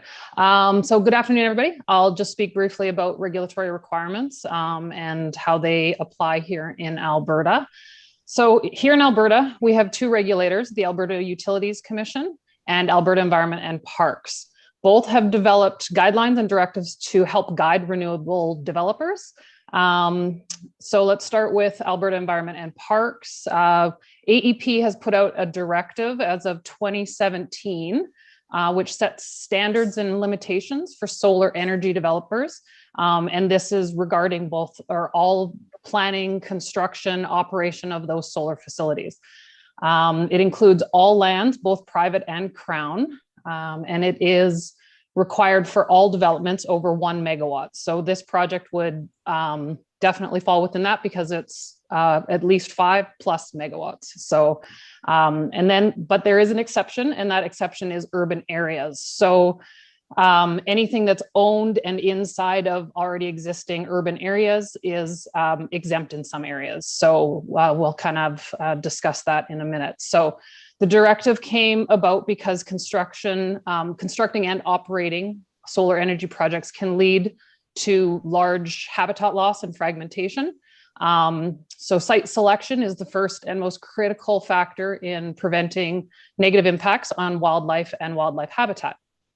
So one of the standards, for example, which Rachel mentioned, was when discussing the Lakeview District lands, was that solar PV's developments need to be a minimum of 1,000 meters or 1 kilometer away from any named lake. So that's part of the directive. Siting on brownfield sites or agricultural lands or any other man-made disturbance, which is called anthropogenic disturbances, is better than siting on undisturbed lands. So, anything that's sort of previously disturbed is definitely preferred in this directive. So for urban areas, AEP generally wants to see a project. So we offer them a project description through email or a letter, and then they give us some type of reference back or referral. In this case, we would likely, especially for the Badgerlands area, we would likely get a, this is outside of AEP's purview. So then let's look at surveys required. Those surveys would be for 1 full year, and they would mostly be surrounding bird surveys. Birds are most impacted when it comes to solar facilities. So that's definitely why we want to do our due diligence and make sure that we do bird surveys for 1 full year. I think this area, because it's so close to urban development, you're not going to see a lot of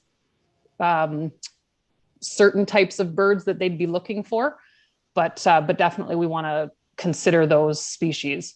Wetland surveys will also be completed. And then there's also something called a glare study, and this has to be done for every single solar facility that's out there. And that's just part of what comes next, and that's the AUC requirement.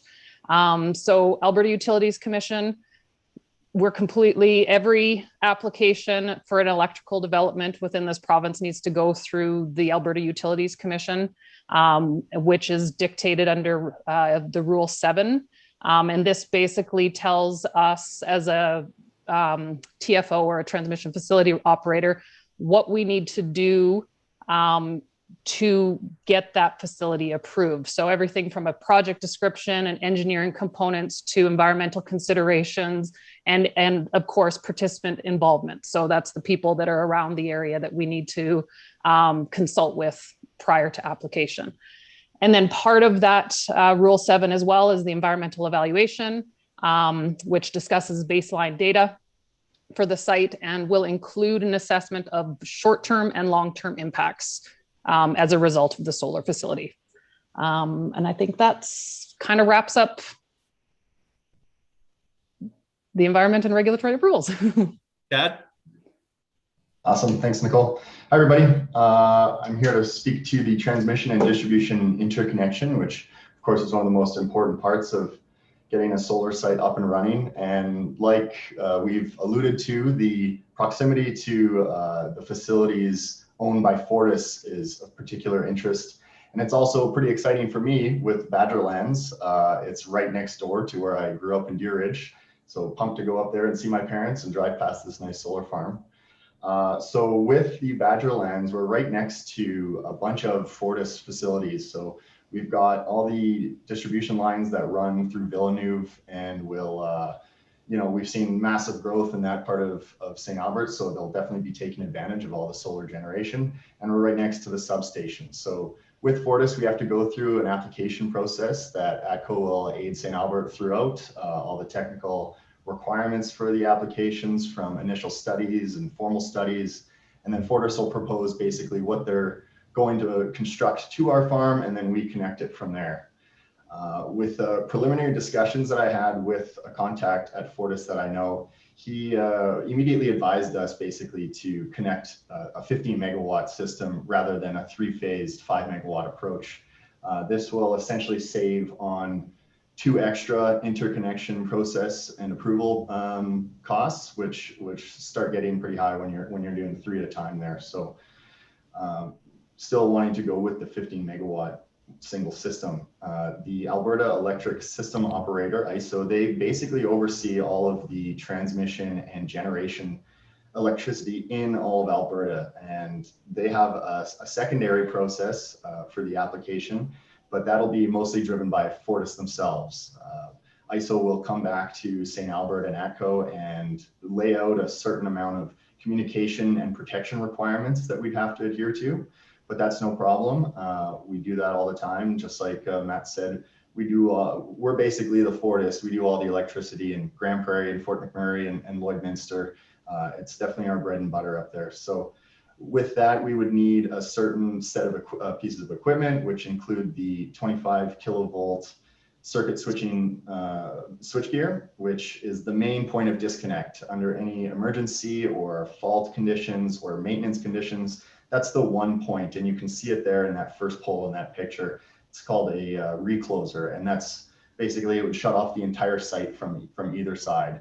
So it'll protect Fortis from any fault that happens on our side, and it'll protect the solar farm from any fault that happens on the Fortis side. With that, there's a little communication box there that'll most likely be run to a little control building for communication. And essentially we'll need to connect the line to an overhead Fortis line. So again, that's our bread and butter. We're all good with that. That's easy enough for us.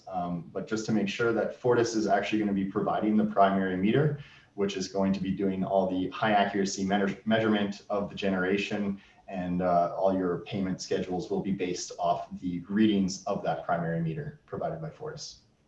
Thanks. Rachel, back to you on the design. Okay, so what you see in front of you right now is our preliminary design. The City of St. Albert has indicated that you wanted to develop this in 3 phases, so I have split it into 3 different arrays, but this can definitely be developed at the same time as well.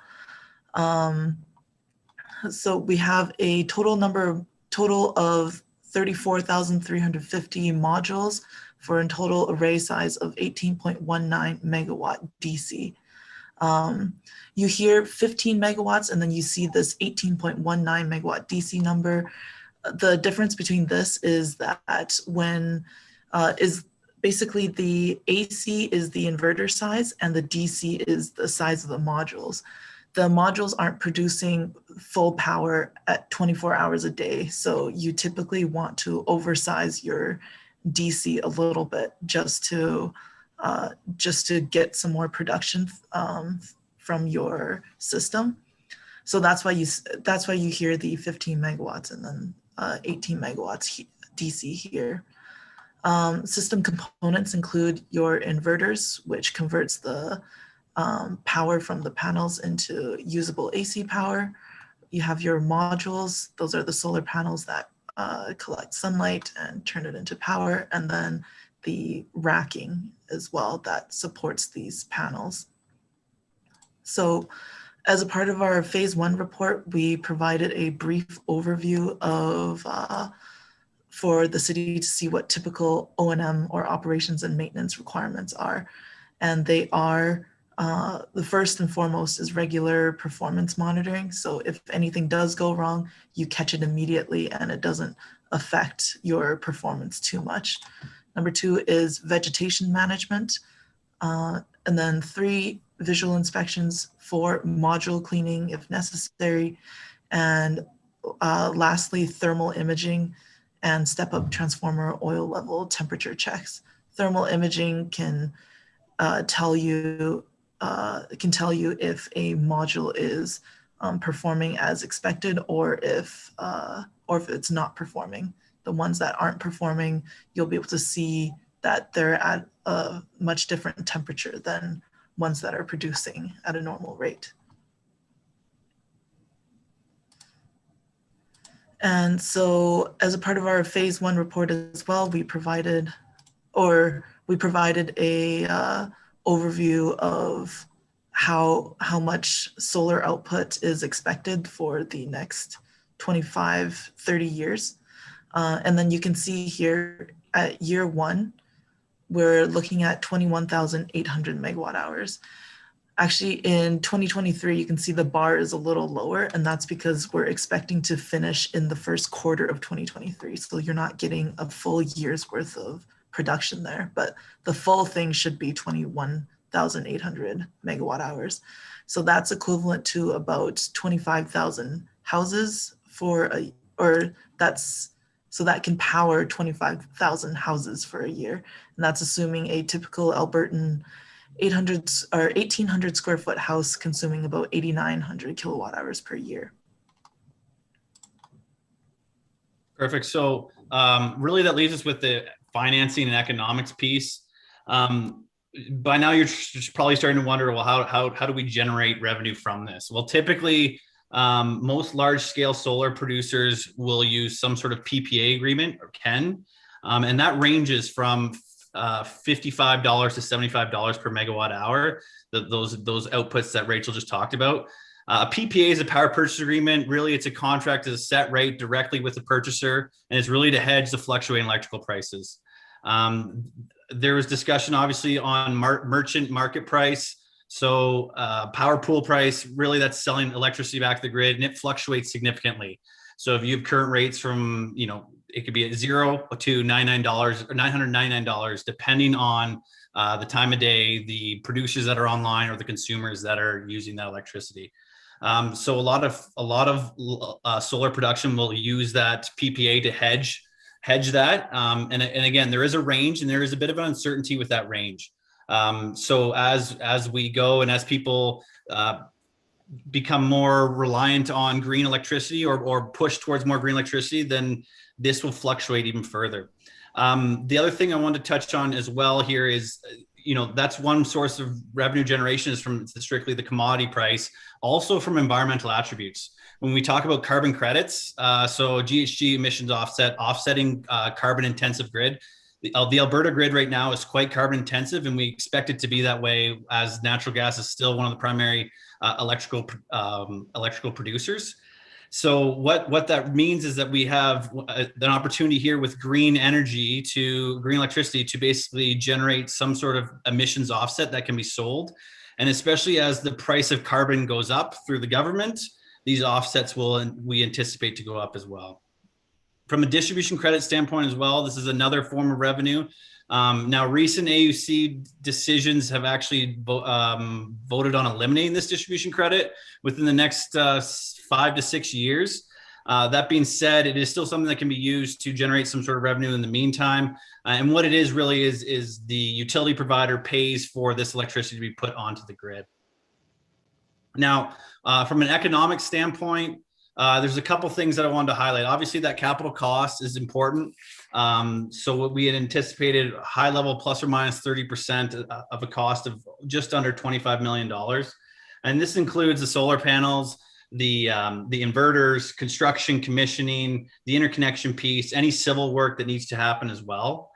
The average annual revenue can range really, and it will range on that PPA cost. And we discussed that. So in the report, it shows the $69 and also shows a low case of $50 as well. And again, with the merchant pool price right now is the average is $54 per megawatt hour. So that's the average. And the PPA, if we assume a worst case to a best case, you could get in there. Your annual revenue can fluctuate significantly. And keeping in mind that your carbon credits, your distribution credits can make up a portion of that, a significant portion of that, to say the least. On the average O&M piece, we estimated $6 per kilowatt. And what that encompasses is everything that Rachel mentioned, the performance monitoring, the vegetation management, the inspections. And then you get your simple payback with that around 11 and obviously a worst case scenario, 17 years. What we didn't include in this was funding, and that was not considered, but there are grant programs in place for these types of projects that make that economic cost less. And that wasn't considered at this time for this economic model, but it's something that definitely should be looked at.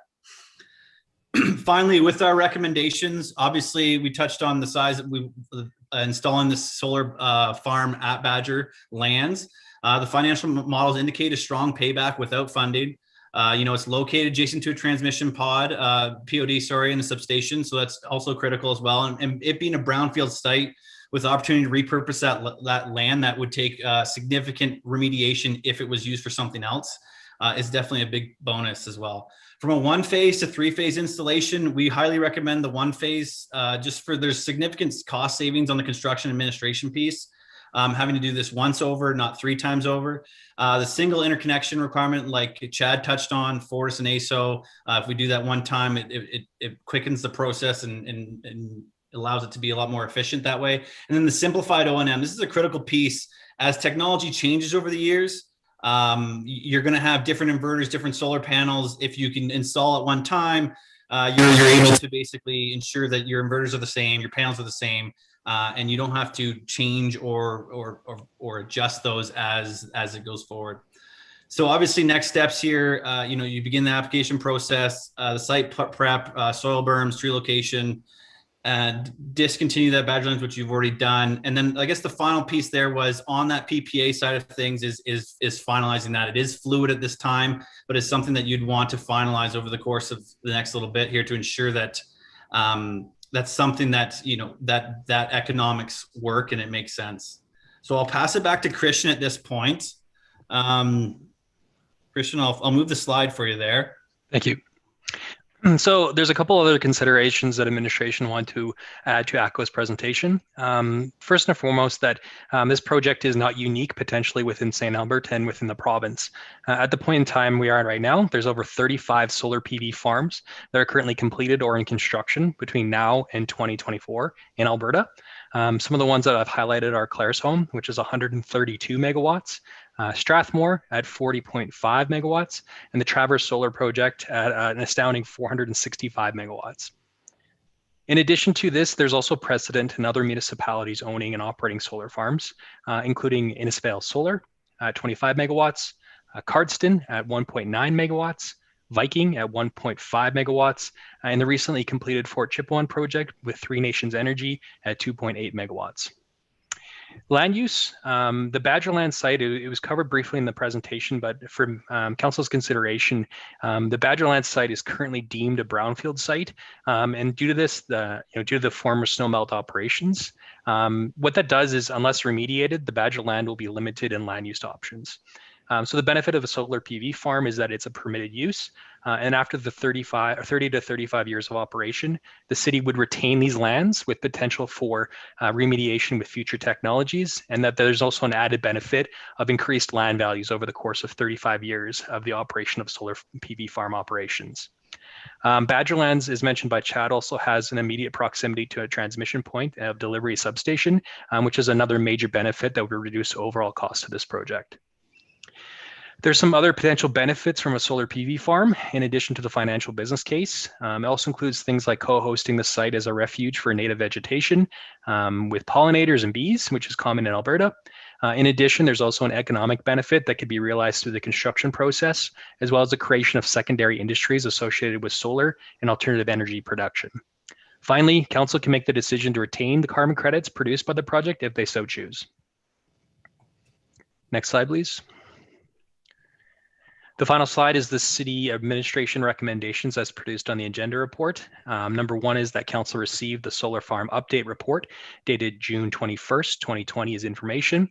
The second recommendation is that project charter ENV 004 is approved for 26.1 million to be funded through borrowing bylaw 35, 2021. Thank you. Back to Matt for a wrap. Yes, thank you for letting us present to you, Council and Mayor. We are open for questions at this time. What I'll probably do is facilitate the questions. If there are questions, I'll pass it to the technical experts and let them take over and answer the questions. But yes. Awesome. Can you flip back to slide 18? Christian, you were going through the other projects, but you went pretty fast. I was trying to write some of how big the wattage was down. Can you say Sure. those? Yeah. Which project were you looking for in particular, Mayor? You had Strathmore, and Claire's home, and then you had the four that are listed. So what are they again? Sure, I will pull this up. I can actually produce a list. There's a list of around, I think there's 38 projects in total that I can provide to council between now and 2024, either in the construction process, completion process, or plan process. The ones I highlighted were either through municipally owned or operated, or the other ones that I highlighted were larger scale solar projects. So my apologies, I'm just bringing up the slide now. No, you know what, we've got some time on this because we've got to do second and third reading of borrowing bylaw still. So if you could maybe slot that to council, that would help. Yeah, absolutely. Yeah, and if you could indicate if those projects were 100% municipally owned or in partnership with private, just so we can have an idea of what we're comparing ourselves to. Okay, absolutely. All right. Okay, I'm starting with Councillor Mackay. Yeah, you asked my first question, how many of those were partnerships or were municipal owned? I think that would be nice to know. So if you could get that for us, Christian. I guess I'm going to go to a technical question, and I'm not technical. So please, like I said to another all the smarts went to my son, who's an electrical engineer, and I was left with only my good looks. And that just shows you the debt I'm in. So on solar output, what we heard from a previous speaker make a presentation in relation to solar output, and he used numbers from Nate, and I think he was around 1,100 to 1,300. Yet I'm looking in. Can you tell us if that's accurate, or are we making some of our estimates based on some higher number of solar output? Rachel, do you want to touch on that? Yeah, I can speak to that. So our total output being 21,800, that gives us a That gives us about 1,200 kilowatt hours produced per kilowatt of per kilowatt DC installed. So your 1,100 to 1,300, that's pretty much right on the dot. Okay. I think you're probably referencing the NATE reference array. Correct. Where they basically did like a 5 or 6 year long study on solar output based on snow loading and other factors. Yeah, I wasn't sure. The presenter just identified a NATE project, so I'm assuming you would know more about that than others. Go ahead. Yeah, sorry, I'm guessing that's what it is. So yeah, we're looking at around 1,200 kilowatt hours per kilowatt DC. So yeah, it is between it is in the range of the NATE project. Okay, I appreciate the clarification. Thank you very much. The other one, I guess in relation, Chad, in relation to your work with Fortis, how often are these TODs moved? I know that would be a very expensive project and all that, but I mean, they are moved occasionally, these large substations. Any fear or any hint that basically be in a little while, it's going to be in the middle of our city. So any conversations around a TOD being moved? Yeah, I've seen pods being moved before, and it's typically done when, up north where some of the consumption has gone down as oil projects kind of dry up and they don't really need the electricity anymore. I haven't particularly seen them just based on urban growth be moved. Typically, you're kind of building around the substation instead. Like in the city of Edmonton, you've got right in the middle of town all these different substations that just get bigger fencing and more secure buildings. But I really can't imagine that this substation would be moved, especially from what I've noticed, they've been doing upgrades there as well. And there's, like I said, there's tons of growth up there. I'm sure you guys know how much is going up north there. So I don't think that consumption is going anywhere either. Yeah, I just would be more afraid that it would maybe have to be moved just out of just access. So you wouldn't want to have a TOD like that maybe in the middle of a residential area. And that kind of spawns my next question. So out of all of these solar sites in other municipalities and all that, are they on the outsides of towns? Or, I mean, eventually the Badgerlands is going to be surrounded by residential, both to the north and to the west and pretty much to the east. What's any of the hazards around being directly in a residential area? I can't see too many hazards coming from that. As long as you build, a strong fence and good security measures. Solar generation is a pretty solid state system. There's not big moving parts or fans or blades or combustion or anything of the sort. So I think maybe the worst thing is maybe vandalism that you might be able to worry about. But with a good security system, I don't think you have to worry about that. The other, sorry, Chad, to cut you off there. The other piece, and maybe Nicole, you can touch on it, is just on the reflection side of things and being around residential areas. Sure, I can touch on it. Honestly, there isn't a lot to be looked at when it comes to the glare that comes off of the panels. So they're not like mirrors, I don't believe. They don't, and I mean, obviously I'm not the technical expert when it comes to that, but yeah, glare studies are done for a reason, but for the most part, they're done for air traffic, to be honest. And there's no airport in the near vicinity of this area, so I don't expect that that glare report will show much of anything. So if anything, it's going to be just that consultation piece with the residents in the area to see how they feel about it.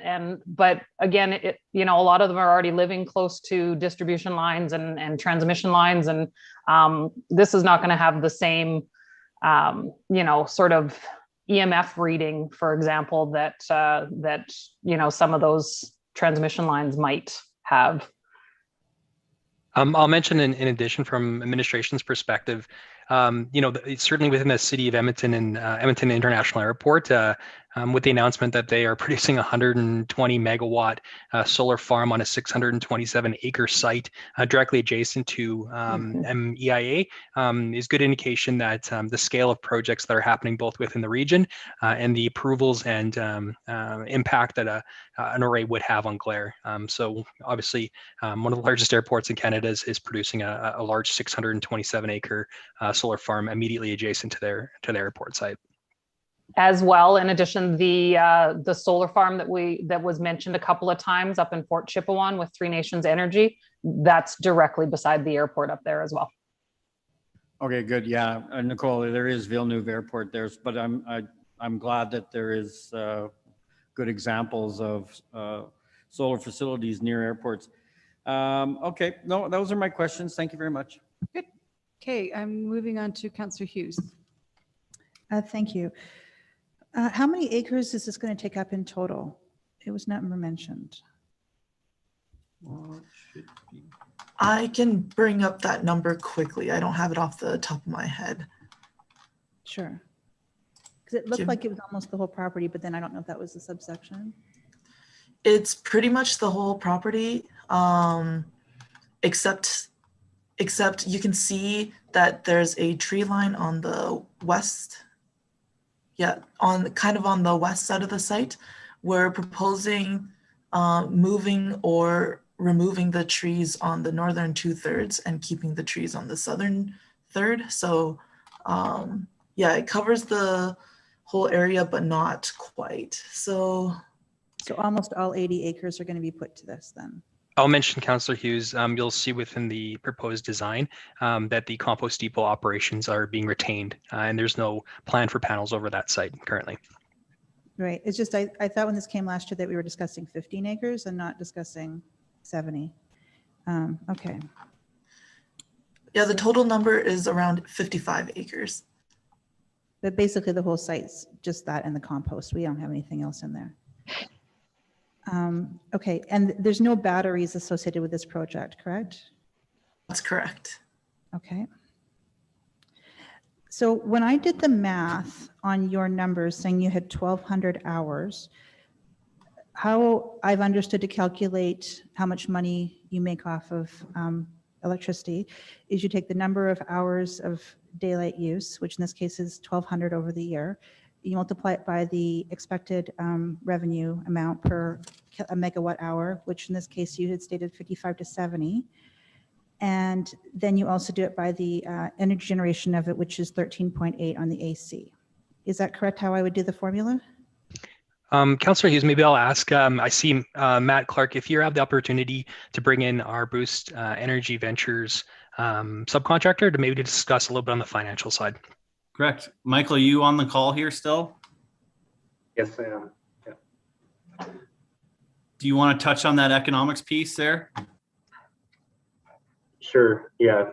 So it sounded like the question is around the detail of the calculation. And so the calculation, it sounded like you're talking about the PPA revenue specifically. Yeah. Or I can begin with that at least. And so the calculation there would be the annual expected output in year one, for example, is about 21,800 megawatt hours. Mm-hmm. So you can take that number, 21,800, and multiply it by the PPA price, which was $55 to $70, as you said. And that provides your annual PPA revenue, just that simple multiplication there. So, sorry for interrupting. Mm-hmm. So in addition, you also have the distribution credit revenue and the environmental attribute revenue, which are a little bit more complex calculations. Okay, so let's just go to the PPA right now for this moment.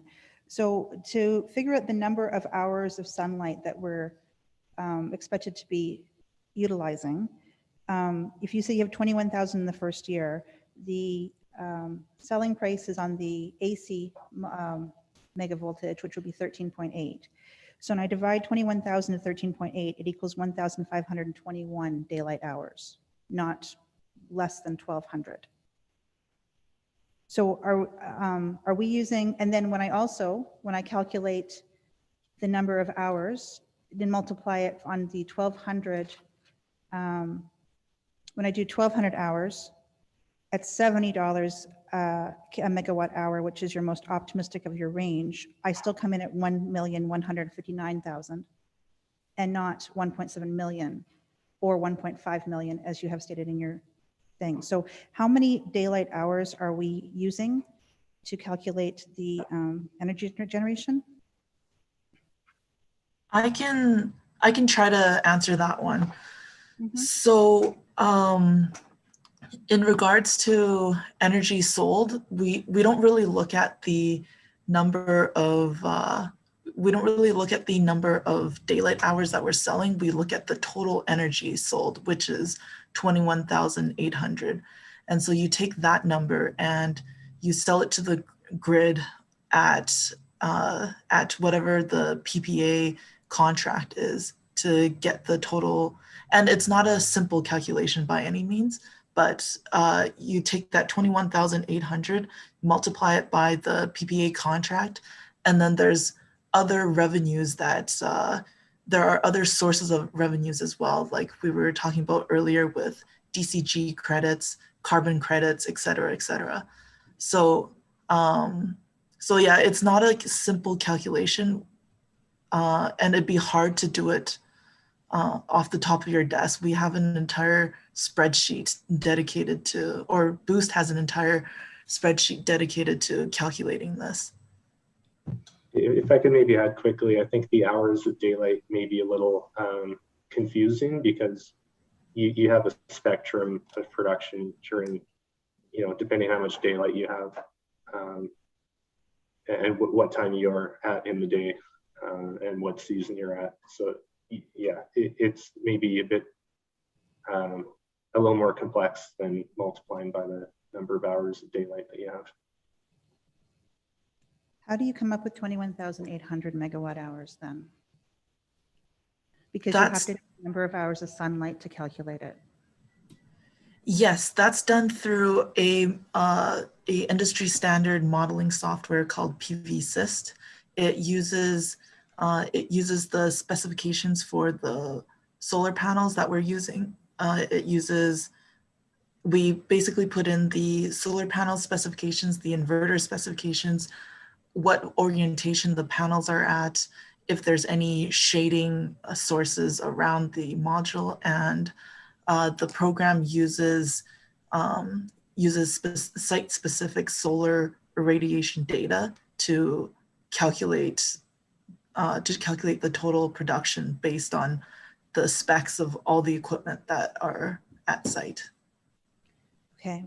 So earlier you said you're using 1,200 daylight hours to calculate this. And now, Yeah, sorry, Counselor. There's a little bit of a lag. I don't mean to interrupt, but in regards to that 1,200 number, that's basically a parameter that we look at to make sure that our calculations are within that, to make sure that our modeling is within reason, that there's not any errors or anything. So that 1,200, that's the 1,200 kilowatt hours per kilowatt installed. So basically for 1 kilowatt of solar panels installed, you're producing 1,200 kilowatt hours. Right.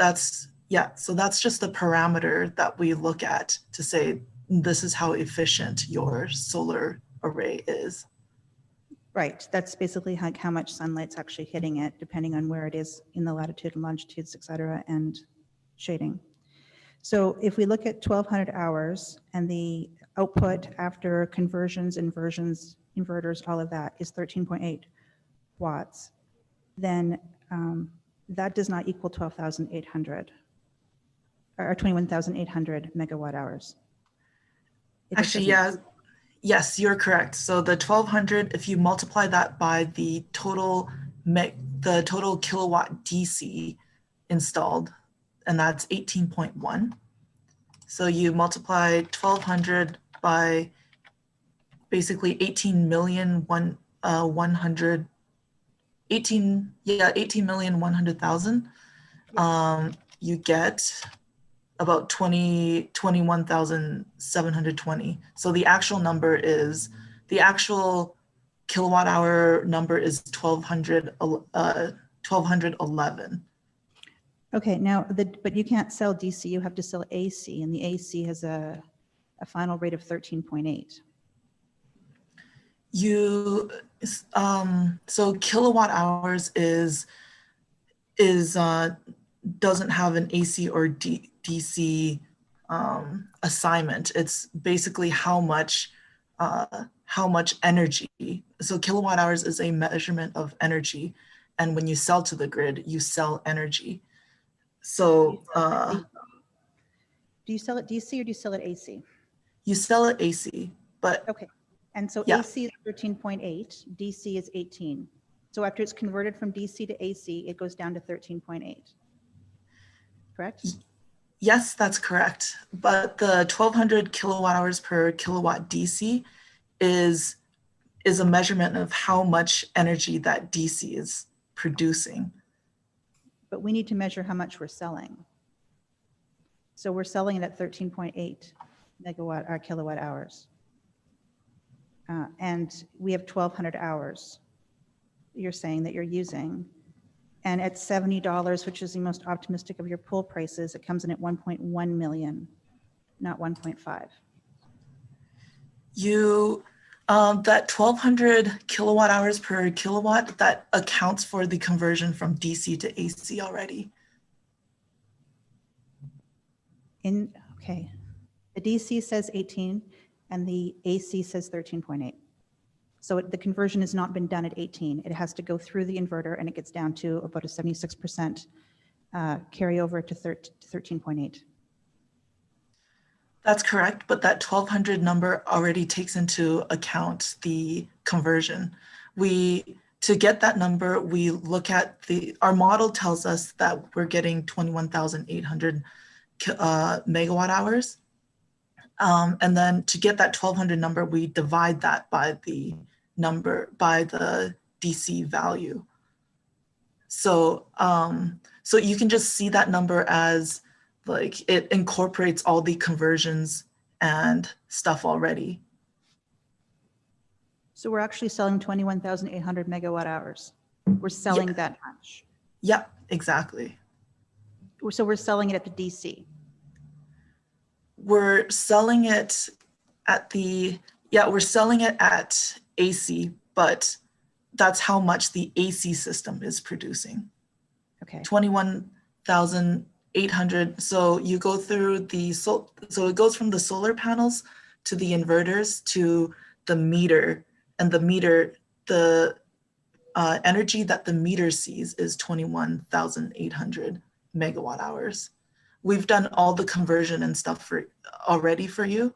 The model has done that. And so the model tells us that what the meter sees, what you're selling to the grid is 21,800 megawatt hours.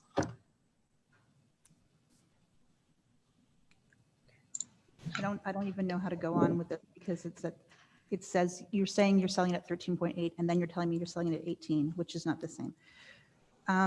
But I have other questions, and so I'm just going to move on.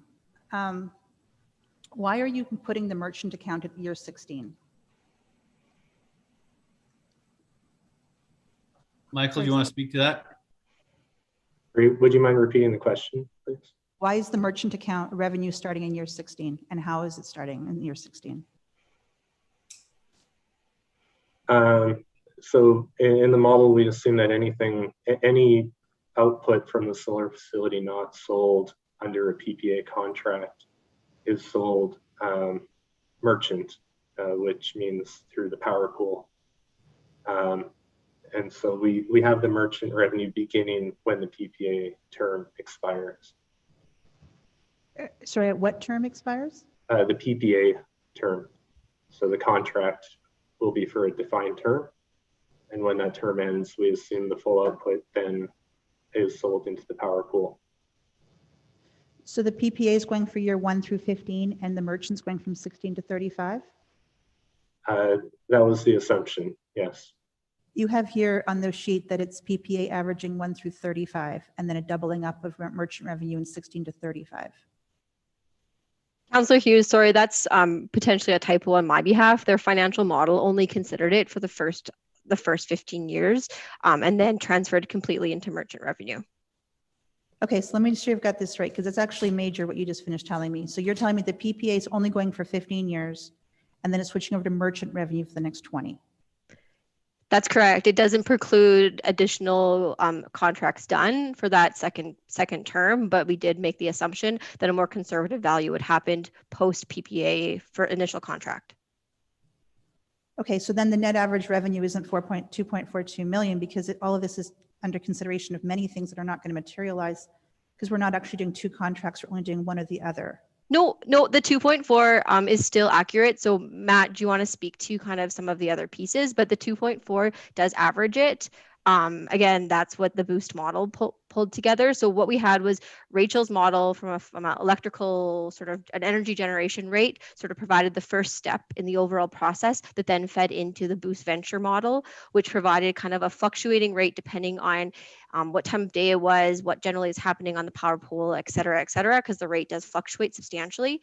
And then sort of married the two together to provide the average 2.4 output. Yeah, so the first, obviously with a PPA, it's a set rate. We know that rate. It's a known commodity. For the first 15 years, you would know that. When that PPA expires, that's when you go to the merchant price and merchant pool price, and that's what could fluctuate. And what that number looks like, the average I had mentioned was 54 dollars per megawatt hour. Again, that could increase, and that average could increase, and your revenues would change slightly. There's a lot of factors in play here, obviously, and forecasting out 20 years. And like we had mentioned, the distribution credits, the carbon credits, those things will fluctuate over time for sure. And that's our best estimations at this time, understanding the markets that how they will unfold. But that being said, it is an estimation at this point.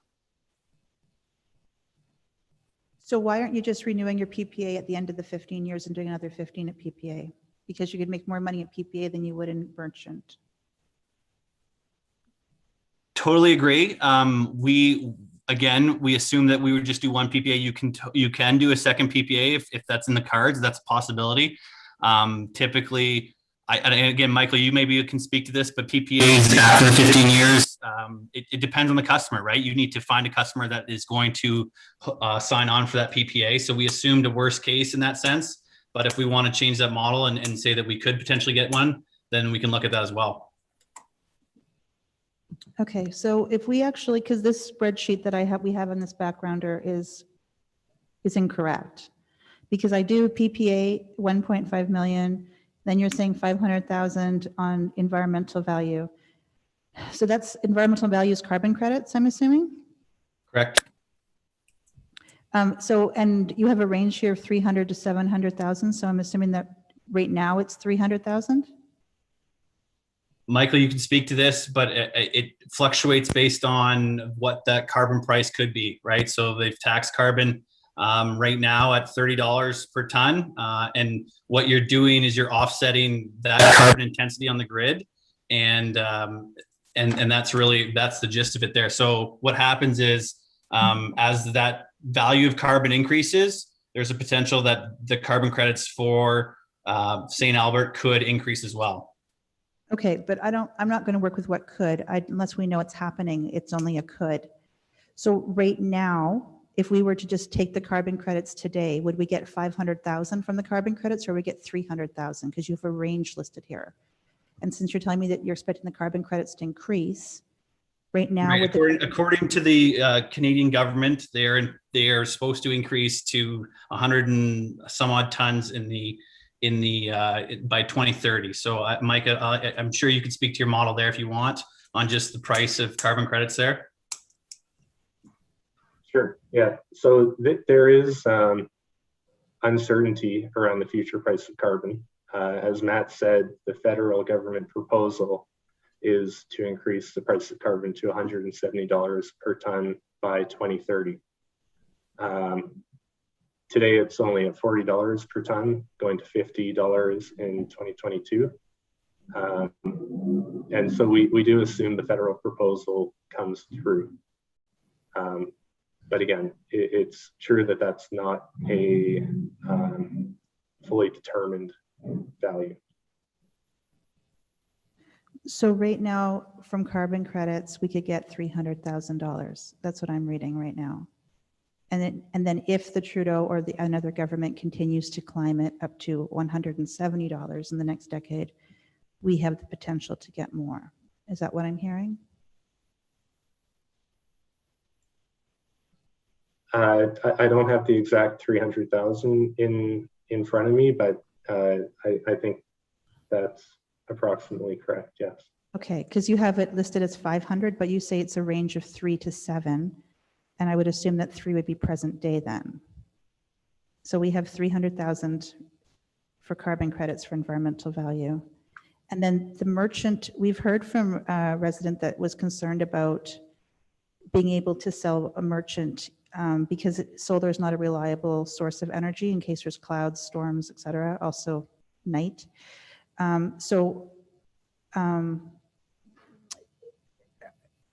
Is commercial, or is solar without having any type of backup actually even available on the merchant market? So the merchant market is pool price. So as long as we're pushing back to the grid, that it will just be based on the determined set of what that rate is. PPA is less, obviously, is with a customer, and they will anticipate something there as a going rate. And obviously, knowing that they're dealing with a solar farm, they're going to anticipate that the range will vary significantly. From a merchant standpoint, that's pool price. So you're basically just pushing back to the grid, and you're getting whatever that rate is at that point in time on the grid. Right. So, because my understanding, and you can correct me if I'm wrong, but my understanding is that when you bid on merchant, you're basically bidding on it for, like, you can guarantee it for an hour at a time. And that's the problem with merchant, is if we don't have batteries, then it's difficult to sell merchant. So if I can clarify, Councillor Hughes, Yeah. as long as we're outputting any amount of energy, we are eligible to receive value for that. So again, this is the reality based on ATCO's experience in this. So irrespective of cloud cover, et cetera, we will still be eligible for merchant revenue if we're producing electricity and it's hitting the grid. Okay. And then the DGC credit, you said is going to be phased out in the next 6 years? Correct. It was actually, that was a ruling that occurred in the last, I guess, 2 weeks here. So yes. Okay. So when I look at the spreadsheet, the PPA is, you're listing it at 1.5 million. When I do the math, it's actually 1.1 or less. The environmental value is actually 300,000. That's what we know today. Like, that's what we'll be getting. And we can't count on anything happening until it happens. The DCG credit in 6 years' time is not going to be existent at all. And the merchant revenue doesn't come in for 15 years. So we have 1.5 million. In 6 years' time, if we're still in this game, we have 1.5 million coming in revenue. And we have a debenture payment of 1.6 million. And we have operation and maintenance of 155,000, which means that we're short $200,000 just on operating and maintenance, just to break even. That's what I'm seeing with the numbers that you're providing me today. And I'm using 1.2 million as the more accurate number. If we say 1.5, then we make 1.8 million, and our expenses are 1.755. So if I use your numbers, 1.5 million on PPA, environmental value is 300,000. That's 1.8 million. Our expenses, according to you, are 1.75. So, like, I'm looking at these numbers, and the problem I have is the spreadsheet. I don't know who did the spreadsheet, but the spreadsheet has got, it's wrong. Like, it's wrong. And so it's not 2.42 million. The first year is really 1.8, because we can't count on this DCG. It could go sooner than 6 years. And then the second half of the evaluation, we're looking at 900,000 and whatever we can get from the carbon credits, which at best case scenario, which would be $170 in carbon tax, which would make it unlivable to live here, be $700,000, which is 1.6 million. Again, we're not making money off of this. So I'm just looking at your numbers. I'm looking at what you're providing me, and I'm not seeing this profitable. Councillor Hughes, may I offer an opportunity for council? Michael with Boost Venture Energies produced a pretty comprehensive backgrounder and proprietary sheet for administration for consideration of the financials. It may be beneficial for council to receive this as a confidential slot memo, being as that is proprietary to Boost Ventures business model. I think that would probably help explain where the revenue and the estimations come in. In addition, just for consideration, and I'd mentioned earlier within the presentation, this proposal is one of, within the province of Alberta, 38 proposed solar farm energy projects that are being undertaken. So, the economics produced by ATCO and Boost are conservative, but I believe that they are show beneficial to the city of St. Albert. So perhaps maybe a slot memo of this information might be beneficial so council can see the model. Mr. Hiltz, was that what you sent us out over the weekend? Mm-hmm. No, sorry, I'll jump in for Carrie. We sent some updating assumptions that were used in the model confidentially because there was some questions about the assumptions that went into some of the modeling. What hasn't been slotted is kind of the detailed report, as we had just gotten a copy of it on Friday for our review, and it wasn't ready to kind of go outside of administration at that point. And you've reviewed it? Both you? Yes, correct. Yeah, so we've been able to take a look at it at this particular stage, and it does provide very sound details. Now, again, it's really complicated in nature, so it's not a simple multiplication of two values to achieve the output revenues. It is a very fluctuating component. If you, again, I've had a chance to look at their spreadsheet. It's extremely complicated in nature, and I'm not even like, it's hard to follow unless you spend down for a full day experiencing it. So they've been able to summarize most of their data in, I don't know, an 8 or 9 page technical memo outlining kind of how the financials work together. Okay, so I don't mean to interrupt you, Councillor Hughes, but we have a public hearing at 5. Councillor Broadhead has questions. I'm going to kind of let other people have an opportunity to ask. So my biggest question before I go to Councillor Broadhead is, you've reviewed, I mean, my staff, City St. Albert staff have reviewed that proprietary information, and you feel that the numbers that provided to council today are accurate. So again, I will acknowledge there, I did make an error in the attachment, but the net value in that is still accurate based on the Boost output model. The financials are there for this particular business case. ATCO and Boost have come with the recommendation that it is a viable business venture to provide sustainable revenue to the city. And admin has gone through all of their data and looked through it with a fine-tooth comb. And again, we would agree with their recommendation. Okay, so we'll have to, I mean, please slot that to us, I guess, as a confidential memo. You bet. That summary is somewhat helpful. So I'm going to go to Councillor Broadhead, and then I'm going to call a bit of a break because supper's here and we have a public hearing at 5. Go ahead. Well, thank you very much, Madam Mayor. I'll be very quick here. Glare study. I'll just ask this question only because we're in the flight path from the base over to Villeneuve. I'm assuming that the military will at least be consulted in terms of what their experience might be. Now, I suspect they won't have a problem given that there's already solar panels in close proximity to a airport, but nonetheless, you might want to just check and see if they've got a problem with it. Power in the air versus buried power. Like, we're not going to have power in the air in around this solar farm, are we, in any way? Sorry, could you repeat the, go ahead there, Chad.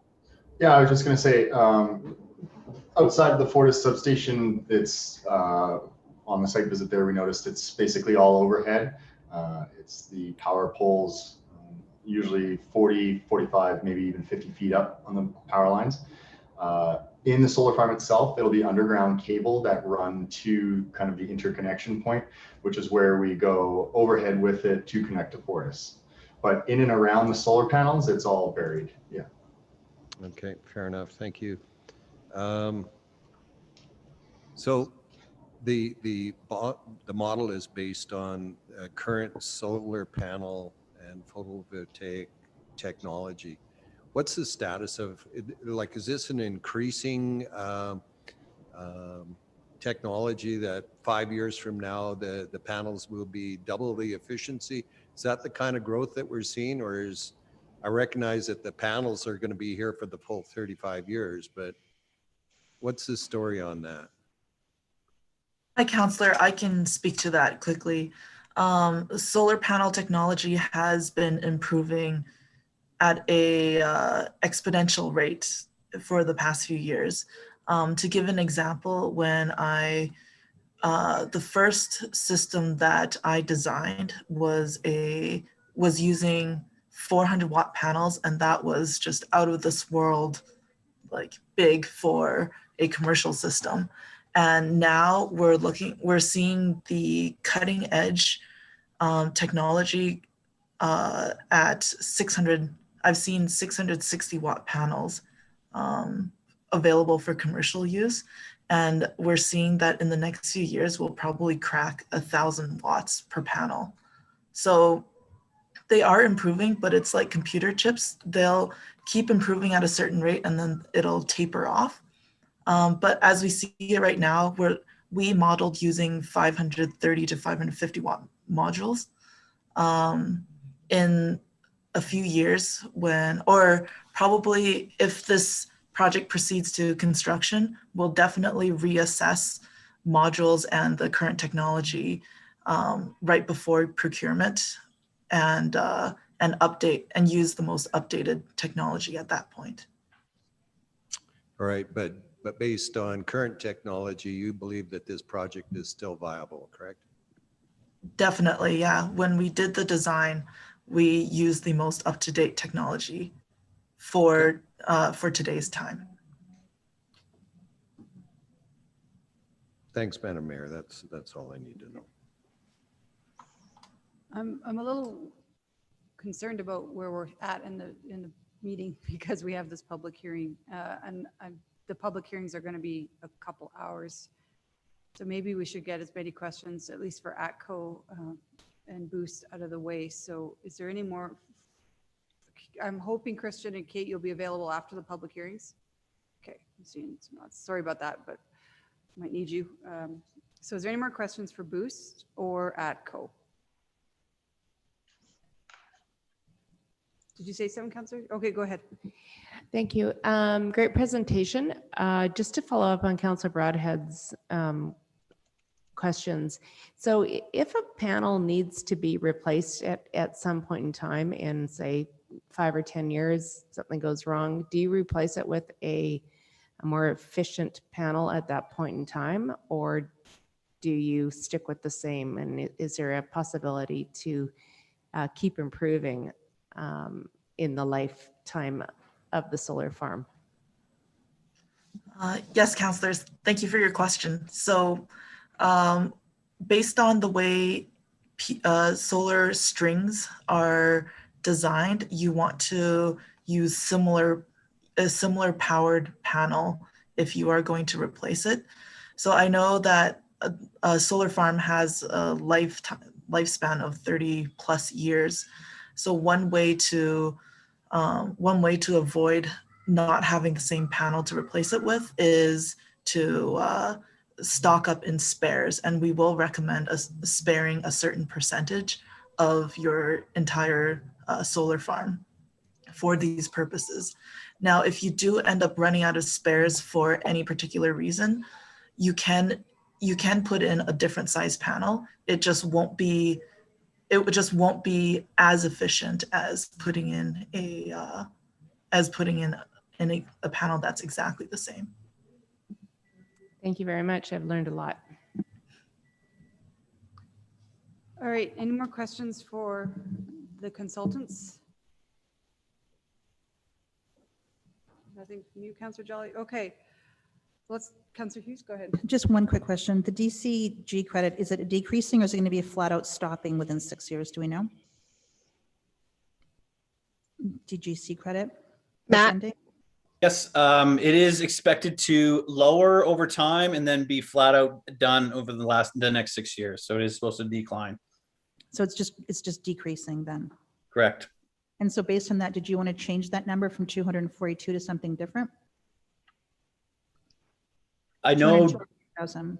Sorry, yes, I know Michael's looking at the model. He's updated the model based on the DCG credits. So the model that we have, and we can provide the summary, has those updated numbers. And again, we incorporated the average that we saw over that window. So again, it starts higher and ends and goes down to nothing. So. Okay, and so when will we be getting the updated model that has the merchant revenue listed correctly, the PPA revenue listed correctly, and the decreasing DGC credit listed correctly? So the decreasing is accurate today in it. We have all the accurate models, and Christian and I can slot it to council probably in the next couple of days. The DCG says 242,000 on average for 35 years. In the model, it was incorporated over that 6-year window. Okay, are we going to get that model today? Because I don't see the model in any of my notes. The model itself is proprietary to Boost, but we have a summary report that we'll be slotting to council. Okay, so when do we get the summary report? Because the numbers that we have right now are not accurate. Again, we can slot it to council probably in the next day. So we're supposed to vote on this without having the correct information in front of us? That's a question for the chair. I'm asking anybody. And Councillor Hughes, they've said it might be 1 to 6 years instead of 1 to 35, but the 242 is accurate. Is that correct? Correct. The average cannot be 242 when the range is 173 to 257, and it says years 1 through 35. Okay, Councillor Hughes. So I'm just saying that the numbers are not right. I just need to see the right numbers. Okay, I give up. That's your opinion. We've got Kate's opinion. Council has to consider all of this on their own. So we're going to take a break. We have 15 minutes before the public hearing, so go as fast as you guys can, and we'll be back in our chairs.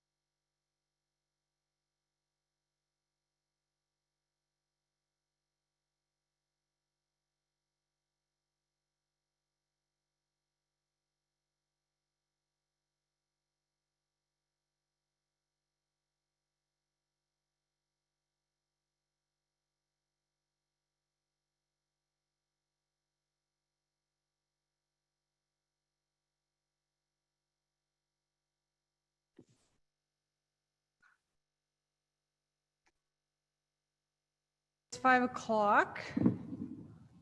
4 public hearings in front of us, people. The first one, I'm just going to go to it.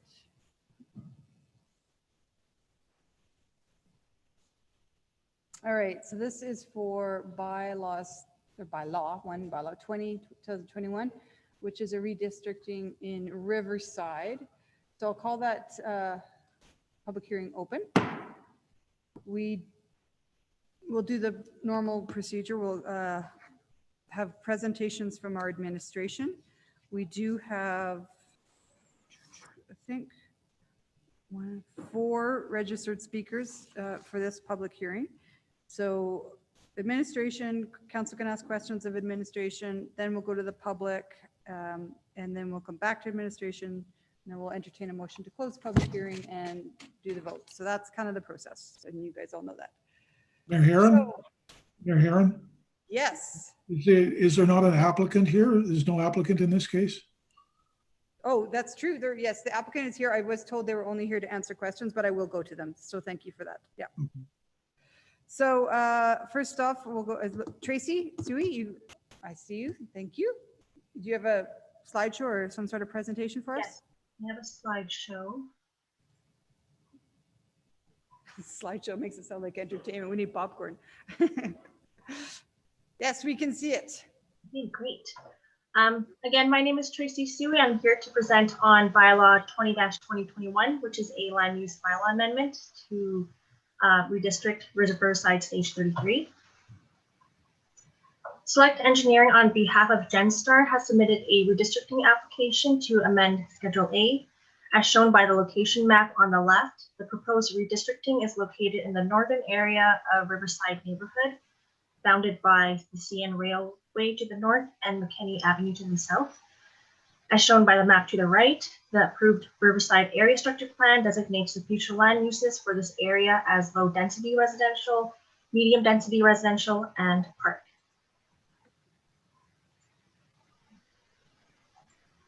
The total redistricting area in Riverside Stage 33 is 21 hectares. The current land use district, as shown in the land use bylaw at this time, is the Urban Reserve District. The Urban Reserve District is a holding district until future urban development occurs in the land. The redistricting of the subject area is from, again, Urban Reserve to the following proposed park and low to medium residential density land use districts: RX, RXL, R3A, and P. In the agenda report for first reading of this redistricting application, it was mentioned that the proposed size and shape of the park site, which is shown in the middle here, generally conforms to the Riverside ESP. The proposed redistricting size, outlined in the black, appears to be slightly bigger, and the proposed shape is less irregular than what is shown in the Riverside ESP. Since first reading, a subdivision application was submitted to subdivide the park with an area of 0.55 hectares, which is 0.01 hectares less than what is planned in the Riverside ASP. Recreation and Parks has no concerns with the proposed configuration, as it is more regularly shaped and provides greater street frontage. This redistricting application was circulated to all landowners within a 100-meter radius. The circulation period started on February 2nd and closed on March the 10th. No comments from the public were received during that period, but starting the week of June 7th, the city received concerned comments regarding Genstar's removal of the trees along the CN rail line to the south. The city of St. Albert does not regulate tree removal on private property, and the trees were not identified in the supportive documents as of environmental significance. It is important to note that city efforts by the city were made starting in 2009 to protect land of environmental and cultural significance in Riverside. In 2010 and 2011, the city worked with land developer Reed Worldwide Corporation and were able to secure more than 55 hectares of environmental reserve and municipal reserve, shown in the light, medium, and dark green in the southern area of Riverside, bounded by River Ray Gibbon Drive to the west and the Sturgeon River to the south. The lands were secured prior to development. In September of 2011, Council also designated the White Spruce Forest in Riverside as a municipal historic resource to further protect it. The developer is still obligated to dedicate 10% of net developable area in Riverside as municipal reserve, which is shown by the hatched areas in the map. Municipal reserve is generally used for the creation of parks. As the application is consistent with the approved Riverside Area Structure Plan and based upon our review of the redistricting application, administration recommends that bylaw 20-2021 be approved. And that concludes my presentation. Thank you. All right, thank you, Tracy. I will open it up to council for any questions on the redistricting or the trees. Councillor Mackay.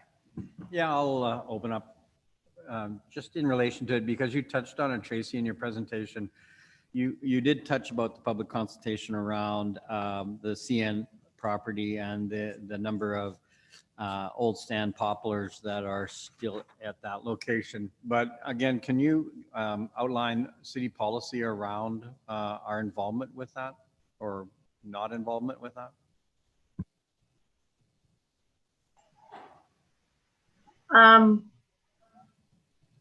The concerns were raised, so starting June 7. I think there was a council inquiry that was provided a month ago that stated the city, these trees were located on private property and the city has no control over these trees. They're up to Genstar to decide what to do with them. It's at their discretion. Okay, I don't know.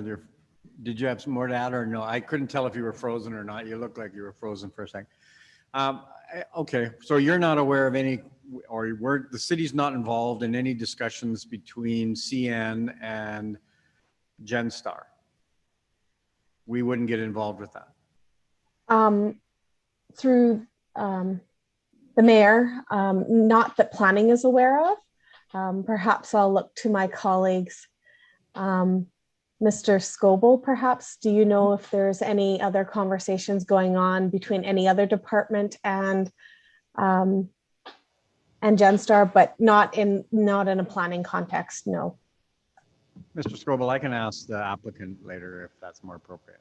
Yeah, no, I know our engineering has had some discussions. I don't see anyone from engineering online here. I was looking, but they have had some discussions. But again, what Tracy said is accurate. It's, you know, it is private property, so we've been working with the parties to see if there's some alternatives, and you know, perhaps the developer will speak about that later. I just saw Donnie jump on. Did you have any? Was that anything else or no? Nothing more to add, Councillor Mackay. We are not involved in any conversations between CN and the applicant at this point.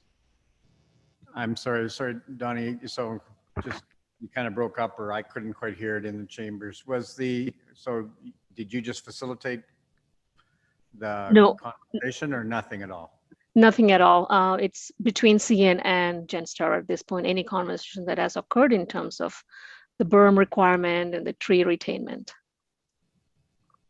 Okay, that's fine. I mean, so we're not aware of any CN policies or requirements in relation to build out of new areas or residential areas. I mean, again, this is third-hand information not available unless I ask the applicant, I guess, later, because I don't have CN here. But I mean, there is a requirement now that you need setbacks and a berm. And so we wouldn't be involved in that. That would be just between the applicant and CN. So we do get that when we circulate our applications off, we often will get a form letter from CN about the requirements. And those would have that will happen through this process and possibly through subdivision as well. But they're standard requirements. And at this time, you'll have to ask the applicant regarding any conversations they've had with CN. All right, so CN is included in that 100-meter radius then, I'm assuming? They are. Okay, and it's just a form letter. They send us back something to say, we have this requirement. That's correct. Okay. All right. Thank you for the clarification. I appreciate it. Thank you. Councillor Broadhead, you're up next.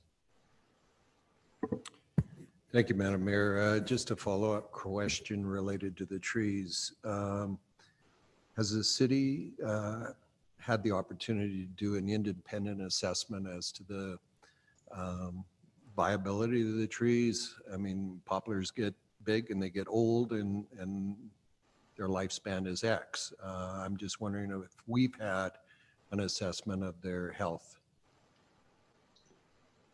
So I'll just look to Tracy for a little bit more information, but these trees were identified within the natural resource assessment or inventory assessment. I think in 2015, what was determined that they were not of any environmental significance. So they were not deemed to be, I guess, worth saving. I don't know how else to put that. We also could not retain those trees as environmental reserve, as underneath the definition of the MGA, tree stands do not qualify for that designation. So if these trees were deemed important for other reasons, the city's mechanisms would be to take it as municipal reserve, should it be deemed important. But I think that Tracy, can you please confirm that the environmental reports that were done for this area stated that they were not significant? Yes.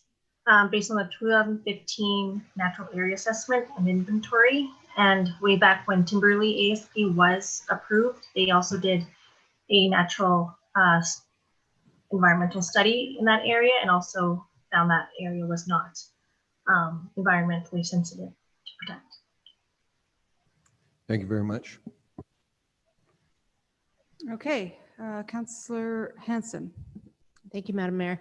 So I guess, Tracy or Christina, if we were to leave that portion along the railroad tracks, urban reserve, and not move it to RX, this is hypothetical, would those trees stay, or would GenStar still need to remove them? Or might remove them if it stayed as urban reserve? So GenStar is the landowner. We do not control the removal of trees on any private property, whether it's a local homeowner or the land developer, unless they're identified as environmentally significant. So even as urban reserve, these trees could be removed by the landowner. Okay, that's what I wanted to know, because that was a question that came through. Yeah, I think one of our emails was, if we pass this, we're responsible for taking those trees down, but that is definitely not the case. Adrian, do you want to supplement that? Yeah, if I could agree 100% with what Christina said, and it's just important to kind of clarify. There's two different conversations that I think have gone on, which has led to some of this misunderstanding. People are talking about urban reserve, implying that there's some sort of a protection provided with the urban reserve, which is a zoning. It's a districting for the land, and it's not a municipal or environmental reserve designation, which actually protects the uses of the land themselves. So urban reserve is just basically it's almost like an agricultural district that is intended to be held until such time as the land develops otherwise. So again, with what Christina said, we don't regulate what people do with private property, the trees on private property. So whether it's districted as urban reserve or RX, there would be no difference in outcome, really.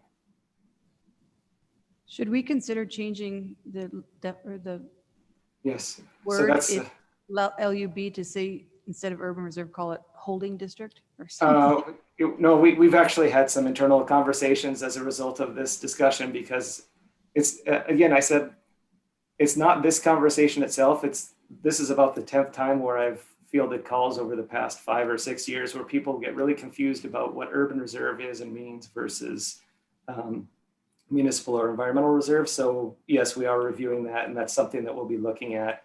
If not standalone, we'll for sure capture it with our land use bylaw review, because it does cause confusion for folks that don't spend their days looking at land use bylaws. Right. Thanks. That'd be great. Councillor has any more questions? Do we have anyone that has any tree expertise on the line?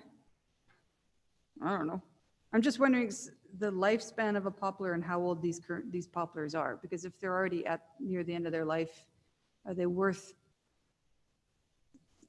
saving, or should we allow the berm to be built and have new trees planted that will last much longer? Does anyone know the lifespan of a poplar and how old these ones are? Okay, Adrian. So you don't have to put up your hand, Adrian. Going back a ways, I do have a natural resources management background, but yeah, a poplar, from what I understand, these poplars in the Riverside neighborhood, the whole area has been under cultivation for decades, and that's probably why you kind of saw that there was not an identification that these poplars needed to stay. Poplars get prone to wind blow and things like that, and they're a relatively short-lived tree, so 30, 50 years, somewhere in there, they start to get mature, they start to get rot, they start to break, stuff like that. So I don't know. I know that we look back at least into the early 70s, and those trees were there along the rail line. So you're starting to talk about 40 to 50-year-old trees at a minimum in some cases. And I wish Louise was here, but I do know that when we've looked at other kind of tree stands in the Riverside area, they've always kind of said once they're pretty thin, pretty linear, that their future isn't that bright. All right, I saw Shane throw his camera on, so when we get to the proponent, I might ask you that same question, Shane, when we get to you. That'd be great. And so, because we did receive an email, and I think from that recipient is speaking to us today that these trees were planted in the 30s. So we're gonna have to get some clarification. Any more questions for administration? Sounds like the big concern is more about the trees and the berm than the actual redistricting and the density changes, et cetera. So, which is fine. Councillor Jolly, do you have any questions? No, Adrian answered my only question. Thank you. Okay. All right. So let's turn now to the proponent. I know Bladen from Select Engineering and Shane from Genstar are here. Thank you guys for joining us. Do you guys have a presentation, or do you want to address the redistricting and then we ask you questions? Yes, please, Madam Mayor. I have just a very short presentation. Okay, go ahead. I'm gonna share my screen, just one slide.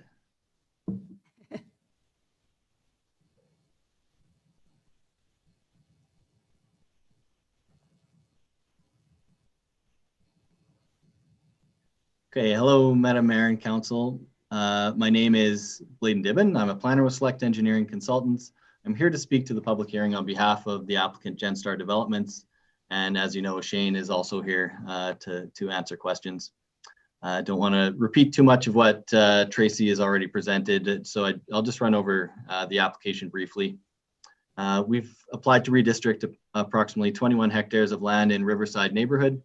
The redistricting complies with the approved Riverside ASP and covers several stages of development that will be constructed over the next few years. The districts include RX for front attached garage, RXL for homes with rear lanes, a pocket park in the middle there, and a medium density residential site next to McKinney Avenue. We come here with support from city administration and look forward to continuing with the development of this neighborhood. I'm happy to answer any questions. Thank you. Okay, so I'll start with maybe you, Shane, because you turned on your camera. Any knowledge of the trees and their lifespan and how old they are? Sure. So thank you. We've engaged with an arborist to go out and have a look at the trees. It's somewhat of a complicated issue. So we have a requirement set forth by CN Rail, and from what I understand, the city as well, for noise attenuation. So we'll have an obligation to build a noise attenuation on top of a noise attenuation berm adjacent to the rail line. So because we've been, receiving all of these calls and a lot of concerns, we understand, individuals want to keep the trees. So we decided to engage with an arborist. And the reason that we did that first is we wanted to see, okay, if there's an opportunity to keep the trees, if they're healthy enough, then we'll do step 2. And step 2 would be, can we actually build a retaining wall to retain the trees? So we still have to build the noise attenuation berm, but we wanted to see if this is worthwhile. So we engaged with an arborist, and he came back. So I don't have the actual written report yet. That's still underway. But the gist of his site inspection was that these are old trees. There's some decay now, and he's got concerns that they're not terribly healthy right now, just because they are old. They're at they're near the end of their life cycle, as he put it. But the bigger issue is if we were to retain them, us moving material around will impact the roots of the trees, further causing a quicker decay of the tree. In addition to that, so that's part 2. And then part 3 is if we were able to build a retaining wall and the trees would survive, would Public Works take them over at the end of, GenStar's maintenance? And there is some concern that that may not happen. And again, we haven't had any consultation with the Public Works Department at the city. What we have had is, I've just chatted with my landscape architect, and he's worked within the city of St. Albert for many, many years. And his experience has been the trees would probably be cut off at the top just because of the height of them. They are in excess of about 50 to 60 feet. And then, of course, because of the span of the trees, there's concern that if they do ever fall at some point down the road, they would want to try to mitigate the damage. And of course, these would be landing in the back of properties or future properties. So there's a good chance that the branches would be trimmed as well. So at the end of the day, we're compromising the integrity of the trees. And these trees were windrow. So now to go in there and adjust, the configuration of the trees, like the way we would actually be impacting their structure. So long story short is, it doesn't appear that these trees would survive. So the one thing that was identified by the arborist when he was out there is there's a lot of new growth, just natural because of the poplars. So he's saying new growth will develop over time. And again, it's just time, right? So I guess that being said, the sooner that we build a berm, the sooner the natural growth will start doing its thing. And the sooner it starts to look like there's a new tree stand. All right, so that leads me to a similar question. So I don't know if GenStar has built these berms along railway tracks. You must have. Is there any plans to plant some trees on top of the berm? Or are you just natural growth? And is that maybe something that we could come to an agreement on? So we absolutely could look into that. But the way that it is right now, we do actually have a requirement to do landscaping in the back 5 meters. So in other areas in Riverside that are adjacent to the rail line, we do have a requirement to provide landscaping. And I forget the requirement of, I can spit out 80 trees per hectare. Don't hold me to that number, but we do have a requirement to put vegetation adjacent to the rail line. Okay. And then, okay, so you said in your opening remarks that it's a requirement of CN, but also the city of St. Albert is requiring this berm. It is for noise attenuation. So is there something the city could relax that would help save the trees? Maybe I need to ask that to Christina, but. So I'll get Adrian to confirm as well, but because land is you're dealing with CN, which is a federal entity. What we do is we put in their conditions as part of our conditions of subdivision. So it's pretty templated. That's my, I guess, general response to your question. Adrian, do you? No, that's correct. So it's a CN requirement for all of our developments along the new developments along the railroad tracks. There's there needs to be fencing, noise attenuation, etc. So that's what you see. We don't really. Okay, so we're just echoing or reflecting what the federal government's asking. That is correct. Yeah, I just wanted that to be really clear because, you know, if it was something the city could do, we probably would. So one last question, and then I'll go to Councillor Mackay. So there's no berm on the other side of the tracks, and Genstar developed that side of the tracks as well.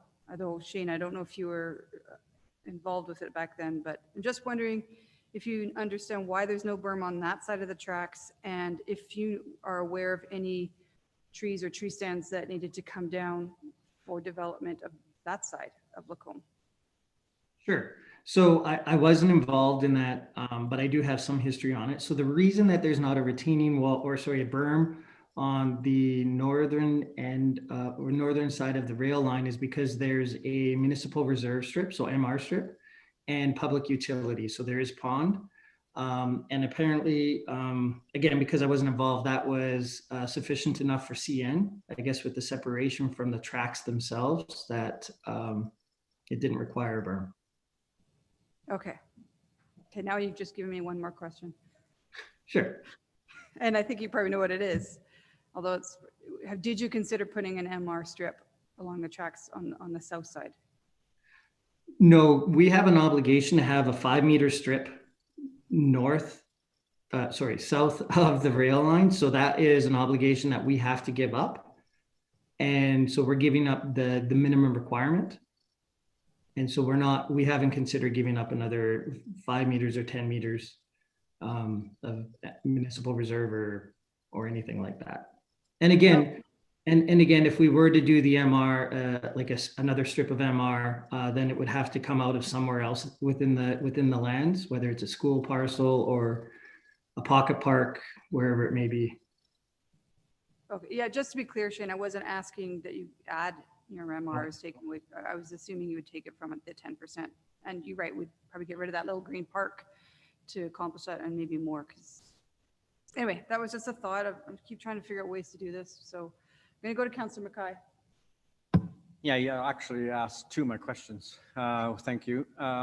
So Shane, or time for build out, I already know that you've already got 4 units already built on, what is it, Red Spur?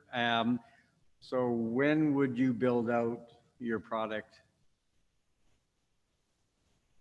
Adjacent to the rail line? Correct. We're probably, it really depends on the momentum from the builders and the sale progressions that they're seeing. Right now, they are seeing really good sales. But realistically, we probably wouldn't be adjacent to the rail lines until 2023 at the earliest. By the time you see a house there, it might be 2024. But we do have a big pile of clay within the northeast corner. And so we're going to be removing that clay pile this year. And as part of our construction plans, we're going to be grading that area. So part of the grading would be the construction of the berm either this year or next year. It just depends on timing because it is a large construction program. Yeah, no, correct. So that you would take the dirt from that large pile on the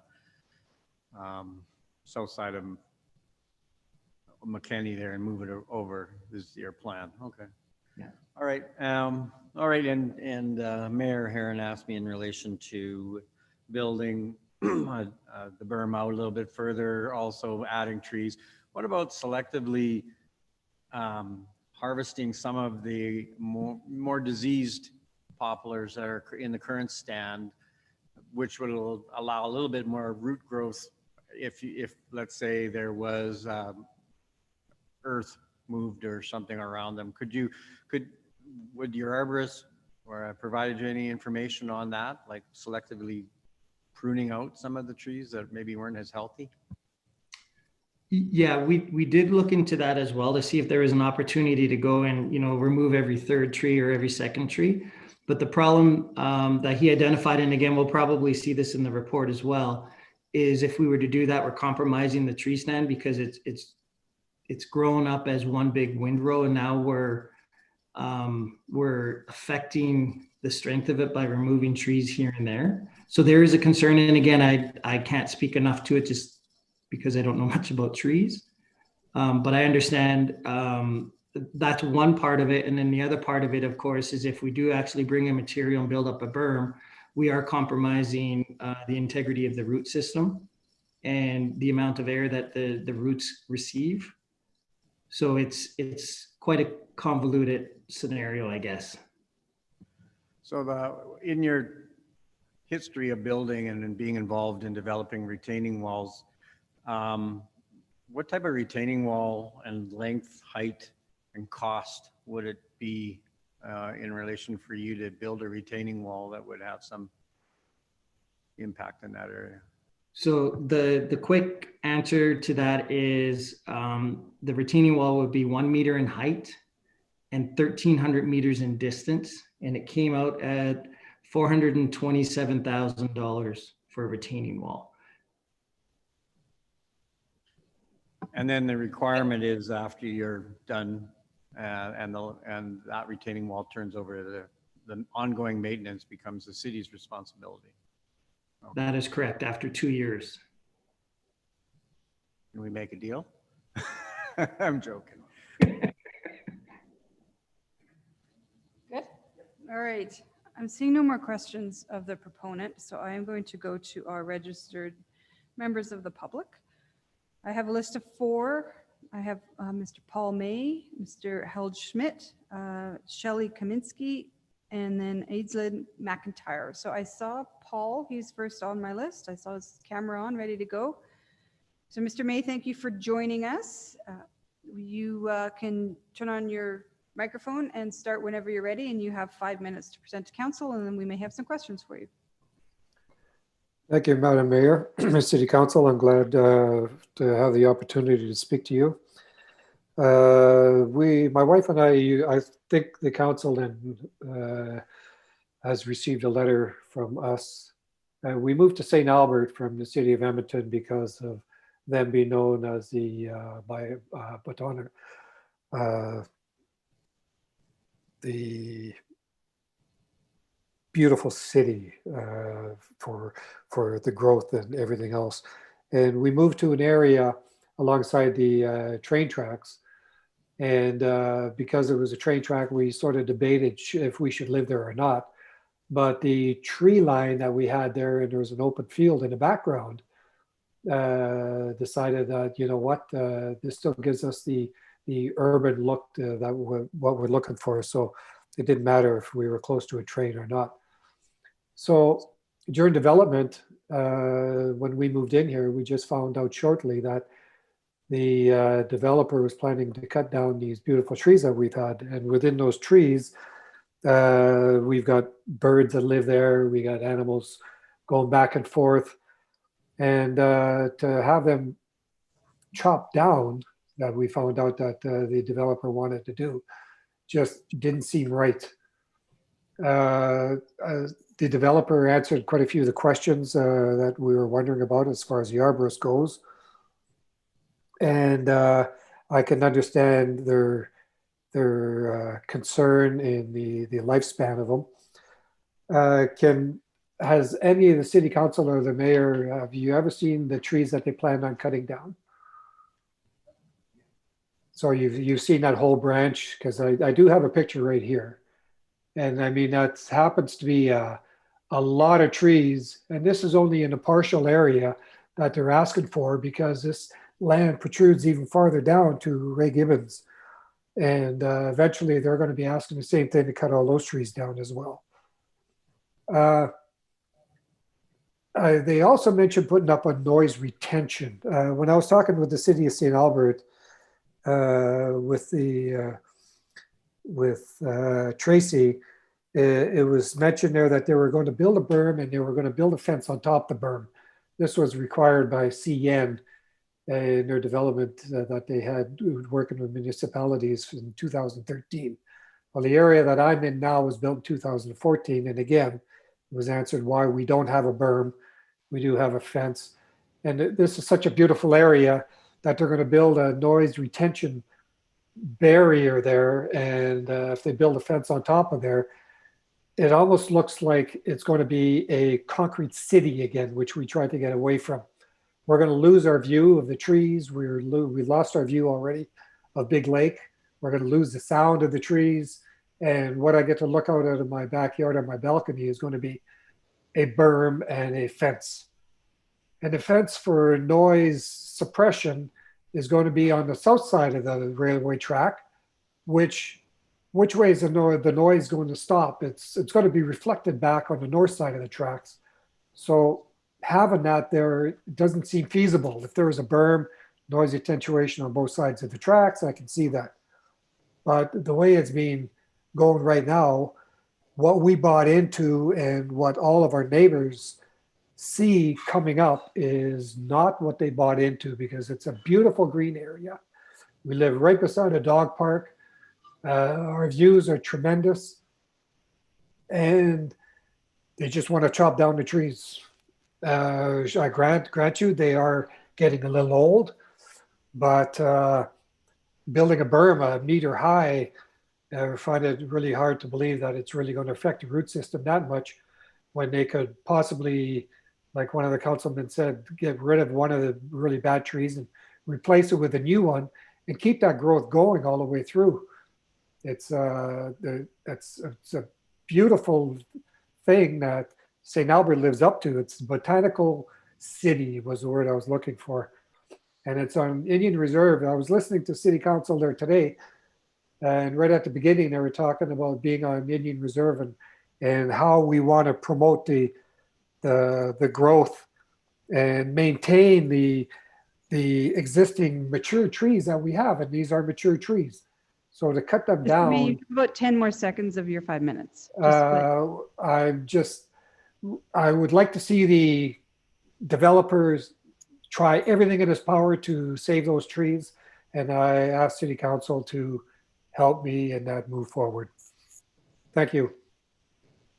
Thank you for that.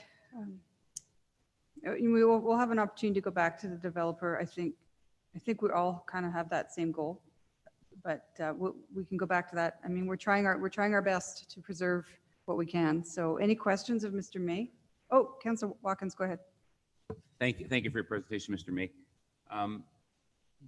When you bought there, were you told that the trees were going to stay?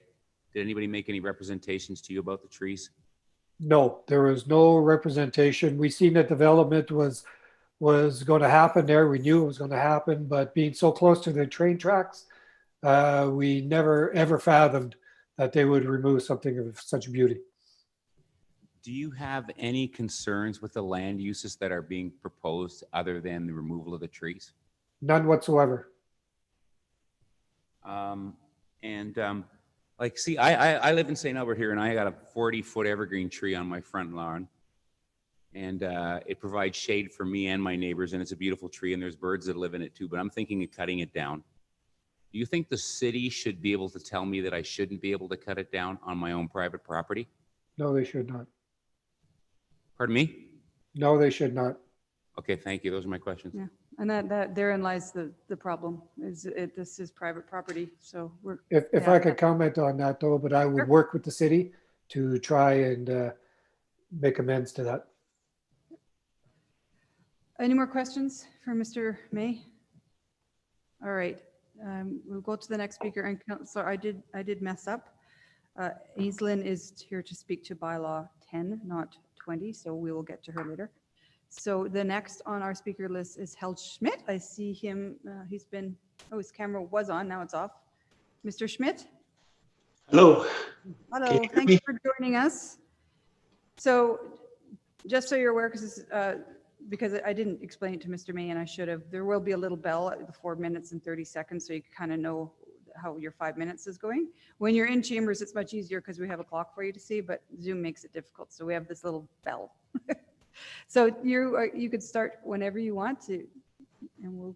All right, I just read the Flourish Growing to 100,000 put out by the City of St. Albert in Chapter 5.4 about the urban forest, their policies, incorporating existing tree stands into parks and other public open spaces and private amenity spaces where feasible.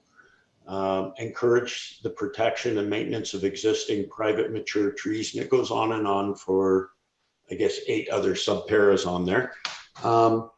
These trees have been there for quite a while, and they are literally approximately 3 to 5 feet inside the old, I guess, the farmer's fence that separated the farmland from the CN property.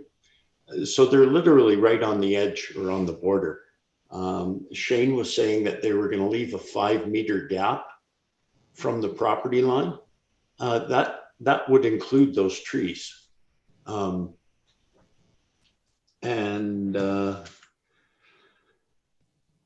If they leave the trees and move the berm back a few feet, that may shorten the depth of the lots that are in that area. But they have to leave that 30-meter setback for safety, and that's according to the guidelines for new development and proximity to railway operations dated May of 2013. So that they have to leave that space anyways, then why not leave the trees up? That's all I've got, sorry. No, that's okay. So you're suggesting moving the berm closer to the future homes and shortening their lot. That's your suggestion? Yeah. First, because we could ask that to the developer. Do I have that right? Is Shane still there? Yeah, we're going to finish up with the public, and then we have an opportunity to ask questions of the proponent again. So Okay. I just want to make sure I got your question or your suggestion correct. Yeah, if they can do that, leave the trees, enhance it with some newer trees, or plant some larger evergreens on there to give some sort of a year-round windbreak and screening.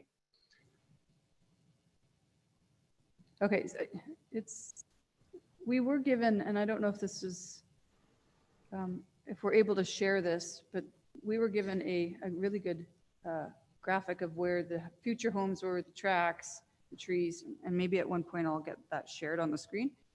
But that is something I will check back with. Is there any other questions of Mr. Schmidt? Yep, go ahead, shoot. All right, so thank you for joining us. We have one more speaker, and then I'll allow council to go back to the proponents. So we have Shelley Kaminsky. Is Shelley with us? No, Madam Mayor. Shelley is unable to attend. Shelley's unable to attend. Okay. Okay, so council, after hearing from the public, do you have any more questions of administration, of the proponent? We're good? Oh, I'm just opening it up to you guys now. Go ahead, Councillor Hanson. Well, I guess my question would be your question. Okay, And go ahead. Yeah, and I guess I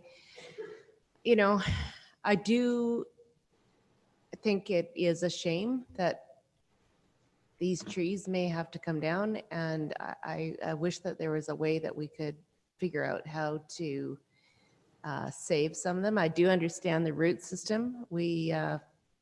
Our place in BC is surrounded in forests, and we're always very careful about the trees that we fall because of root systems. And it can compromise a whole bunch of trees when one comes down. But honestly, it would be nice to have some kind of assurance that there's some greenery left somewhere along there so that it's not just a wall that those folks are looking for. So not really a question. Well, a question, can you do what the last speaker said, push the berm back? And what does that do to your your development? And otherwise, could you put some evergreens in or something of that sort? So Shane and Bladen, I think that's a question for you guys about pushing the berm back.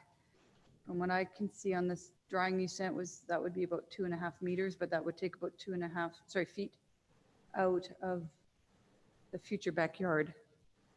Am I right on that? And then is there still some risk to the trees? So you're looking at the cross section that I had sent through last week. So we have a requirement to give up 5 meters from the CN property line. So we're giving up that 5 meters as a buffer, and the trees fall within that 5 meter buffer. The portion of our berm falls within that 5 meter buffer. So the idea is our back of lot property line now is 5 meters from the CN rail, and the back of lot property line will be where the fence is, obviously, but that will be the center of the berm. So the center of the berm is at the height of, let's say, 2 meters, I believe it is, and then it goes down at a 1, 2, 3 slope. And so what it does is it creates a fairly significant slope in the back of lots as well as for the rail line. So we want to have usable space for these properties. Now, either way, we're stuck with the 1 to 3 slope. So even if we were to still move the property line, instead of giving up 5 meters, we gave up 7, we're still dealing with the same slope. We're still dealing with the same problem as far as for what because the trees are, somewhere in the vicinity of 50 to 60 feet in height. We think that it's going to be a problem to retain the trees. Even if we find a solution, even if we increase the 5 meter requirement to 10, I think it's still going to be a problem.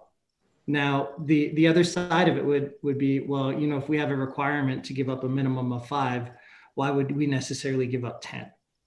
We would certainly consider this if we knew that the tree stand was more viable, but at this point, the verbal from what we've received from the arborist is this is an old tree stand and it's near the end of its life. Thank you for that. I mean, none of us are planners, arborists, or berm builders, so that kind of, I think it's the slope that is the big problem when closer to the home. Okay. Councillor Mackay, go ahead. Yeah, Shane. One of Mr. May's concerns is the type of fence that would be on top of the berm. Can you clarify what type of fence we're talking about? Are we talking about a noise attenuation, or are we talking about a residence fence? So it's the same thing. So the noise attenuation fence looks like a residence fence. So it's 6 feet in height, made out of wood. The only difference is they're I don't know how you say it. There's boards on both sides. So it's just a thicker looking fence. But from either side of the fence, it looks like your typical wood screen fence. It's just twice as thick. So there's so these ones here are vertical 2x6s or 1x6s, I guess. They're vertical 1x6s, or sorry, horizontal 1x6s. So now they'll be horizontal 1x6, but they'll just be twice as thick, and that counts as the noise attenuation. And they will be on the back of the lot on that slope you decide, that 1 to 3 slope. So they'll be quite high. So you'll have quite a slope a resident will have quite a slope in their backyard. Is that the picture I'm getting? Is that correct? That is correct. Yeah. Is there sorry, go ahead. Sorry, I was just going to say, because it is a fairly steep slope, we made the lots back in the rail line a little bit deeper, just so that they have more usable space. I realize that's maybe not part of this conversation, but we did give up, I believe it's an additional 4 or 5 meters just to accommodate this berm that we have to construct. So why wouldn't you did you look at putting RXL there? Like create a back lane where residents would come in off of a back lane, and that would give you even more distance. Well, no, but you'd have to count in the 5 meters, and then you would have a lane, but then what does that do to your product? Yeah, we'd have to look into that. That's not something that we're necessarily interested in looking at it at this time, just because when we construct lanes, we like to utilize the lane from both sides. So this would be a one-sided lane. So we typically like to do the lane product where we can capitalize on having product on the other side of it as well. So we are looking at different product type for this, but still, again, all of that falls into the front drive product. Yeah, okay. No, I'm just going through questions. I'm just saying, if you're looking at already doing an RX and RXL, could you put an RXL product in that location? Right. Yeah, but you're not, I mean, that's not on the boards right now. I just saw that as a possibility, as keeping it out. But then I realized you'd have your 5 meters, and then you'd have your berm, and then you'd have to give up whatever, how many meters for a roadway too. So, okay, I'm trying, as you can probably see, we're trying to save the trees, Shane. We're trying to save some of them somehow. And I realize that's, but I'm trying to kind of go through all the solutions we can possibly go through here.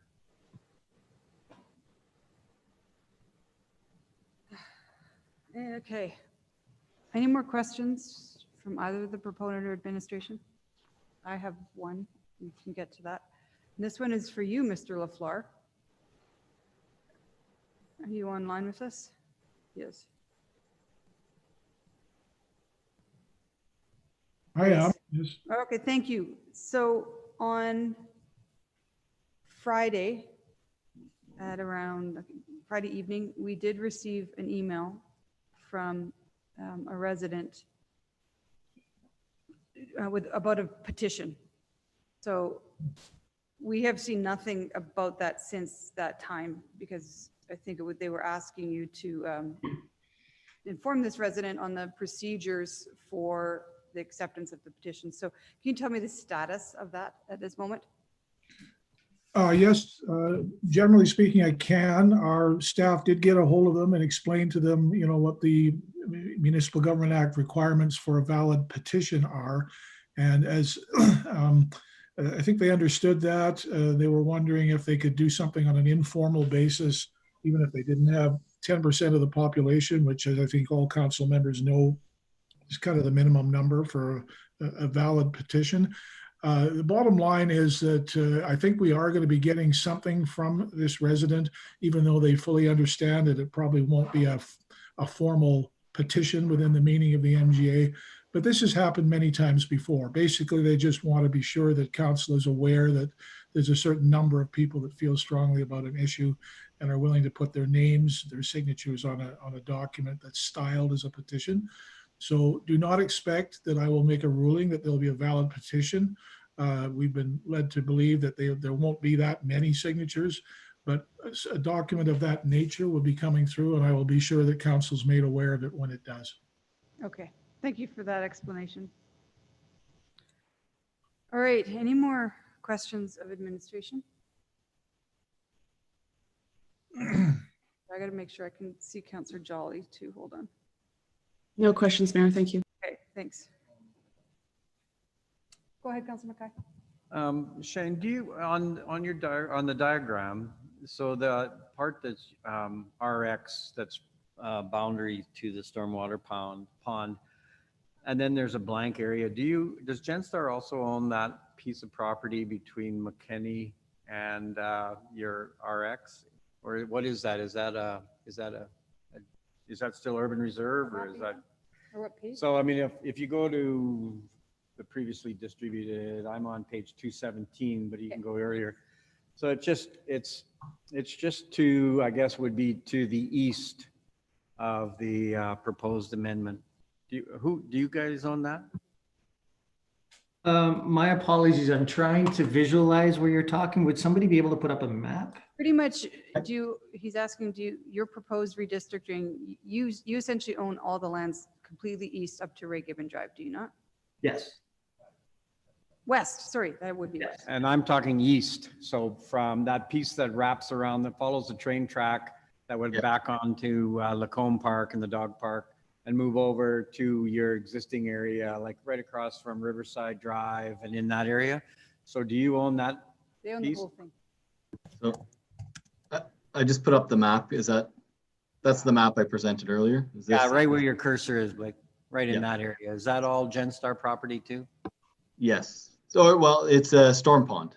Well, this part of it meeting- is the storm pond. The storm pond is right there where like, but is that entirely a storm pond? Is it all under, So if I may, so the area that's identified as P that goes all the way up to the CN rail line, that is all existing pond that has now been dedicated and transferred over to the city. And everything to the west where the RX area is identified in the yellow, that is Genstar's land. So we're abutting up to city-owned infrastructure. all right, When- thank you. I wasn't sure whether or not there was that piece that's still wrapped around the existing stormwater pond or not. And I was just wondering what was happening there. Okay, I appreciate the clarification. Thank you. Okay, thanks. Okay, Councillor Watkins. I just had a question on the developer. Okay. How far is the nearest house from the train tracks presently? Occupied house? On the north side of McKinney, you mean? In the Genstar area. Some of those Alberton? I would say a kilometer away at this point. Not Alberton. There's no, there's one little complex that's north of McKinney and south of that big pond that we were just looking at that has some occupancies. It's a fully built out parcel, but that's it. And I would say they're probably a kilometer away from the rail. And the residents who are here, I don't know, are they on the north side of the train tracks? Yes. What's the question? Okay, thank you. This is what happens in elections. Residents who were speaking, were they on the north side of the train track as per that diagram? All right. Put your mic on. Sorry to keep coming back at you, but can you go, so in the former rebuilt lands and all that on the other side where the existing train track is in your Riverside Park that moves along there, what do you have, what's in there for distance between the tracks, and is there a berm and fence as well in there? Yes, there is. It's the same cross section as the one that I had sent through to members of council on Friday. So from the CN rail line, there's a 5-meter buffer where there's a 2-meter high berm with a 1.8-meter sound attenuation fence built on top of it. So basically we'd be looking at something similar in this new proposal. So what's existing now that is in Riverside would just extend across it, and that would be similar then. Okay. Appreciate it. Shane, I asked earlier, and I don't know if we got an answer. Do you know if there was any tree stands that needed to come down when the north side of the tracks were developed? Or was that There were, and I was unable to find a map because I wanted to see if we had an old aerial kicking around in the office. But I did speak with the old development manager, Jim Pinnell. Sorry, not Jim Pinnell, Jim Christensen. And he was familiar with the area, and he identified that there were trees at some point, but they had been gone many years before the development of, as we got closer to the rail line. So there were at one point. Okay. Yeah, I used to take the dog to the dog park before there was anything over there, and I felt like it was open field, but yeah. All right. Are we done with questions of administration? Okay, so now process-wise, I need to entertain a motion to close the public hearing and then take the bylaw second and third reading into consideration and anything we want to add in if we have anything. I'm not sure if we do. So can I have a motion to close the public hearing? Councillor Brada, thank you. That public hearing on bylaw 20/2021 be closed. All right, anything else on that, Councillor Broadhead? Nothing further, Madam Mayor. Call for the vote then?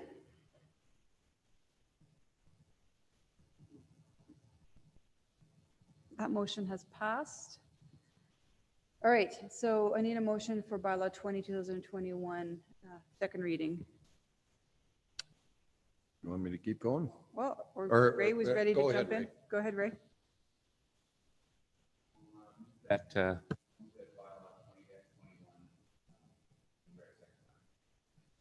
All right, I'll accept that motion. Mayor, I don't know if it matters, but no, the recording didn't catch that at all. Sorry, the recording didn't catch what? I don't think Councilor Mackay's mic was on. I don't know if that matters. It was Councillor Watkins. His mic's on. It's on. Yep. Just as it is in the agenda. All right, go ahead. Opening comments. Yes, my opening comments. We heard some people speak here about the land, about this proposal, and we have to keep fact that this is a public hearing on land use, to rezone land to RXL, RX, these different zones, and none of the presenters had any concerns with the land use that is presented, and that's what we were here to listen to. Concerns about the land use. They had concerns about the trees. Okay, these are trees that are 50, 60 feet tall, poplars. They're at the end of their life. Genstar could have went in here years ago, even yesterday, even today, go in there and take these trees out, chop them all down without any recourse from the city. But they chose to leave them up as long as they could. And now they're in a position where they have to take them down. These are trees that are at the end of their life. If you look at poplars, you can go over there and look at them. They're cracking, they're cracked at the base, they're falling over. They have a lifespan, and they're at the end of the life. This is not a stand of evergreen trees that are going to provide year-round screening that are not at the end of their life. Genstar's done everything they've tried to do to protect the trees. They've called in an arborist. They've reviewed the trees. And the bigger issue here, like I said, is really one of land use. And we didn't hear any objections to the land use. We heard objections to the removal of the trees. And as I said, every property owner has the private right to remove a tree from their property at any time. The alternative here, having them change the design of their property, having them build a $450,000 retaining wall, which would eventually be the property of the city and their responsibility to maintain, is really, I think, going out of the world backwards to protect a 60-year-old stand of trees. If we build a $450,000 retaining wall, we're only going to save these trees for another 10 years, and they are eventually going to fall down. And then we're going to be left with no trees and a $450,000 retaining wall to maintain. So it's unfortunate that the trees are coming down, but as I said, they're at the end of their life, and I would encourage you to support this. One last point. Yep. Over the years, Genstar has been in this community for 50 or 60 years. And over that time, they have planted thousands of trees along boulevards, parks, walkways, everywhere throughout the city. So the removal of these 15 or 30 trees or whatever they're along this 350-meter strip, I don't really think is going to be the end of the world. Councillor Broadhead. Thank you, Madam Mayor. Well, I certainly don't have any problem with the land use that's before us either. I will speak, though, to the heartache that every time a big stand of trees comes down, because it's unfortunate, because something that's beautiful is going to be lost. But I just recall, for those that have been here, that when I first moved to St. Albert, Boudreaux Road had poplars on both sides. And I remember driving west in the fall, and it was like going through just this corridor of gold. That's what it looked like. And yet all of those trees had to come down because they were at the end of their lifespan. They were starting to fall down. Basically what it looks like now in this area here in Riverside. But trees grow. And what is along Boudreaux now may not be what it was then, but it's still beautiful now. And so it's hard when things change. And so my heart goes out to the people who live next to these big trees. But the reality of it is that it's their time. And Anyway, that's my comment, Madam Mayor. Thank you, Councillor Mackay. Yeah, thank you very much. And very similar comments to Councillor Broadhead. I mean, I don't have a problem with the actual land use bylaw amendments. And I remind Councillor Broadhead and other councillors that we used to have a stand poplars along Giroux, the entire length of Giroux. And unfortunately, they became diseased and had to be replaced. But I really hope and I really wish strongly, and I take your comments, Councillor Watkins, about GenStar and their history and their involvement in our community and their willingness to continue to plant trees and all that. And here's an opportunity to really look at what's possible. Don't just say take the easiest route and cut all these trees down or bulldoze them down, because I mean, I think there's an opportunity here where that some of them can be saved, or if some of them can't be saved, then there could be other plans put in to replace them with long-lasting evergreens as been identified, or something else that where some of the concerns of the residents could be taken into account. And I realize that is only something that you can, we're not going to force it. We can't force it on you. But I would certainly hope that you will take the comments to heart and that you will be able to see where you could add a tree or where you can save a tree, or somehow even look at how the berm fits into that community. But I mean, anyways, that's where I'm going to leave my comments, and thanks for everybody else's comments on this. Councillor Hanson. Thank you, Madam Mayor. I will be supporting second reading for all the things that people have said. I mean, the land use part of this works, but I guess I'd just like to say, you know, change is inevitable. And while I don't live near the Combe Park, I do live in a beautiful pie-shaped cul-de-sac yard in a cul-de-sac in Deer Ridge. And when we moved there, it was trees were all around. We touched 5 different properties and huge trees were around. We were very private. And my neighbor that's right behind me called us and said her trees had to come down, that they were at the end of their life. And now we look on her back porch. We've planted 3 trees in there and we've created a screen, begun to create a screen for ourselves. But this happens. This is kind of what happens, and we aren't, we can't always think that life is never going to change. Even when we're in established neighborhoods, sometimes our view changes.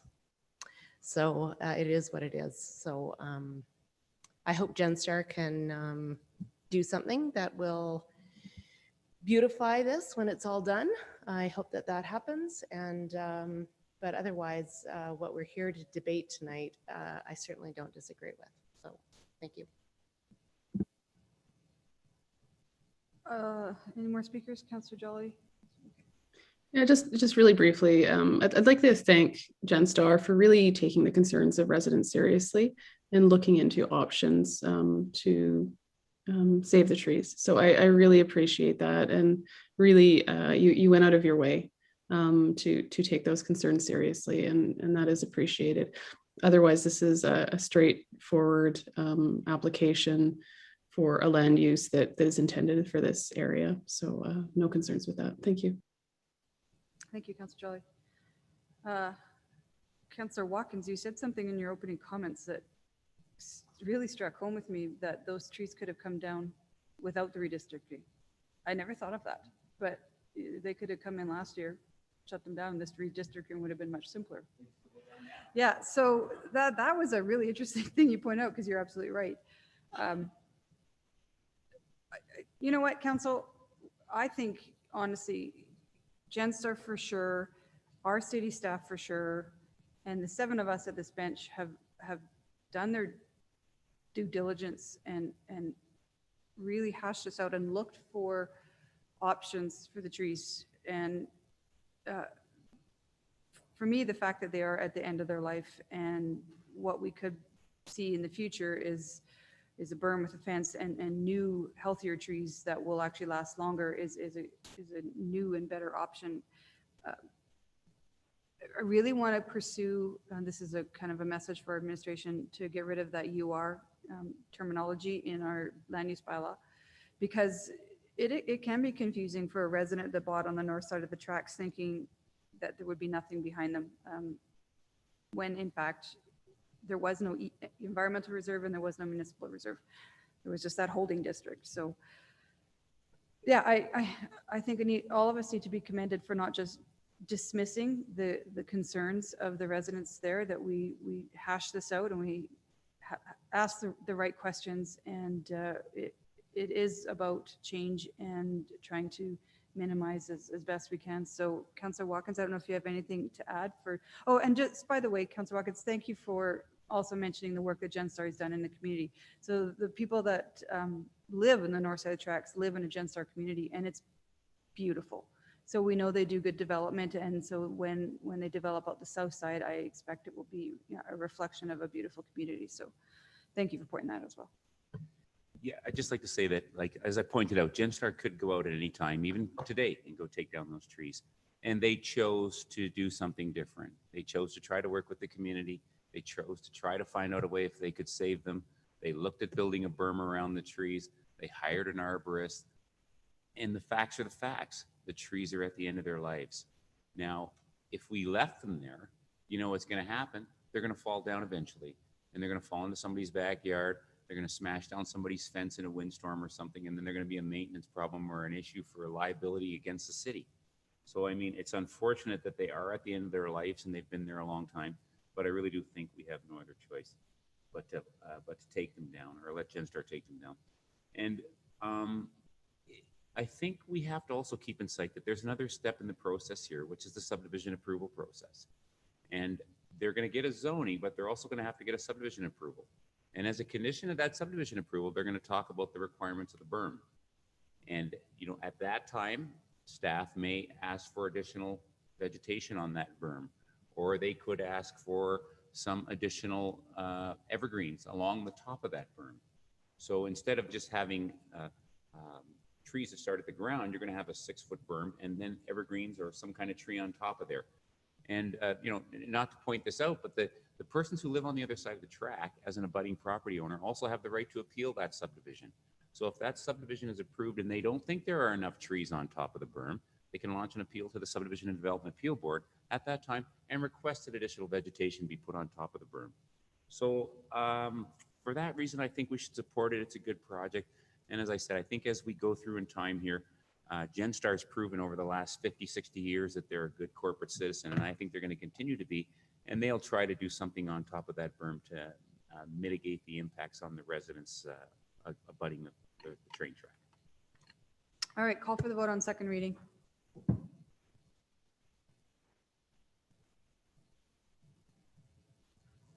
That motion passes unanimously. Third reading, Councillor Watkins. That bylaw 20, what is it? What number is it? Oh, sorry, that bylaw 20-2021 be read a third and final time. Anything further? Nothing further, Madam Mayor. All right, call for the vote. That motion passes unanimously. Good conversation, Council. All right, 10.2 is a public hearing on bylaws 24 and 25, which is Erin Ridge North redistricting of density. So I'll call that public hearing, or declare it open, sorry. Same procedure as before. We have 2 registered speakers, but only here to answer questions. So is there a presentation from administration? Yes, there is. All right, Eric, go ahead. Is it you making it? Yep. Can you see that? Yes, we can. Okay. Good evening. My name is Eric Schultz. I'm here from Planning and Development to present 2 bylaws for the Erin Ridge North neighborhood. Oops. There we go. Erin Ridge is a residential neighborhood located along the north edge of St. Albert, just east of St. Albert Trail. In response to changing economic conditions, the developer is applying to remove a high-density residential site and redistribute this density to other parts of the neighborhood. This will require two bylaws. Bylaw 24/2021 is an amendment to the Erin Ridge Area Structure Plan, Erin Ridge North, sorry, and Bylaw 25/2021 is an amendment to the Land Use Bylaw Schedule A. All of these proposed changes will be taking place in Erin Ridge North Phase 2B, which is outlined in the red dashed line. And the current ASP currently shows a single high-density residential site, which is outlined in purple on this map. The proposed changes are as follows. Number 1 and number 3 will be changing from low density to medium density residential. Number 2 is the high density site that is being removed and it will be replaced with low density residential. And number 4 off to the east will go from low density to high density residential. The overall number of dwelling units within the neighborhood will not be changing. And so that means the density will not be changing. The proposed amendment will see fewer apartment units, but more townhouse units. To support this area structure plan amendment, some districts or some sites will need to be redistricted in the neighborhood. This map shows the current districting in Erin Ridge North Phase 2B. The changes are as follows. In the north, we will see the high density R4 site become low density residential, some with lanes. And right below that, we'll see a low density residential become medium density R3A. Off to the east, we'll see the shape of the park change a little bit, and part of the park will be changing to urban reserve, which will be used for the future high density site in that area. And in the south, an existing R1 site will be changing to RX to take advantage of the district that wasn't available when the last amendment was made. And there'll be a minor realignment to Edison Drive, which is a local road. Prior to submitting their application, the developer held a public open house on December 15th, 2020. The initial concept proposed by the developer included a high-density site, shown outlined in red here, which was located immediately to the east of Encore Crescent, an existing low-density residential site that's mostly developed. Approximately 20 residents attended, most of whom lived in or near Encore Crescent. The residents raised concerns about how the high density site would affect their property values and traffic in the area, and pointed out that the area structure plan when they moved in had shown low density to the east. In response to this feedback, the developer changed their design and moved the higher density site further north where there was no development occurring yet. This revised application was circulated to internal and external stakeholders, as well as residents within 100 meters of the redistrictings and all attendees of the public hearing. No objections or concerns were raised to the new plan. In conclusion, the proposed area structure plan amendments are supported by the municipal development plan, and the proposed redistricting is supported by the proposed ASP amendments and the municipal development plan. And therefore, administration recommends approving both bylaws as presented tonight. Thanks. Okay. Any questions of Mr. Schultz on this one? Wow, no questions? Somebody did a good job presenting. All right, we'll go to the proponent. I see that we have Chuck McNutt here or Mike Yoshim from Landrex. Are you gentlemen with us? Yes, Your Worship, I'm here. Chuck McNutt here. Here to respond to questions. We have nothing further to add to Mr. Schultz. You have nothing to add? No, nothing further. Okay, so any questions for the proponents? Wow, Councillor Jolly? Okay. All right. Okay, no questions for the staff, no questions for the proponent, and we have no registered speakers. We can make a motion to close the public hearing. Gave all opportunities and we're good. Oh, go ahead. Just making sure I have the right one in front of me. The public hearing on bylaw 24/2021 be closed. Thank you for that. Call for the vote.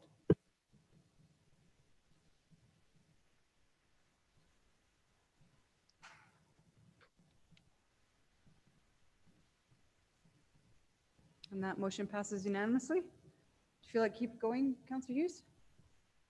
Thanks. I can do that.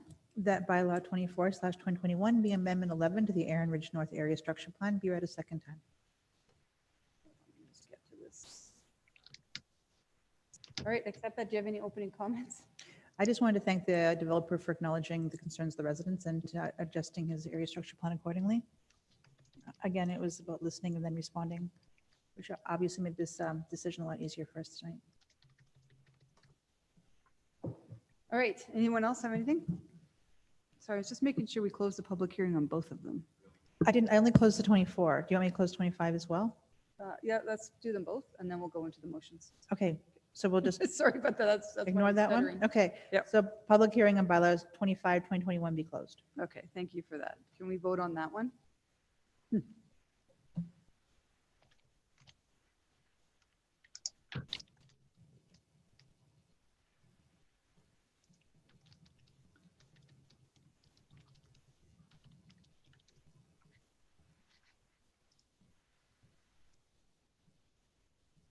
There we go. No, I just saw it flip over in the motion on the floor, so now just call for the vote.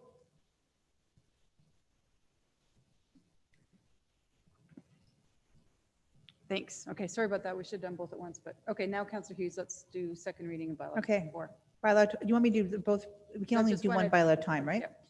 The bylaw 24/2021 be amendment 11 to Aaron Ridge North Area Structure Plan be read a second time.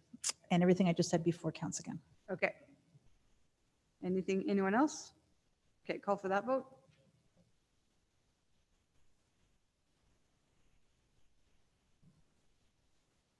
Passes unanimously. Third? That bylaw 24/2021 be amendment 11 to the Aaron Ridge North Area Structure Plan be read a third time. Thank you for that. Call for the vote.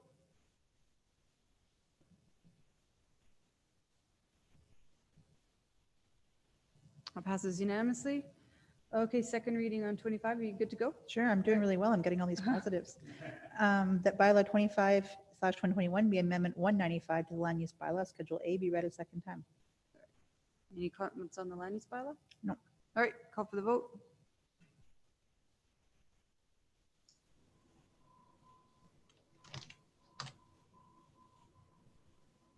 Passes unanimously, and bylaw 25, third reading. I'm going to go for a trifecta here on this one. So that bylaw 25/2021 be amendment 195 to the land use bylaw, Schedule A be read a third and final time. All right, call for the vote. Passes unanimously. A lot of wins in a row there. Okay. Okay, 10.3 is a public hearing on bylaw 10, which is a proposed redistricting of 32 Aikens Drive. So call the public hearing open. Is there a presentation from administration?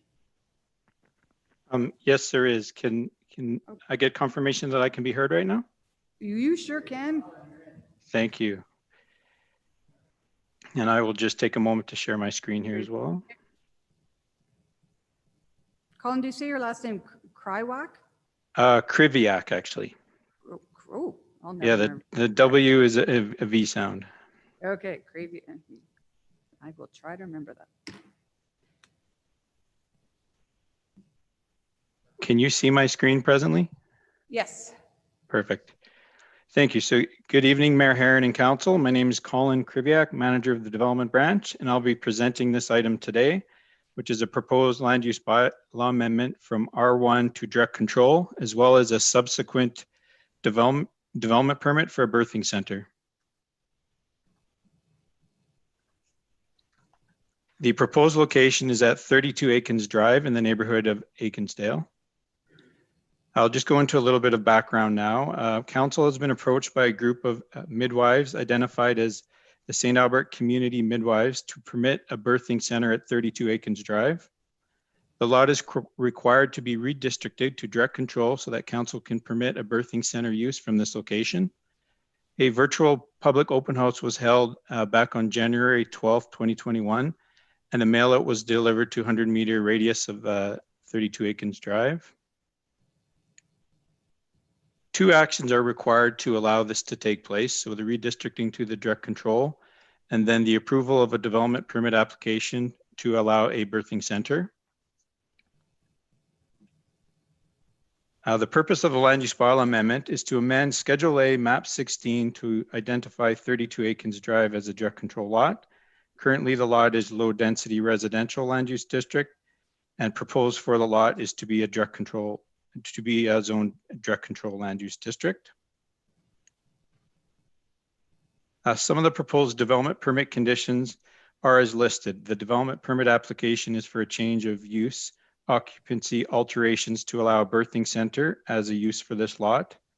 Hours of operation will be 9 a.m. to 5 p.m. with the availability for use outside of those hours for unscheduled births. A staff member may reside on site, and a minimum of 2 parking stalls are required to be maintained on the private property for the birthing center.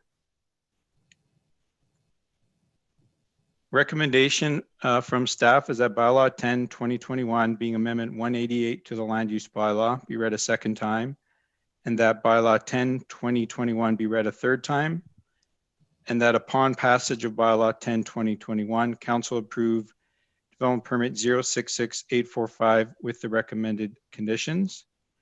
That concludes my presentation. Kathleen Short, also from the development branch, and I are here to answer any questions you may have. Thank you. Excellent. All right. Councillor Jolly, you have a question? Thank you. So going to the development permit conditions, why the recommendation to have it from 9 to 5 and not other hours? That recommendation is based on the application made by the applicant for this particular property. Okay, and should they decide that they want to extend their hours to provide services to, say, working mothers, what process would they have to go through to have those hours extended? If it's deemed that another use is, if it's deemed that the applicant would like to apply for a subsequent use in the future, it would be a land use, or sorry, it would be a development permit that would proceed to council unless it's an accessory development. And we've talked about that in terms of if there are classes, if classes were suggested by the applicant, that would be considered an accessory development, and the development officer could issue that permit. So I think in most situations, it would be a permit that a development officer could issue. And so the development officer could extend their hours of operation? Is that what you're saying? Yes, if it would be a subsequent development permit for a separate use, which would have different hours on that particular permit. And what would be the cost to the applicant for making that kind of change? I believe in our current fee schedule, I believe it's 260 or in that range. Thank you. You're welcome. No more questions? Councillor Jolly? No, I still would like to propose an amendment to that DP just to add that flexibility. And maybe at second reading, we might want to check with the applicant on that. I do have Councillor Hughes up for questions. Go ahead. Thank you. So one of the requirements is the 2 parking stalls. And sorry, can you unshare your screen? I think I've got an idea where it is in the map. It's just easier if I'm staring at somebody. But the stalls that we have on this site, as far as I can see, it's tandem. So it doesn't actually give 2 client parking stalls because one will get boxed in as soon as the second person comes in, because it's unlikely that clients are going to arrive and leave at the same time. So I'm just wondering how that would be considered acceptable with what we have, because it doesn't have, if it was a parking with the double garage and double entrance, it would make sense, but it's only a single. I think that might be a question asked for the applicant. I know the operators of the birthing center have said that they would park in the attached garage and leave 2 parking stalls, but you're correct. That could be an issue that could come up in terms of parking on the driveway. So I guess what I'm wondering is, do tandem stalls typically count for 2 different stalls for commercial use? because it's a tandem driveway, right? So if we're putting requirements in there like that, yet I've never heard of doing tandem and have it saying it was 2 stalls. Is that just I haven't heard of it? I think this is a unique application in that it is in a residential property. So I don't believe we have done that in the past, but I think in this particular situation, it could work. So we would count tandem as 2 different stalls. That's what I'm hearing? Yes. Even though one, really you only have 1 though, because practically you can't put, as soon as one person's in there, the other person comes in and then you can box them in. So we really only have 1. I guess I'm just trying to come to terms with this. Doesn't seem to make any sense on that. The other thing was it has in here that a staff member be permitted to live on site. Are we requiring a staff member to live on site, or it's because you have it as may? So is it that a staff member must live on site or could? No, the answer to that is it could. They're at this point in time, they haven't determined whether or not they would, but they wanted to have that option. Okay. Okay, I think that's it for questions for now. Thank you. All right, thanks. Councillor Watkins, you have a request to motion. Would you like me to come to you when it's time to make the motion? Okay. All right, I'll just leave that up for now. Oops, I took it down. Remind me. Okay, so any more questions of administration? All right, so we do have the proponent, which is Anna Gimple and Jennifer Thompson, and Chuck McNutt is here also, but they're here to answer questions. They have no presentation. So do you have any questions for the proponents? Councillor Mackay. Yes, I do. Thank you. Welcome. I'm just looking back at the notes we had from your open house on, I think, January 12th. One of the questions around the hours of operation, and I guess it just goes to kind of the overall hours of operations. And for council, it's on page 431, 432 of our package. Right now, it says we are currently operating in response to one of the questions, I guess, by one of the participants. The answer was, we are currently operating Mondays, Wednesdays, and Thursdays, and sometimes Fridays from 9:30 to 4:30 p.m. Are those your normal hours, Monday to Friday? And is that just, can you kind of give me an overview as to, are those classes, or are they appointments? Like what happens during those times? Because I'll just have a follow-up question from that. Sounds like a question for either Anna or Jennifer. I see them both there. Do you guys want to unmute and turn your cameras on?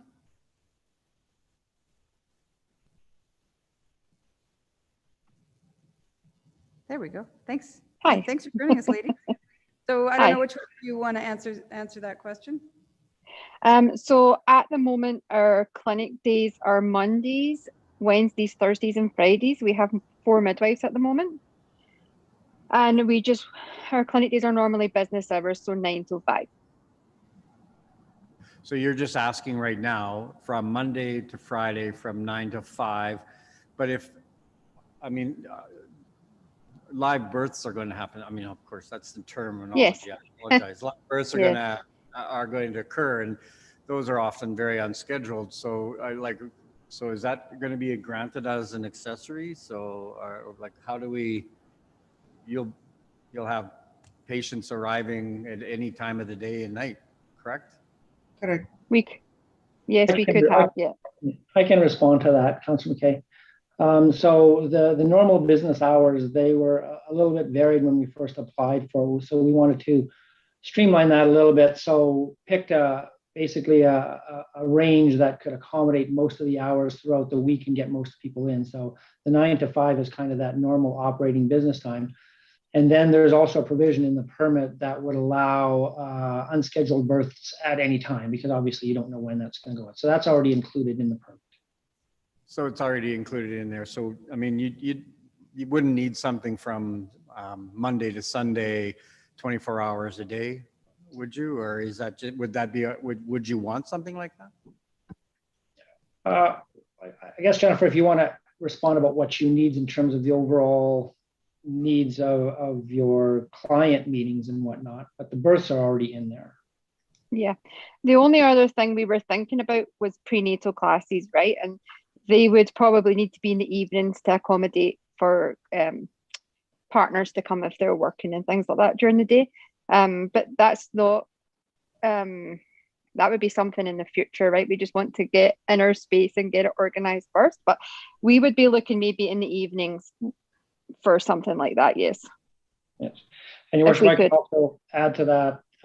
We did add that provision for that accessory use, and it was really specifically directed at those prenatal classes, knowing that that's an add-on that they wanted to do. So there is an opportunity in the permit as well already to have that accessory use. It's going to be outside of those 9 to 5 hours likely, but that would be a separate permit application through the development officer.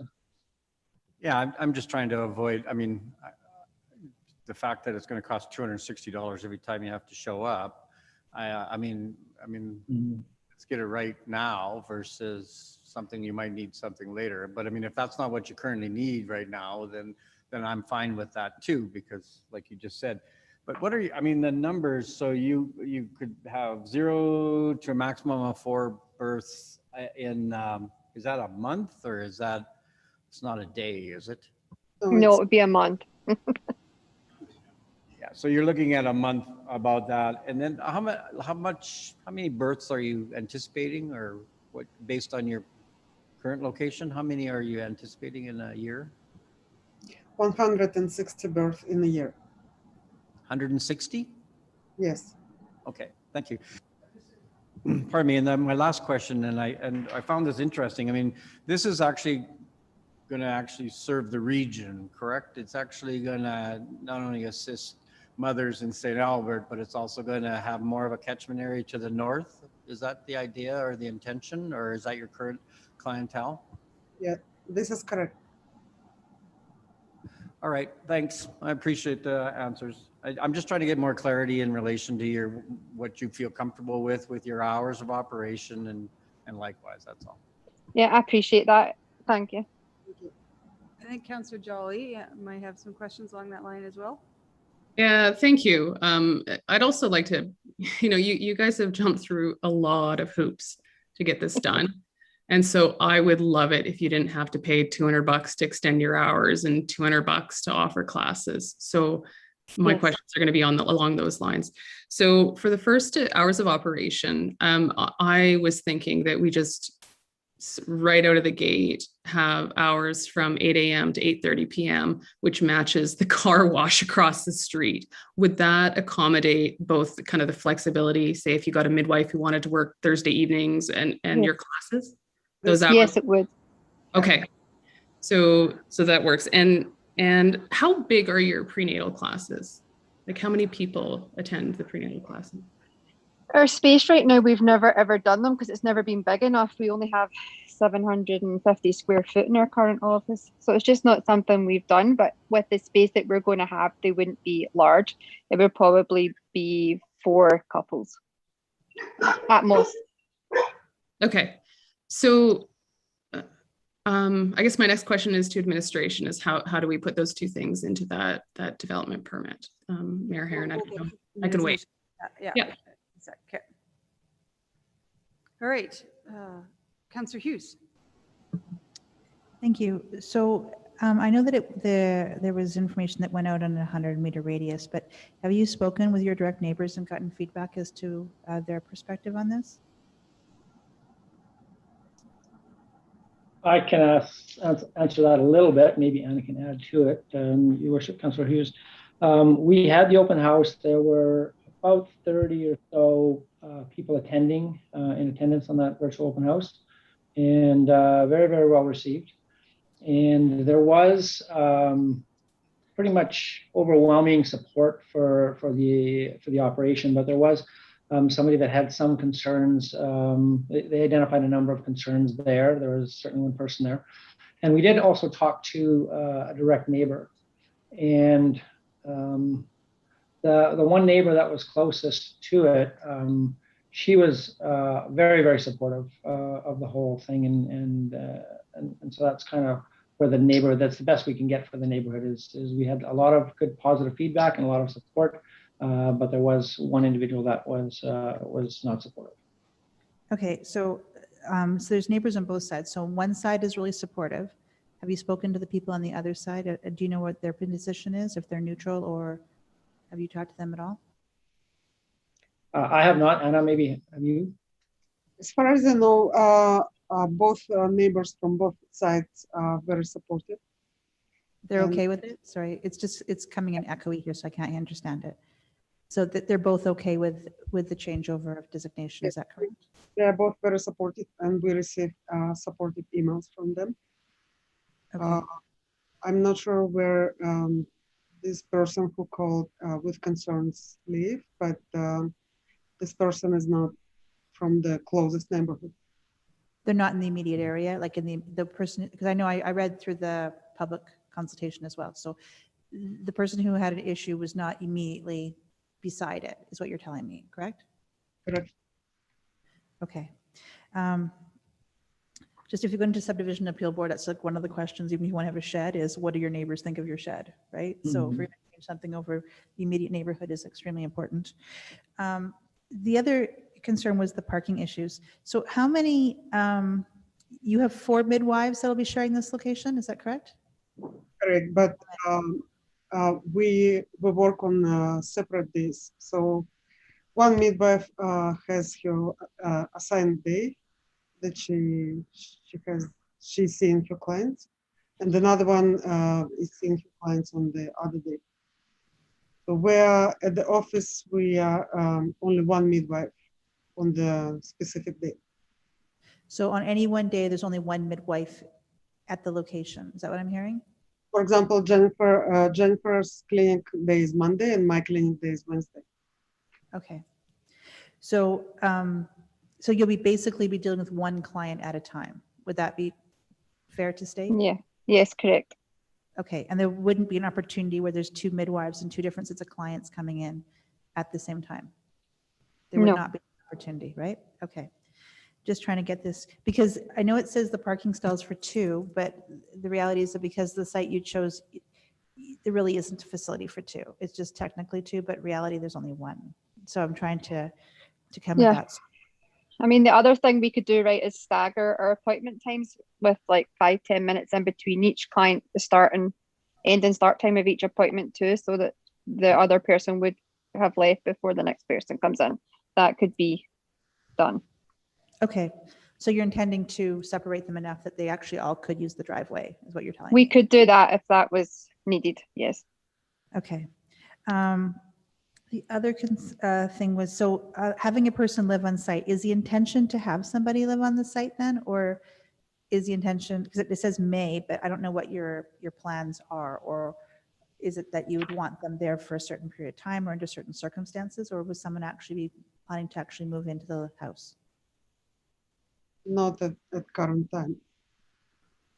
On Sorry, the time of application, one of our midwives was wondering if she can live on the site, but not currently. Currently, she's so not. is one of the midwives then living on site? No. Okay. Is there an intention to have anybody live on site then? No. Okay.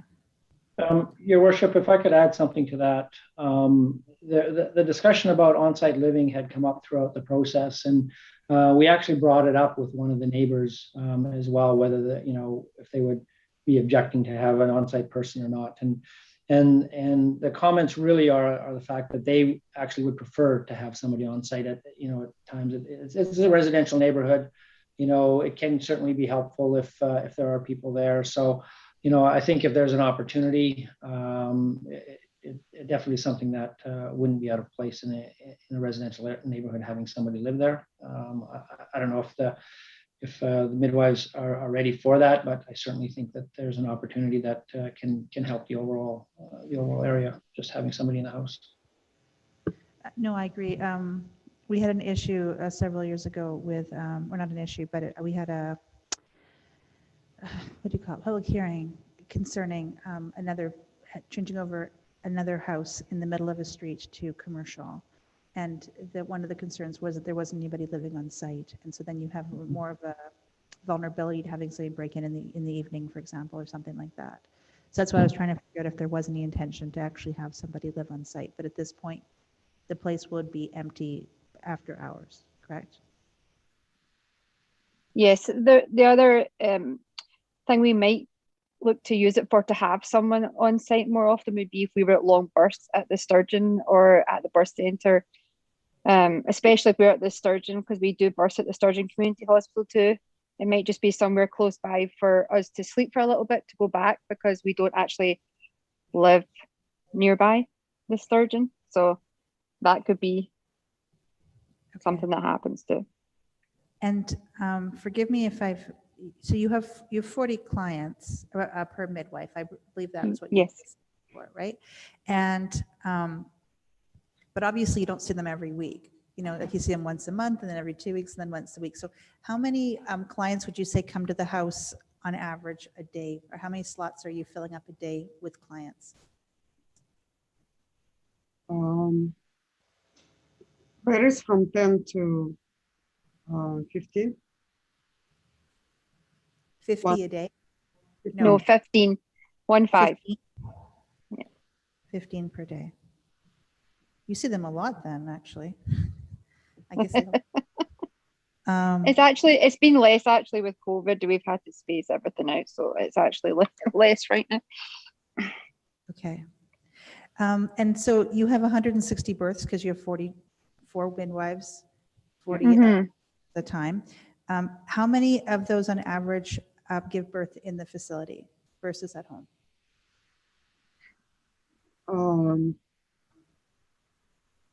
So currently about 15 to 20% give birth at Lucina Birth Center. About 15 to 10. So you're telling me probably about 20, I'm guessing. 20 per year? Yeah. Okay. So just a little over 1 to 2, maybe 1 to 2 a month would be giving birth at the facility. Do you think those numbers would change once you have it in the house? Just because before, like in a commercial, in a strip mall, it's not nearly as romantic, let's just say, than if you have it in the house. So do you think that because of the appeal of having the comfort of a home, that those numbers would increase, or are you expecting them to maintain the same? This is hard to predict because not all depends of what client wants. Many of them want to have baby Sturgeon Hospital or any other hospital. It's just for, it's very hard to answer this question, but we need just to start and see if there be more demand.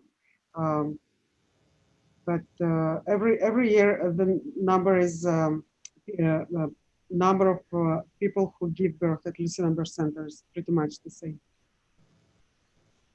So in the past, you found it to be pretty consistent. So you're not expecting a huge increase from moving to this facility. Okay. I know it's always a guessing game because you never know, right? The scenery changes and suddenly something looks more appealing or not.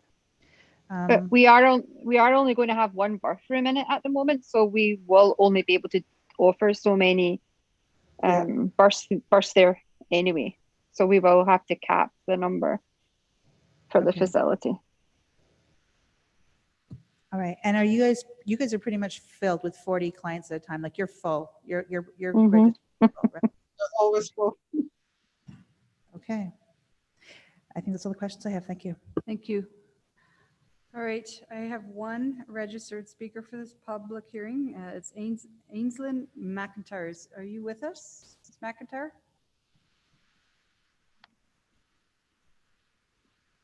Do we know if they're online?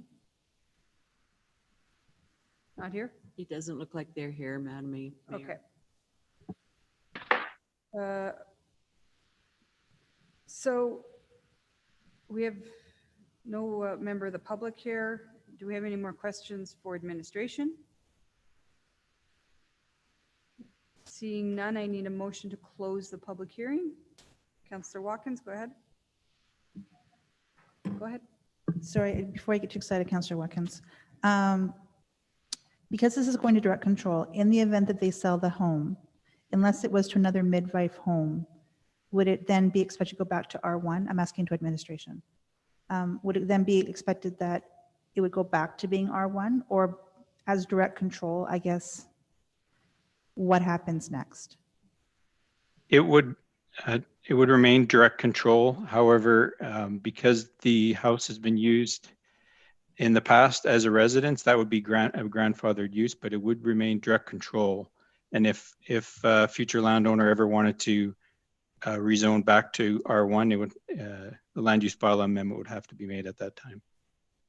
So that could be quite an expensive endeavor for that. If they sold the house, I'm just moving forward in the future. They sell the house, Ken buys it, and he's like, I want to go back to R1. He would have to go through this process again.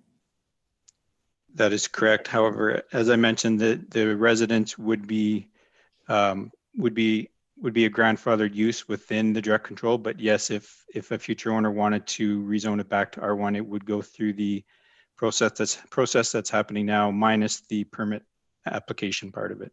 Right. I guess I'm just wondering, like, again, let's just say someone else bought the house, they sell it, they move on, they're expanding, they move on, someone else buys the house, they're under direct control. As a result of that, if they want to change anything on the exterior, they'd have to come to council for approval if they didn't get the rezoning. Is that right? That is correct. Okay, that's it for questions. Thank you. All right, Councillor Watkins, you want to close the public hearing? That the public hearing to bylaw 10-2021 be closed. All right, thank you for that. Call for the vote.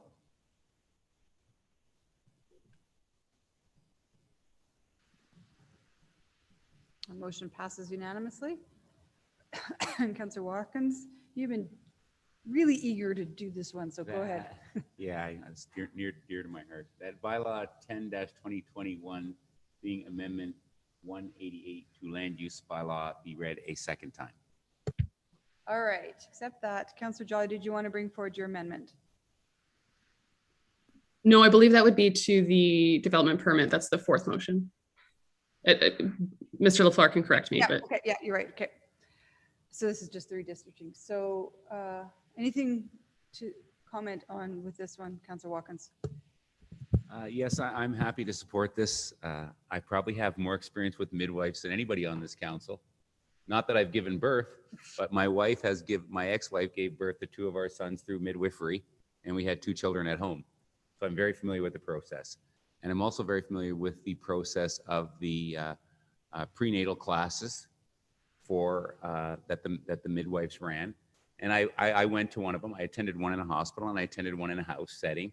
I don't know if the house was in the city of Edmonton. I don't know if they had a permit, but there were only 4 couples there. And I don't think it was a disturbance to the neighborhood in that way. And like I said, I did have 2 home births. The midwives came to our house, our little house in Millwoods at the time, and hung out with us all the day. And as I know, most people would prefer to have that birth at home as opposed to the birthing center. That's why they have the midwives. But the birthing center is more of an alternative to if you don't have an appropriate location at home and you don't want to go to the hospital, then you would go to the birthing center. So I can see how they'd say most people would prefer to have the birth in their own house. And secondly, when you would have a birth in the birthing center, I believe that the goal is to get you in your own home as quick as possible. So once you have the baby at the birthing center, the idea is to get you back home as quick as possible into your own comforts of your own home and your own environment. So I don't really see this being an intrusion in the neighborhood. We also had a public meeting, and as one of the persons said, both residents on either side are supportive of the project. And it's way more comfortable to have a birth in a home than in a hospital setting, regardless of what some people may think. And 160 births a year with only 20% of them being at the birthing center is probably going to be a fairly minimal disruption to the neighborhood. And I think that when we go forward with the development permit, we have some restrictions on there that will limit the number of people that come there. And parking stalls in tandem, I don't really see that as a problem because pretty much every residential house has a parking stall in tandem. You park a car in the garage and you park a car in the driveway behind it. I had to move a car out of the driveway before I could get my car out of the garage today to come here. So, I mean, it's kind of a common occurrence. And with only 2 people at a business, it's pretty easy to just ask the other person to back their car out so they can get out. So I don't see that as much of a problem. We'll have to keep an eye on it over the year and see if there are any issues of enforcement, if there are any complaints from the neighbors. But I think it's a great idea and it's a great addition to our society, Madam Mayor. Thank you for that. Anyone else on council? Councillor Jolly, go ahead. Thank you. This might be one of the easiest bylaws that I've voted on in the 4 years that I've been sitting here. I'm delighted to see this in our community. And I'd really like to thank the midwives for working at this for 3 years. So it's been a long time coming to get this done. And I think really the effort that you've put into this is a signal to us that we need to figure out how to be more welcoming to businesses like yours. Because man, I'm excited for you guys to set up shop in St. Albert. So that's all I have. Thank you. Councillor Hughes. Thank you. This wasn't actually as easy for me as it might have been for some on council. I was concerned about the parking. I was also just concerned about we're changing the middle of a street, of a residential street, from residential to commercial, something that council just a few years ago said no to when it was changed over for insurance adjusters, which would have had a lot less traffic than this, and they got a no. So it's a concern for me about how, you come to council and then you explain your situation and then suddenly the rules don't apply, as they did to other people who didn't follow that coming to council first. So that is a concern of mine. But the neighbors seem to be okay with it. And they're the ones who are going to be the most affected by it, the people living right beside it. So what I'm hearing is that they're comfortable with this idea. They're comfortable with the increased traffic that may or may not come from it. And so I'm going to respect that. But I also have a concern about precedent setting of just if you come to council and you explain that you have a business and you want to get residential pricing for a commercial property, that the rules don't have to apply to you, even if it's in the middle of a street. When this came, it was recommended that it came to a corner lot. It was assured there'd be enough parking, absolutely. There'd be no concerns, and all the examples we had did not have tandem parking and did not have the middle of a street changing. So this is actually not just about whether or not you want a midwife business to be successful in St. Albert. It's about whether or not you actually want it to change in the middle of a residential street. So to me, it's not quite so simple as just, I love midwives, I want to move forward. It's more of, do we want to actually make this as a statement? You come to council, you explain why you think your business deserves to have special treatment, and then you get it. And that's really what's come out of this, is that everything that was the parameters that were given at the beginning are not actually what's we're agreeing to in the end. And so to me, that's not as simple as a solution, but I will respect the fact that if the neighbors are okay with it, and in spite of the fact there's 15 people coming in another day, if they're okay with it, then I'm willing to give it a shot. At least at this moment. Who knows, I might change my mind in the vote, but at this moment, I'm willing to give it a shot. Anyone else want to enter into debate? I'm excited for this, like super excited. I think this is long overdue. Yes, Councillor Watkins, you have more experience, but this was my career path. Yes, that's true. This was my career passion. I really, really wanted to be a midwife for a lot of years. I took a lot of courses on it. Didn't have the support at home, so I couldn't really follow it as a career path, because you need to be able to run out of the house at any moment when you have young kids. It's hard. So I settled for being a doula for quite a few years. But I think Anna and Jennifer, you guys have a wonderful profession, and you get to experience such joy all the time. I'm sure there's some sorrow, but mostly joy, and I envy you both. So I also echo the tenacity on the process to get into St. Albert, because I know St. Albert residents will embrace this and use your services, as well as the region. So thank you for sticking it out with St. Albert. Councillor Watkins, anything to close? Yeah, I'd just like to say, like, you know, just on Councilor Hughes' concern about comparing this to an insurance adjustment office. This is a little bit different than an insurance adjustment office. This is an insurance adjustment office can go in a commercial building, and that's probably where it's most appropriate. What they had a problem with here is they were running a birthing center in a commercial environment, and it would be more appropriate in a residential house than in a commercial environment. It's a little bit different. They're trying to create a home environment, not a commercial environment. That's why they wanted to use a house. And I don't really think we're giving them special treatment here because we made them jump through all sorts of hoops. We made them go DC. We made them have a public open house. We've had a public hearing on it. And as a result of that, we don't have a bunch of people here objecting to it. So I don't think we gave them any special treatment. We actually put them through extra treatment and made them jump through extra hoops, get their approval here. And we did use a power that we have as council, which is direct control, which allows us to, in a special case, if we think a use is appropriate, to contract zone a piece of land the way we want it. And I think this is a good use for a house that was for sale, that was, I guess, was unoccupied. Now we have a use in there that is, I don't know what's more natural than having a birth of a child at home. And I'd rather have that in a house than in a commercial center myself if I was having a kid. So I would urge you to support it, and hopefully we're making a right decision here, and it's the best thing for the community. Call for the vote.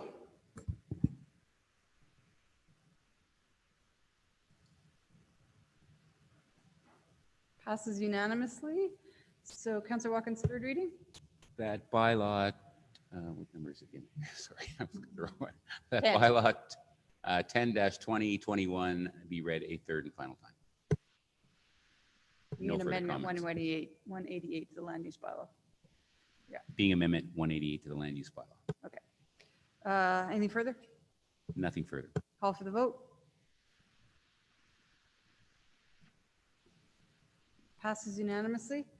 All right, Councillor Watkins, the last thing is the development permit. If you could make that motion. It's on page 418 of our package.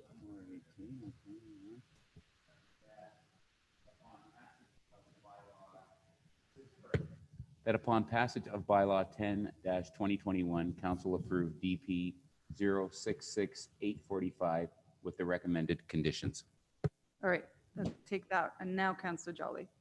Yeah, so Cheryl's written out amendment for me so that the development permit 066845 be amended to extend the hours of operation from Monday to Friday from 9 to 5 to Monday to Sunday from 8 a.m. to 8:30 p.m. and to permit pre or postnatal classes with up to 4 couples. Yeah, so those two things. I don't know if we want to do those separately, but. Well, no, I'm going to see if Councillor Watkins will take that as a friendly. Sorry, the difference if I don't take it. So as she's correctly she's is- extending the hours Yeah, till 8:30 at night and on the weekends, and then allowing for the classes of 4 couples. sorry, this is a stupid question, but could I take it as a friendly and vote against it? I don't really. If you take it as friendly, you're saying we're just going to add it in there. If you say not friendly, we're going to vote on it. Yeah, so if you take it as a friendly, we're going to vote on the development permit as amended. I And think we then- should vote on it because I have some questions about the hours of Okay, operation. so since not it a wasn't- friendly. So I'll accept your amending motion, Councillor Jolly, and is it in the, yeah, it's on the motion on the floor on your Granicus. So go ahead, Councillor Jolly. Sorry, did Councillor Watkins have questions before we get to debate? Yeah, I just had a question. Well, it was really a question. I'll leave it for debate. Okay, go ahead. All right, go ahead with your arguments, Councillor Jolly. So what the midwives have told us today is having this flexibility would just give them flexibility to update their business as needs change. I chose these particular hours because it's the hours of the car wash that's directly across the street, which was not as well received as this midwifery practice, if anyone recalls that debate.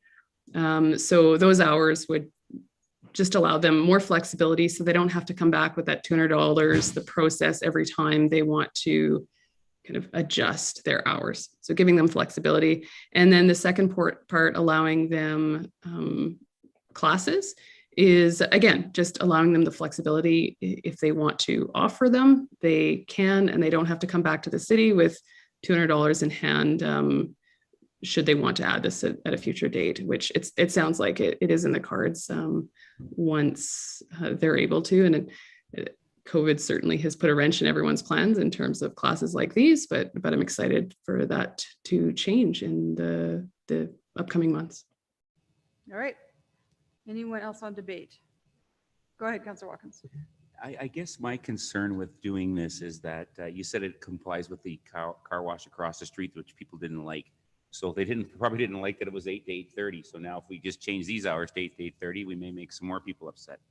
And I don't think when we went out to the people and we had a public meeting and we told them the hours and we told them that there wasn't going to be classes now.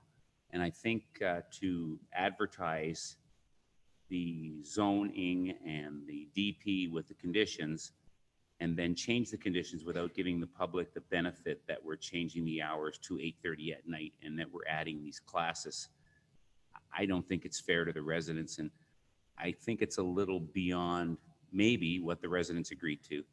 And yeah, so I don't think I'll be supporting it. All right. Anyone else on debate? Seeing none, Councillor Jolly to close. Yeah, just to kind of respond to that a little bit. The opposition to the car wash was the visual of it and the sound it was making. It was not the hours. That's not something I ever heard. So that wasn't a concern at all.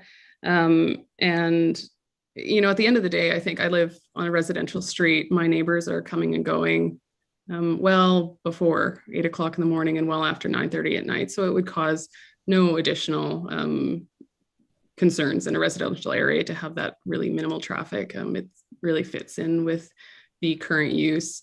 I would also add that the comments that I've read, and I belong to all the moms groups, and so they've had extensive discussions about the potential for having this practice in St. Albert.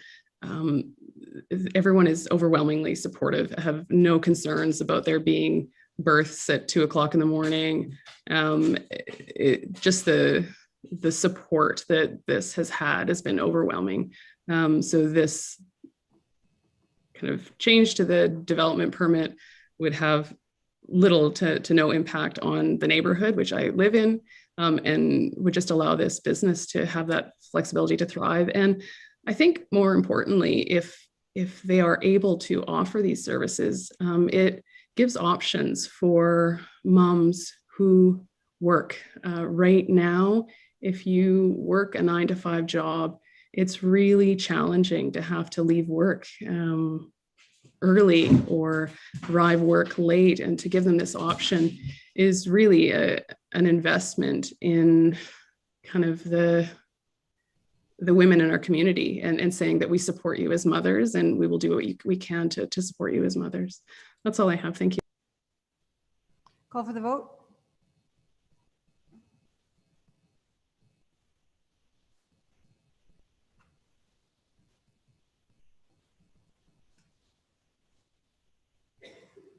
That motion failed with, with Mayor Herron, Councillor Broadhead, and Councillor Jolly in favor, and Hanson, Hughes, Mackay, and Watkins opposed. So back to the main motion. Councillor Watkins, it's yours on the development permit. Anything else to add? Nothing further, Madam Mayor. All right, call for the vote.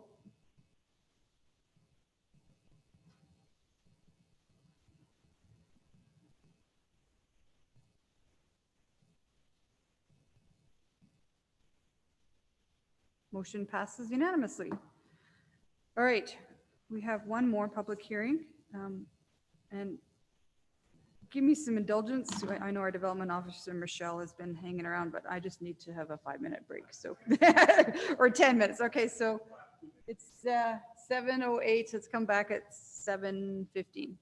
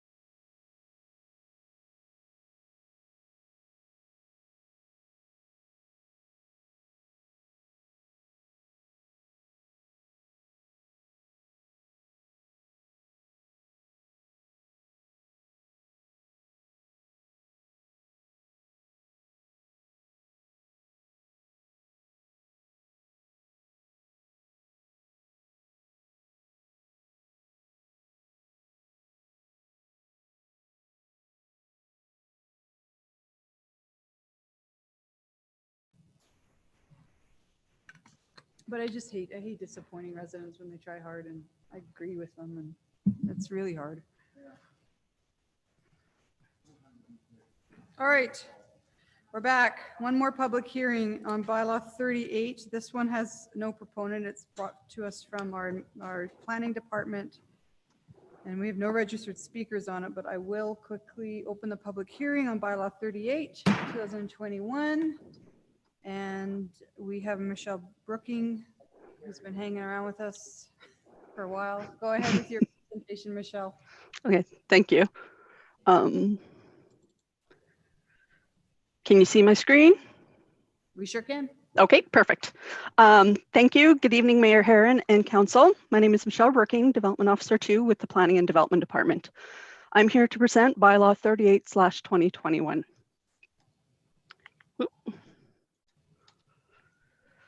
Bylaw 38/2021 proposes minor amendments to the following elements of Land Use Bylaw 9/2005. Number 1 is Figure 23A, and number 2 is the parking requirements for downtown. The minor amendments proposed will provide greater clarity and consistency regarding development in the downtown. The proposed amendments do not change the intent of the regulations. Figure 23A is proposed to have labeling of the height in meters instead of stories. Figure 23A is the only figure in the Land Use Bylaw 9/2005 that does not use meters in the legend as a form of measurement for the height of a building. All measurements within the Land Use Bylaw are listed in meters. The Land Use Bylaw does not have parameters around how tall a story is. Therefore, a story is a measure which is highly variable. Meters is an easily quantifiable measurement. Setbacks and height measured in meters provides a finite determination of building envelope or size. Figure 23A is proposed to be updated to remove the story references under building heights in the legend and replace them with height measurements in meters. The overall building heights remain the same with one minor exception. As 2 St. Anne Street was unlikely to be developed on its own due to the limitations presented by its unusual shape and size, it was recently consolidated with 22 St. Thomas Street in order to make development feasible. Due to this consolidation, a normalization of the varying building heights should occur. The maximum height of the lower range would see a slight increase to the maximum height permitted to fall in line with recent changes to the Alberta Building Code, which allows for 6-story wood frame construction. Secondly, parking regulations are proposed to be clarified to facilitate development anticipated and prescribed for in the downtown. Administration regularly hears from parties interested in developing in the downtown that fixed parking requirements do not align well with the intent of the downtown area redevelopment plan and are limiting development or redevelopment potential. In order to more accurately and appropriately apply parking regulations to the downtown, Section 7.3 on-site parking requirements is proposed to be amended by adding multi-tenant development to downtown non-residential parking. Additionally, as in other districts, adding the option to submit a parking and transportation study to help determine the appropriate amount of parking for a new development is proposed to be added to the section. This proposed change adds some needed flexibility to the regulations to help attract and facilitate development in the downtown. The recommendation is that bylaw 38/2021, being Amendment 200 to the Land Use Bylaw 9/2005, be read a second time, and that bylaw 38/2021, being Amendment 200 to the Land Use Bylaw 9/2005, be read a third time. That concludes this presentation. I'll be more than happy to answer any questions you have. All right. If you could unshare your screen, that'd be great. Yeah. I'll open it up for questions. Any member of council, Councillor Mackay is ready to jump in with a motion, but I'll let it open for questions right now. Councillor Jolly, anything from you? Okay, we should have timed this. All right. I need a motion to close the public hearing. That's you. That's me. That the public hearing on bylaw 38/2021 be closed. All right. Call for the vote.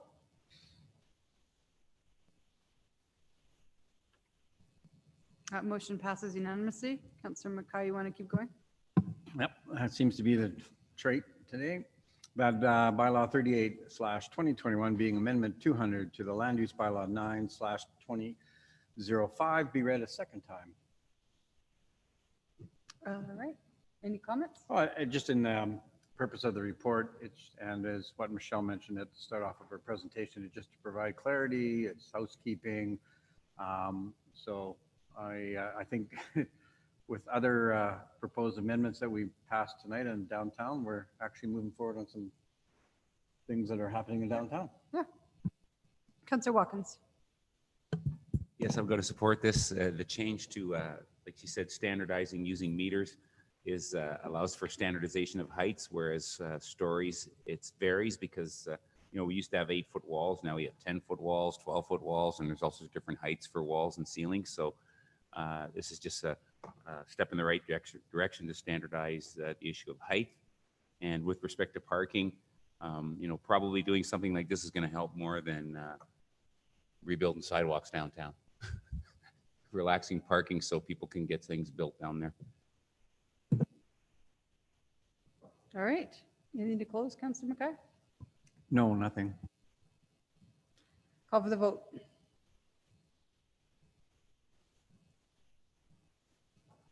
That passes unanimously. Okay, third reading. That bylaw 38/2021 be read a third and final time. Nothing to say. Nothing further? No. Anyone else? Well, honestly, I can't believe this has happened so easily. I thought the parking would bring some people out with questions and concerns, but this is great. So anything to close? No, I don't. I don't know why you're surprised. I think this is clarity, and it provides, I mean, I just viewed it as housekeeping, but the points that Councillor Watkins raised are good ones, and so nothing more to close. Okay, call for the vote. That passes unanimously. We're done with public hearings for tonight.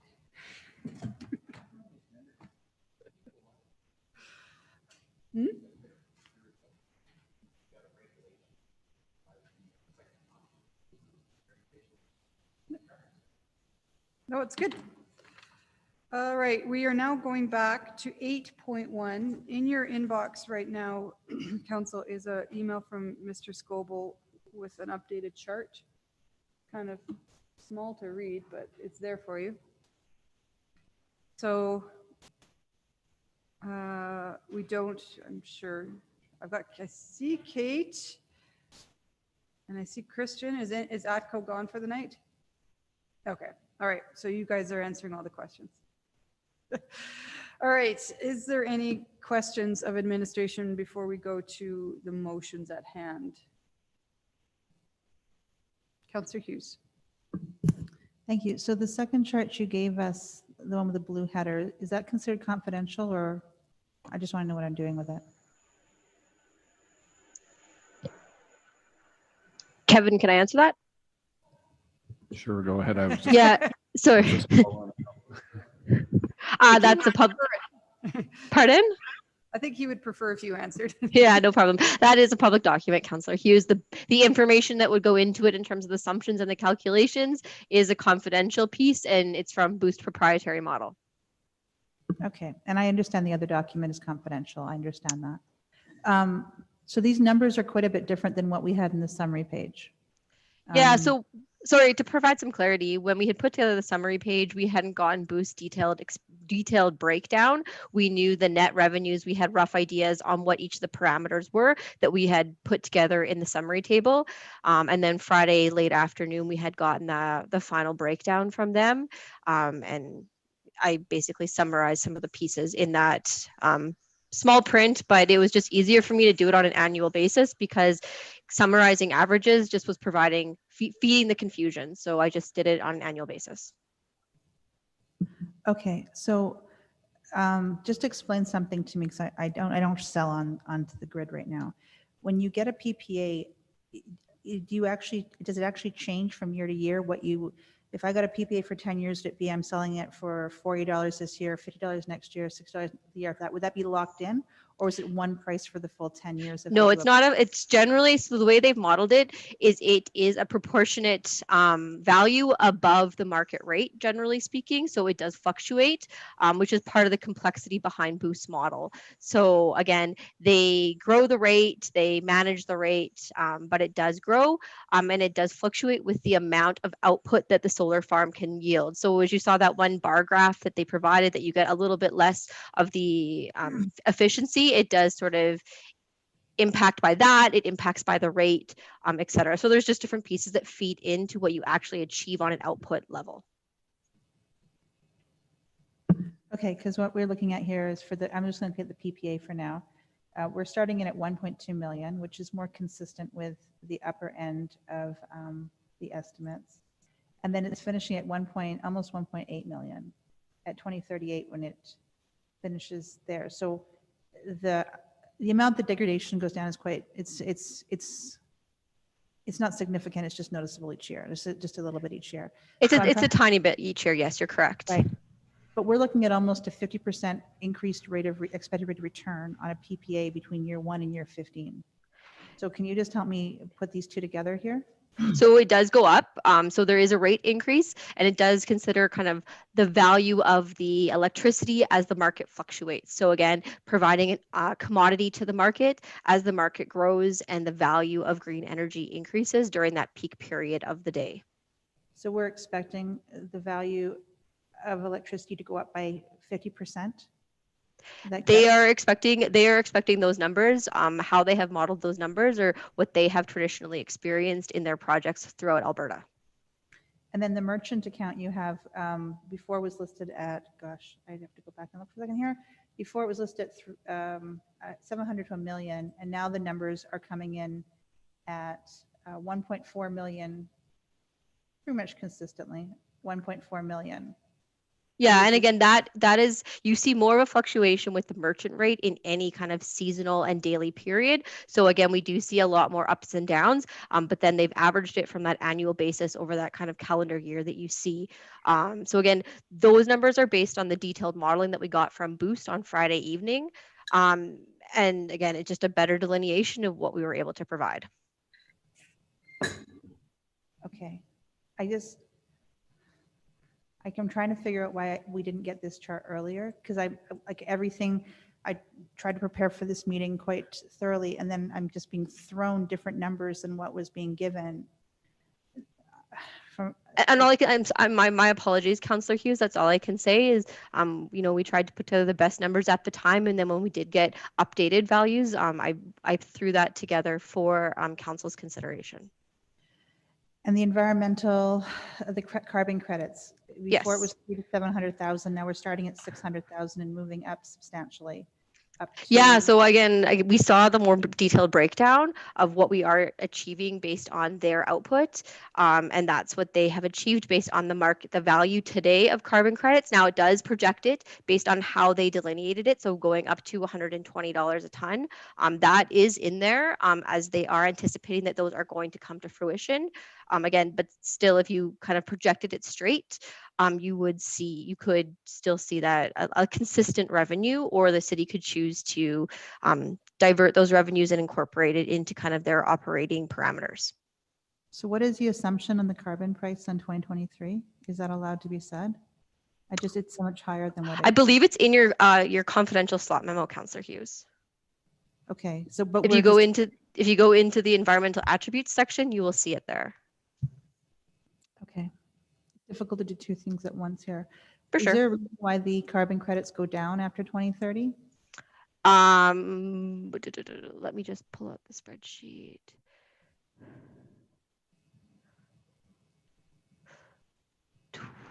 Environmental attributes. I think just the efficiency functioning. Again, I'm not as technical as Boost in that regard. So again, it might be based on the efficiency. I'm not 100% sure. Okay. So, okay.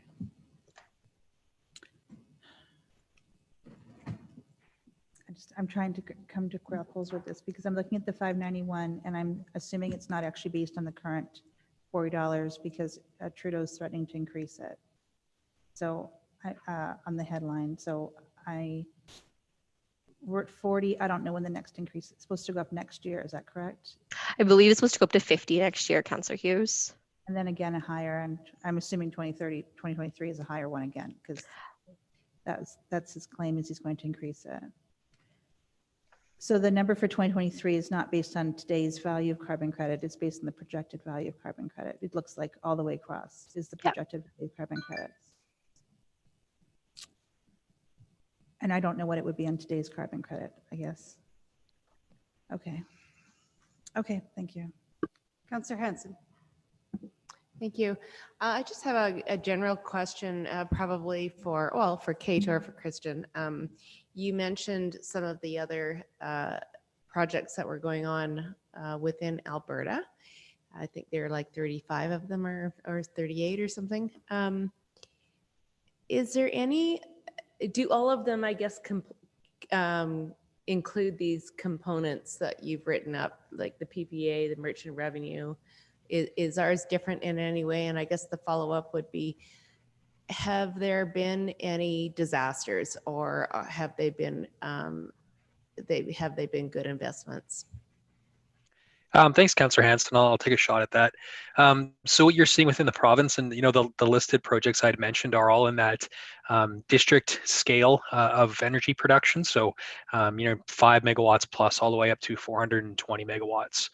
You see a mix. There's some municipally owned ones.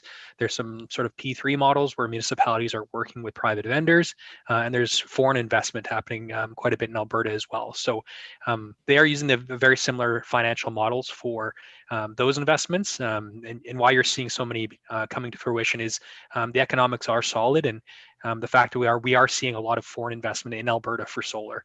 And you had mentioned for the second point questions about disaster, and I think Chad Baxter from ATCO said it best, that it's a fairly inert type of system. It's there's shutdown points. It's not something that creates. There's no internal combustion engine. There's no ton of moving parts. It's a panel with wiring, and all I can speak to is our own systems within St. Albert, and they've performed well. And we've had some adjustments on some of our rooftop systems, but solar is it's been a proven model since the 70s. It is a system that is both reliable and it also is without complexity when in operation. So, so all the projects that you've been talking about, they've all been successful in a manner of speaking. Sure, and honestly, the list I provided was what we've seen with the economics with solar is, within the last 5 years, the economies of scale have created such a market that Alberta is not only viable but economically feasible for large-scale investment in solar. So there are quite a few projects that are already on grid and existing. The list I had mentioned earlier for the Alberta solar projects for solar farms is basically 2020 to 2024, so any planned projects or projects currently under construction. So what you are seeing is with the economies of scale and the economics of solar is there's greater investment in Alberta for solar farms of this scale. Thank you. That's all I have. Councillor Hughes. One more question to Kate. So we have solar on quite a few of our buildings. How many hours of solar are we getting on those per year? Christian might have to provide that answer, as he's seen more of the metrics on them than I have. Sure. Yeah, thank you, Councillor Hughes. We actually have some monitoring systems that produce some really nice graphics. I think that information probably comes best as a slot to council. Yeah, it'll show you our operating hours, and when they model these things, they incorporate the periods during winter. December, January is very low to no production, and then you see kind of a nice bell curve of a spike heading into spring. Majority of generation in the summer, generation within the fall, and then a short period within the winter where there's little generation from the system. So I'd have to get the information via slot for hours on our existing systems in our city. So you don't have the total number of hours per year? Sorry, no, not off the top of my head, and I'd have to go into our monitoring system and produce that data for you. Okay. So no more questions on this at this time? We're good? All right. Is a member of council willing to bring forward the motions? Councillor Jolly, thank you. Sure. Could I get Renee to put that in the chat, please?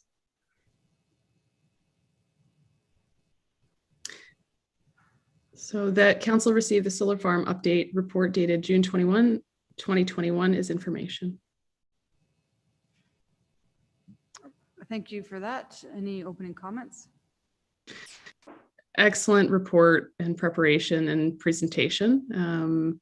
This isn't making any kind of direction, but certainly recognizing the work that administration and ATCO has put in to making sure that we are making the right decision. That's all I have. Anything else on receiving for information? Okay, call for the vote.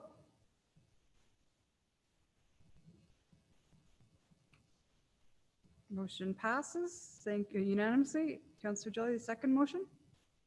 The project charter ENV 004 is approved for 26.1 million to be funded through borrowing bylaw 35/2021. All right, and we will go to that right after this conversation. So any comments on that?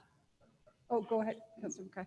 Just to Christian or Kate, in the sense that we're going back and looking at when we approved this first in August 17th of 2020, at that time we considered just using the back half or the last third of the Badgerlands, and it's identified as, I think, number 4, the back third of the Badgerlands is allocated.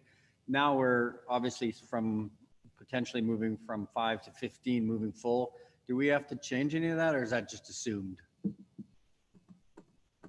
Would that be just assumed, Mr. Scroble, in the sense of we're just taking over the entire Badgerlands except for that one little area that we're going to still use as a compost? Yes, I believe so, yeah. Okay, Mr. LaFleur just popped on. I guess that's just assumed then, right, Mr. LaFleur? I guess if you were a purist, you would have a motion to rescind that original motion, but that doesn't have to happen now. That could be done in conjunction with the passage of the borrowing bylaws. So it's not something you need to worry about tonight. All right, I'm just bringing it to administration's attention. Just no, that's good. It's a good point. It's a valid point. Okay. All right.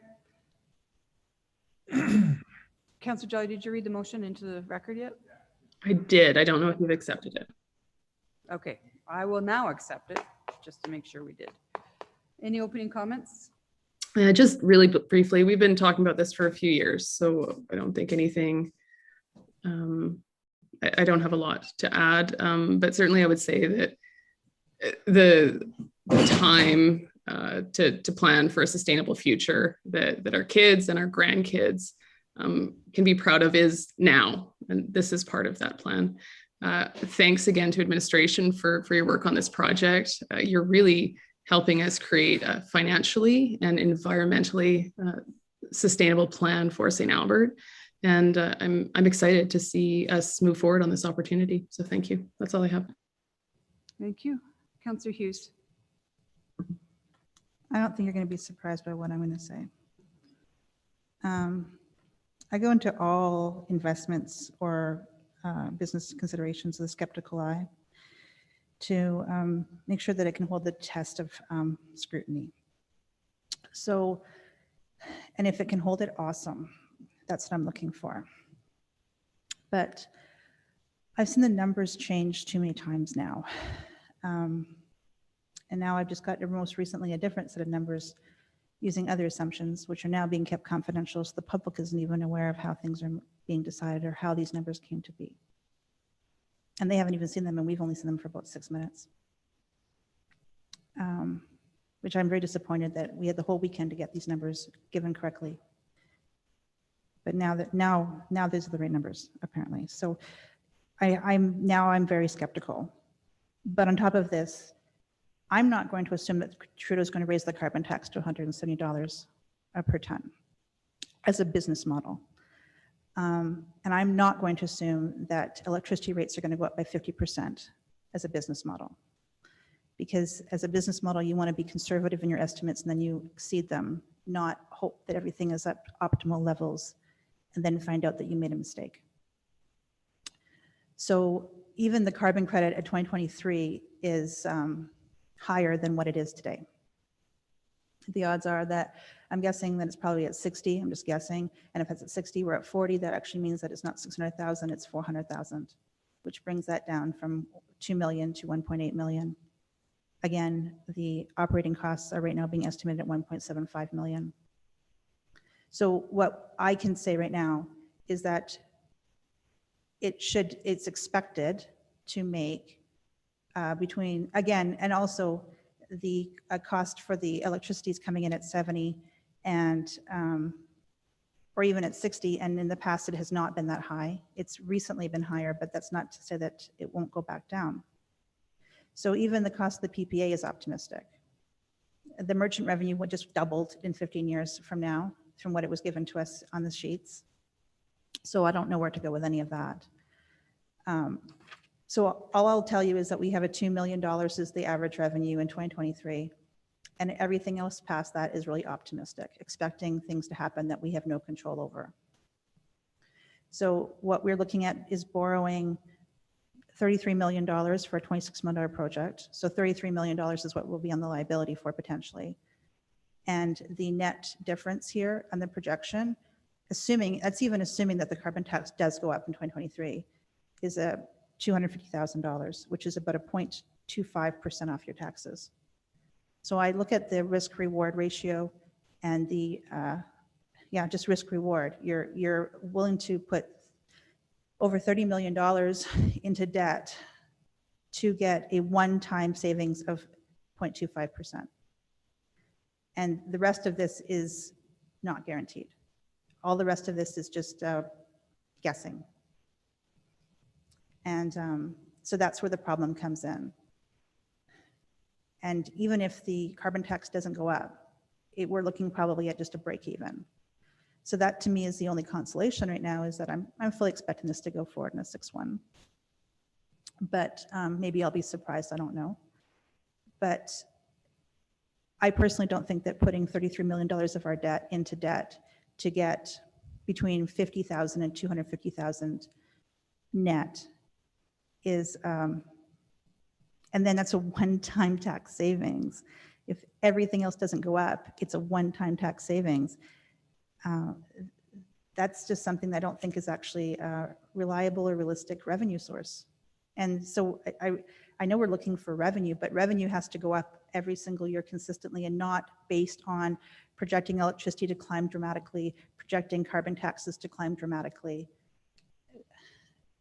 That's especially because electricity really hasn't climbed very much in the past 10 years. So expecting it to climb dramatically in the next 10, there's no history to justify that.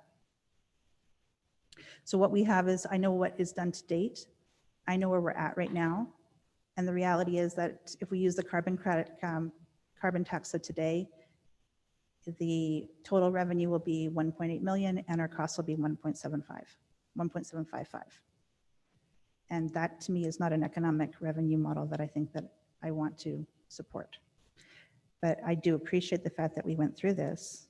I think that it's good to consider it, but tying up $30 million so that in the end, we have an expected value of $250,000 or less and a 0.25% tax rate of return one time is not acceptable to me.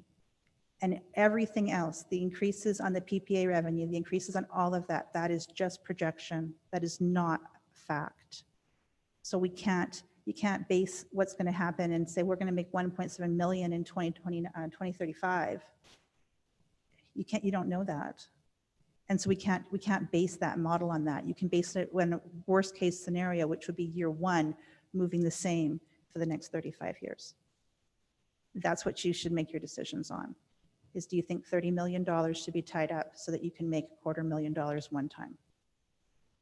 Because everything past that is not, that easily could not materialize. That's all I have. Thank you.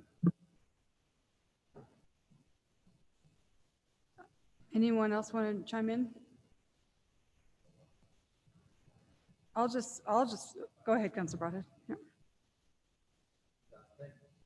Thank you, Madam Mayor, and thank you, Councillor Hughes, for your comments. I appreciate your your perspective. I take a look at it from another, is that the opportunity here is significant.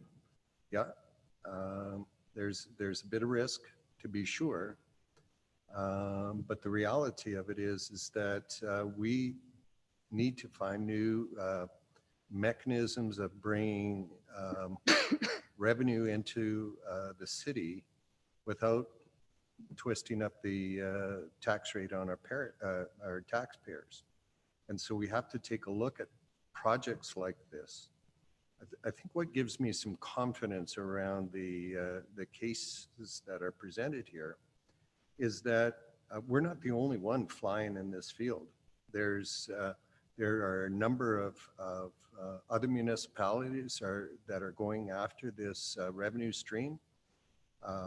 And there's foreign investment coming into Alberta that indicates that others are willing to put their own money into the game. And so that gives me confidence that this is a stable, yeah, you're not getting, 25% rate of return annually, but there is a rate of return here that makes it worthwhile and projected, to be sure. But the people that put these cases together work in this industry and work at it such that they know it down to a much finer detail than any of us would. So I think there's certainly an opportunity for the city to take a really close look at this.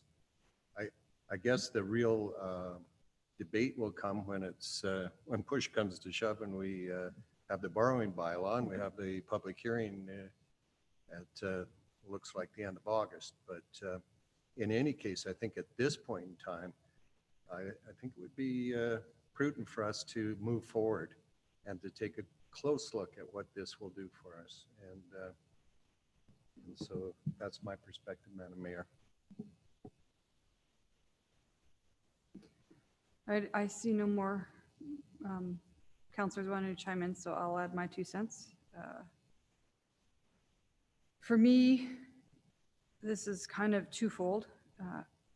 Even if this was just to break even every year and not generate revenue for the municipality, it's still not a bad idea to pursue because it does demonstrate our commitment in green energy. And as Councillor Broadhead talked about, foreign investment into Alberta is going to require that commitment. That's what we were talking about with the ESG. But I do believe there actually is revenue that will be generated here. Councillor Hughes used the words optimistic. I've heard staff say the words conservative. So it is what I see here is this conversation came up earlier this year, and it was fully admitted by our utilities department that they didn't have the expertise to do this detailed feasibility. So they went out to the experts. And so we've got the experts actually giving us the numbers. So I would not call these guesses. I'd call them calculated. These are the experts, and there's, have we heard, like 30 odd projects being considered in Alberta right now because these numbers they're favorable. And so without guessing, I can guarantee that if we don't find these new sources of revenue, taxes are going to go up. There's no guessing with that one. So, I think the benefits are way outweigh any risk. And, as this whole conversation was happening, I kept thinking, if it was a different board of directors, if it was a board of directors of a utility corporation or an energy corporation, what would their decision be? And I really would think that, these numbers demonstrate that there is huge advantage to St. Albert. And I do feel this completely fits with our brand in St. Albert. I can't tell you the number of people that are all over me on Facebook right now trying to get the HERA program going because they want solar panels on their roof. So St. Albert residents are excited for this, and I think they'll be proud of their council for A, committing to green energy, and B, trying their best to keep taxes low. So Councillor Jolly, to close? Nothing further. Ray, did you need to get in here? We're already done. I was going to say one thing.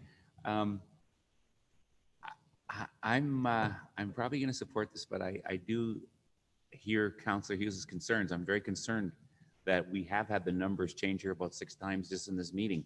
And we've heard this number and that number and that number and this number.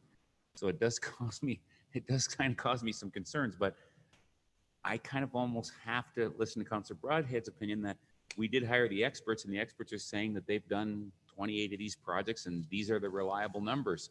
So I'm kind of torn on what to do.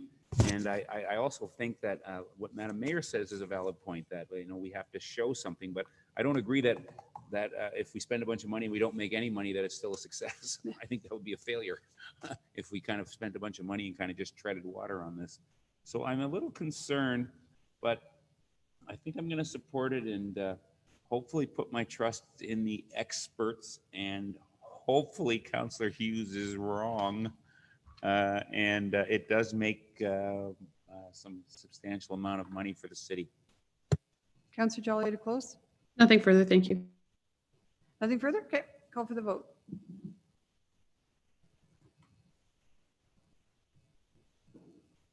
That motion passes by majority with Councillor Hughes opposed. So let's quickly flip now over to 9.1, which is the borrowing bylaw. Same topic. I'm assuming there's no presentation because this was supposed to be on consent, but I will open it up for questions. Councillor Hughes? Thank you. So the build will happen in 2022 to 2023. When do the taxes kick in versus the revenue expected to come in? Kate might be able to speak to this as well, but I believe the revenues start, pretty immediately after construction takes place. And we always, attempt to delay our borrowing, any draws that we need to make as long as possible, obviously, so that we don't incur that interest. So we'll push back the borrowing as far as we can in the year, but then the revenue should start almost immediately after. Yeah, upon commissioning, the revenues will start coming in on day one of commissioning. And again, what you saw in the original graph from ATCO was a little less revenue in year one, because again, you lose, I think they said 6 weeks of that first year due to some additional construction pieces based on their projected timelines. I had, okay, so my question is is it scheduled so that if this does produce as one of the charts states, it will not incur a tax increase to count? Like, I don't want to say we're going to have a tax increase in 2024, but then it will be compensated in 2025. Is that what, will it match up is what I'm asking. At this point, the model is matching up with the debenture payment, so we should be fine and covered there. And I think if there was ever a case where there was a small shortage in a year until everything was fully up and running, we would look at alternative ways to fund that debenture payment versus actually adding it to the tax base. Okay. The other question, Kate, you're still there. Yeah. Okay. From what I understand from ISO requirements, to be able to put power onto the grid, you have to have 2 years of solar data at the location in 10-minute intervals. So what's that like? So are we going to install this and then have to wait 2 years to be able to get it? Or what are we doing to make sure that we qualify for that ISO requirement? Based on my understanding from ECHO, that's not actually a requirement if you go through all the permitting process on the front end. So they haven't identified that that's actually an issue when you go through the front end permitting and kind of jump through the hoops before the project actually goes under construction. The intention of this is to feed the grid as opposed to feed a facility and then feed the grid after. Generally speaking, when you might be referring to microgen stuff where you feed kind of a commercial facility or something smaller and then feed the grid with your excess power or excess energy, that's not the intention in this particular case. From what I saw, it wasn't specific to that. It was anything that any of these larger facilities that they want to go into the grid had to have 2 years of data. That's not what you're understanding? No, ATCO's understanding is, and again, they are the experts that have been doing this across the province, is they do all of the requirements from the regulator's perspective and submit it on the front end. And then on year one commissioning, they're able to sell to the grid. Okay. Okay, I think that's it for questions. Thank you. All right, thank you. Does anyone want to put first reading on the floor? Councilor Broadhead, go ahead. All righty. Oh, I'm sorry, Councilor McKay. Do you want it? That bylaw 35/2021 being a borrowing bylaw to design and construct a solar farm be read a first time. All right, I accept that motion. Any opening arguments? It's first reading. No? No. It's first reading. Yes. Councilor Hughes? I'm not going to be supporting it. And I know you're not surprised. I'm still not convinced. And it's also just not sustainable to go $30 million in debt every time you want to save 0.5% off your taxes or less. It's just not sustainable, regardless of the intention. It's just not sustainable to keep going that much into debt to try to save a small amount of taxes. But we shall see what happens in 2 months when the public has an opportunity to speak on this. And that's exactly why I will support this, because we have an approved project charter. We need the public's input on this. So absolutely, I will go with first reading and hear from the public. Councilor Broadhead, to close. Nothing further, Madam Mayor. Call for the vote.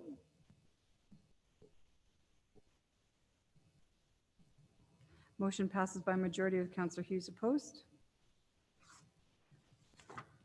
All right, we're caught up. So item 14 on our agenda. By the way, Kate and Christian, thank you for sticking around. Question real quick, Kate, for you. We've got the bad news. Will you be here on July 5th for the Energy Corporation? You betcha. Yeah, we're going to miss you. You're a trusted face in our chambers. We understand. Thank you. Okay, 14. Thanks, guys. I know there's some notices of motion that need to get read, so where do I start? Councillor Hanson, do you want to go first? Sure. Thank you, Madam Mayor. A notice of motion that the City of St. Albert second the City of Airdrie's proposed 2021 AUMA resolution requesting the AUMA advocate to the Government of Alberta to establish a 5% levy on all Alberta revenues collected by major tobacco manufacturers and importers, period. Funds collected would then be redirected to support effective programs and strategies to reduce and prevent tobacco use in Alberta. All right, so we'll get that on. We'll figure out, maybe I'll get Trevor Dooley to make a call to AUMA to see if we can get that in late. And that'd be great. And I would also say if we could put this on the July 5th agenda, that would be great. But then I would also have to ask council to waive 21 days because of the deadline that AUMA needs seconders in. Okay. And my understanding, sitting at the board table, is they asked for the motion to be in by the end of June, but the seconder can follow in July. So I think we'll be fine. Okay. Yeah. Thank you so much. Councillor McKay, do you had one? Oh, no, you don't need to do that about the speed limits. I'm going to treat it as an information request to admin in relation to that. Are you at an information request as well? Well, yes, you could do an information request now, yeah. I mentioned it to Mr. Hiltz earlier. I was asking about the traffic amendment bylaw relating to speeds, business, commercial versus residential, and whether or not I had to make a notice of motion around changing it so that our business districts would be 50. Is that your understanding? I need a notice of motion, or is that occurring? Yeah, thank you, Your Worship, and through the chair and Councillor McKay, is that you will not need to do a motion. Administration, we're bringing this back, a simple amendment to the bylaw with the delineation of the roads. And I don't know if Mr. Lafleur has any additional comments to this, but at this point, it is on the July 5th agenda. Is it for all readings or just first reading? It could be for all 3 readings of council so desires on July 5th, correct? All right, thank you. All right, was there any more that were emailed in that I missed? We're good? Any more that you want to announce today? Seeing none, we will move to, there's no presentations, no business arising. Let's go for a motion to go in camera. Nobody wants to go on camera? Counselor Hanson, go So ahead. moved. I know it's not that late, it's only 8. Do you want me to read the formal portion in? That council moving There camera you to go. have a confidential dialogue with the CAO pursuant to section 24(1)A of the Freedom of Information and Privacy Act. Thank you for that. All those in favor?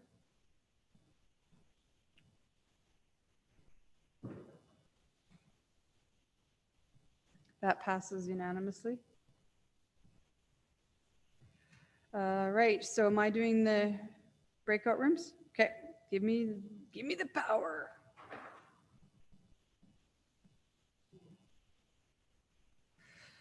So, and Mr. Scoble, while I'm making the breakout rooms, you want yourself, you want Carrie and Cindy? Nope, you got it covered? All right. Mr. LaFleur is good to go home? Well, he is home. He's good to leave?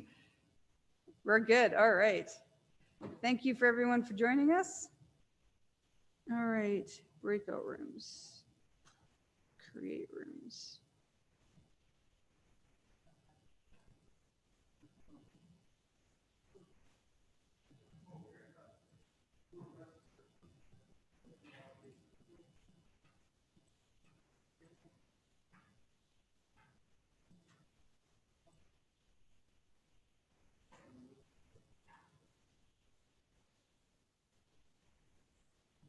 Oh, wait, I need to add.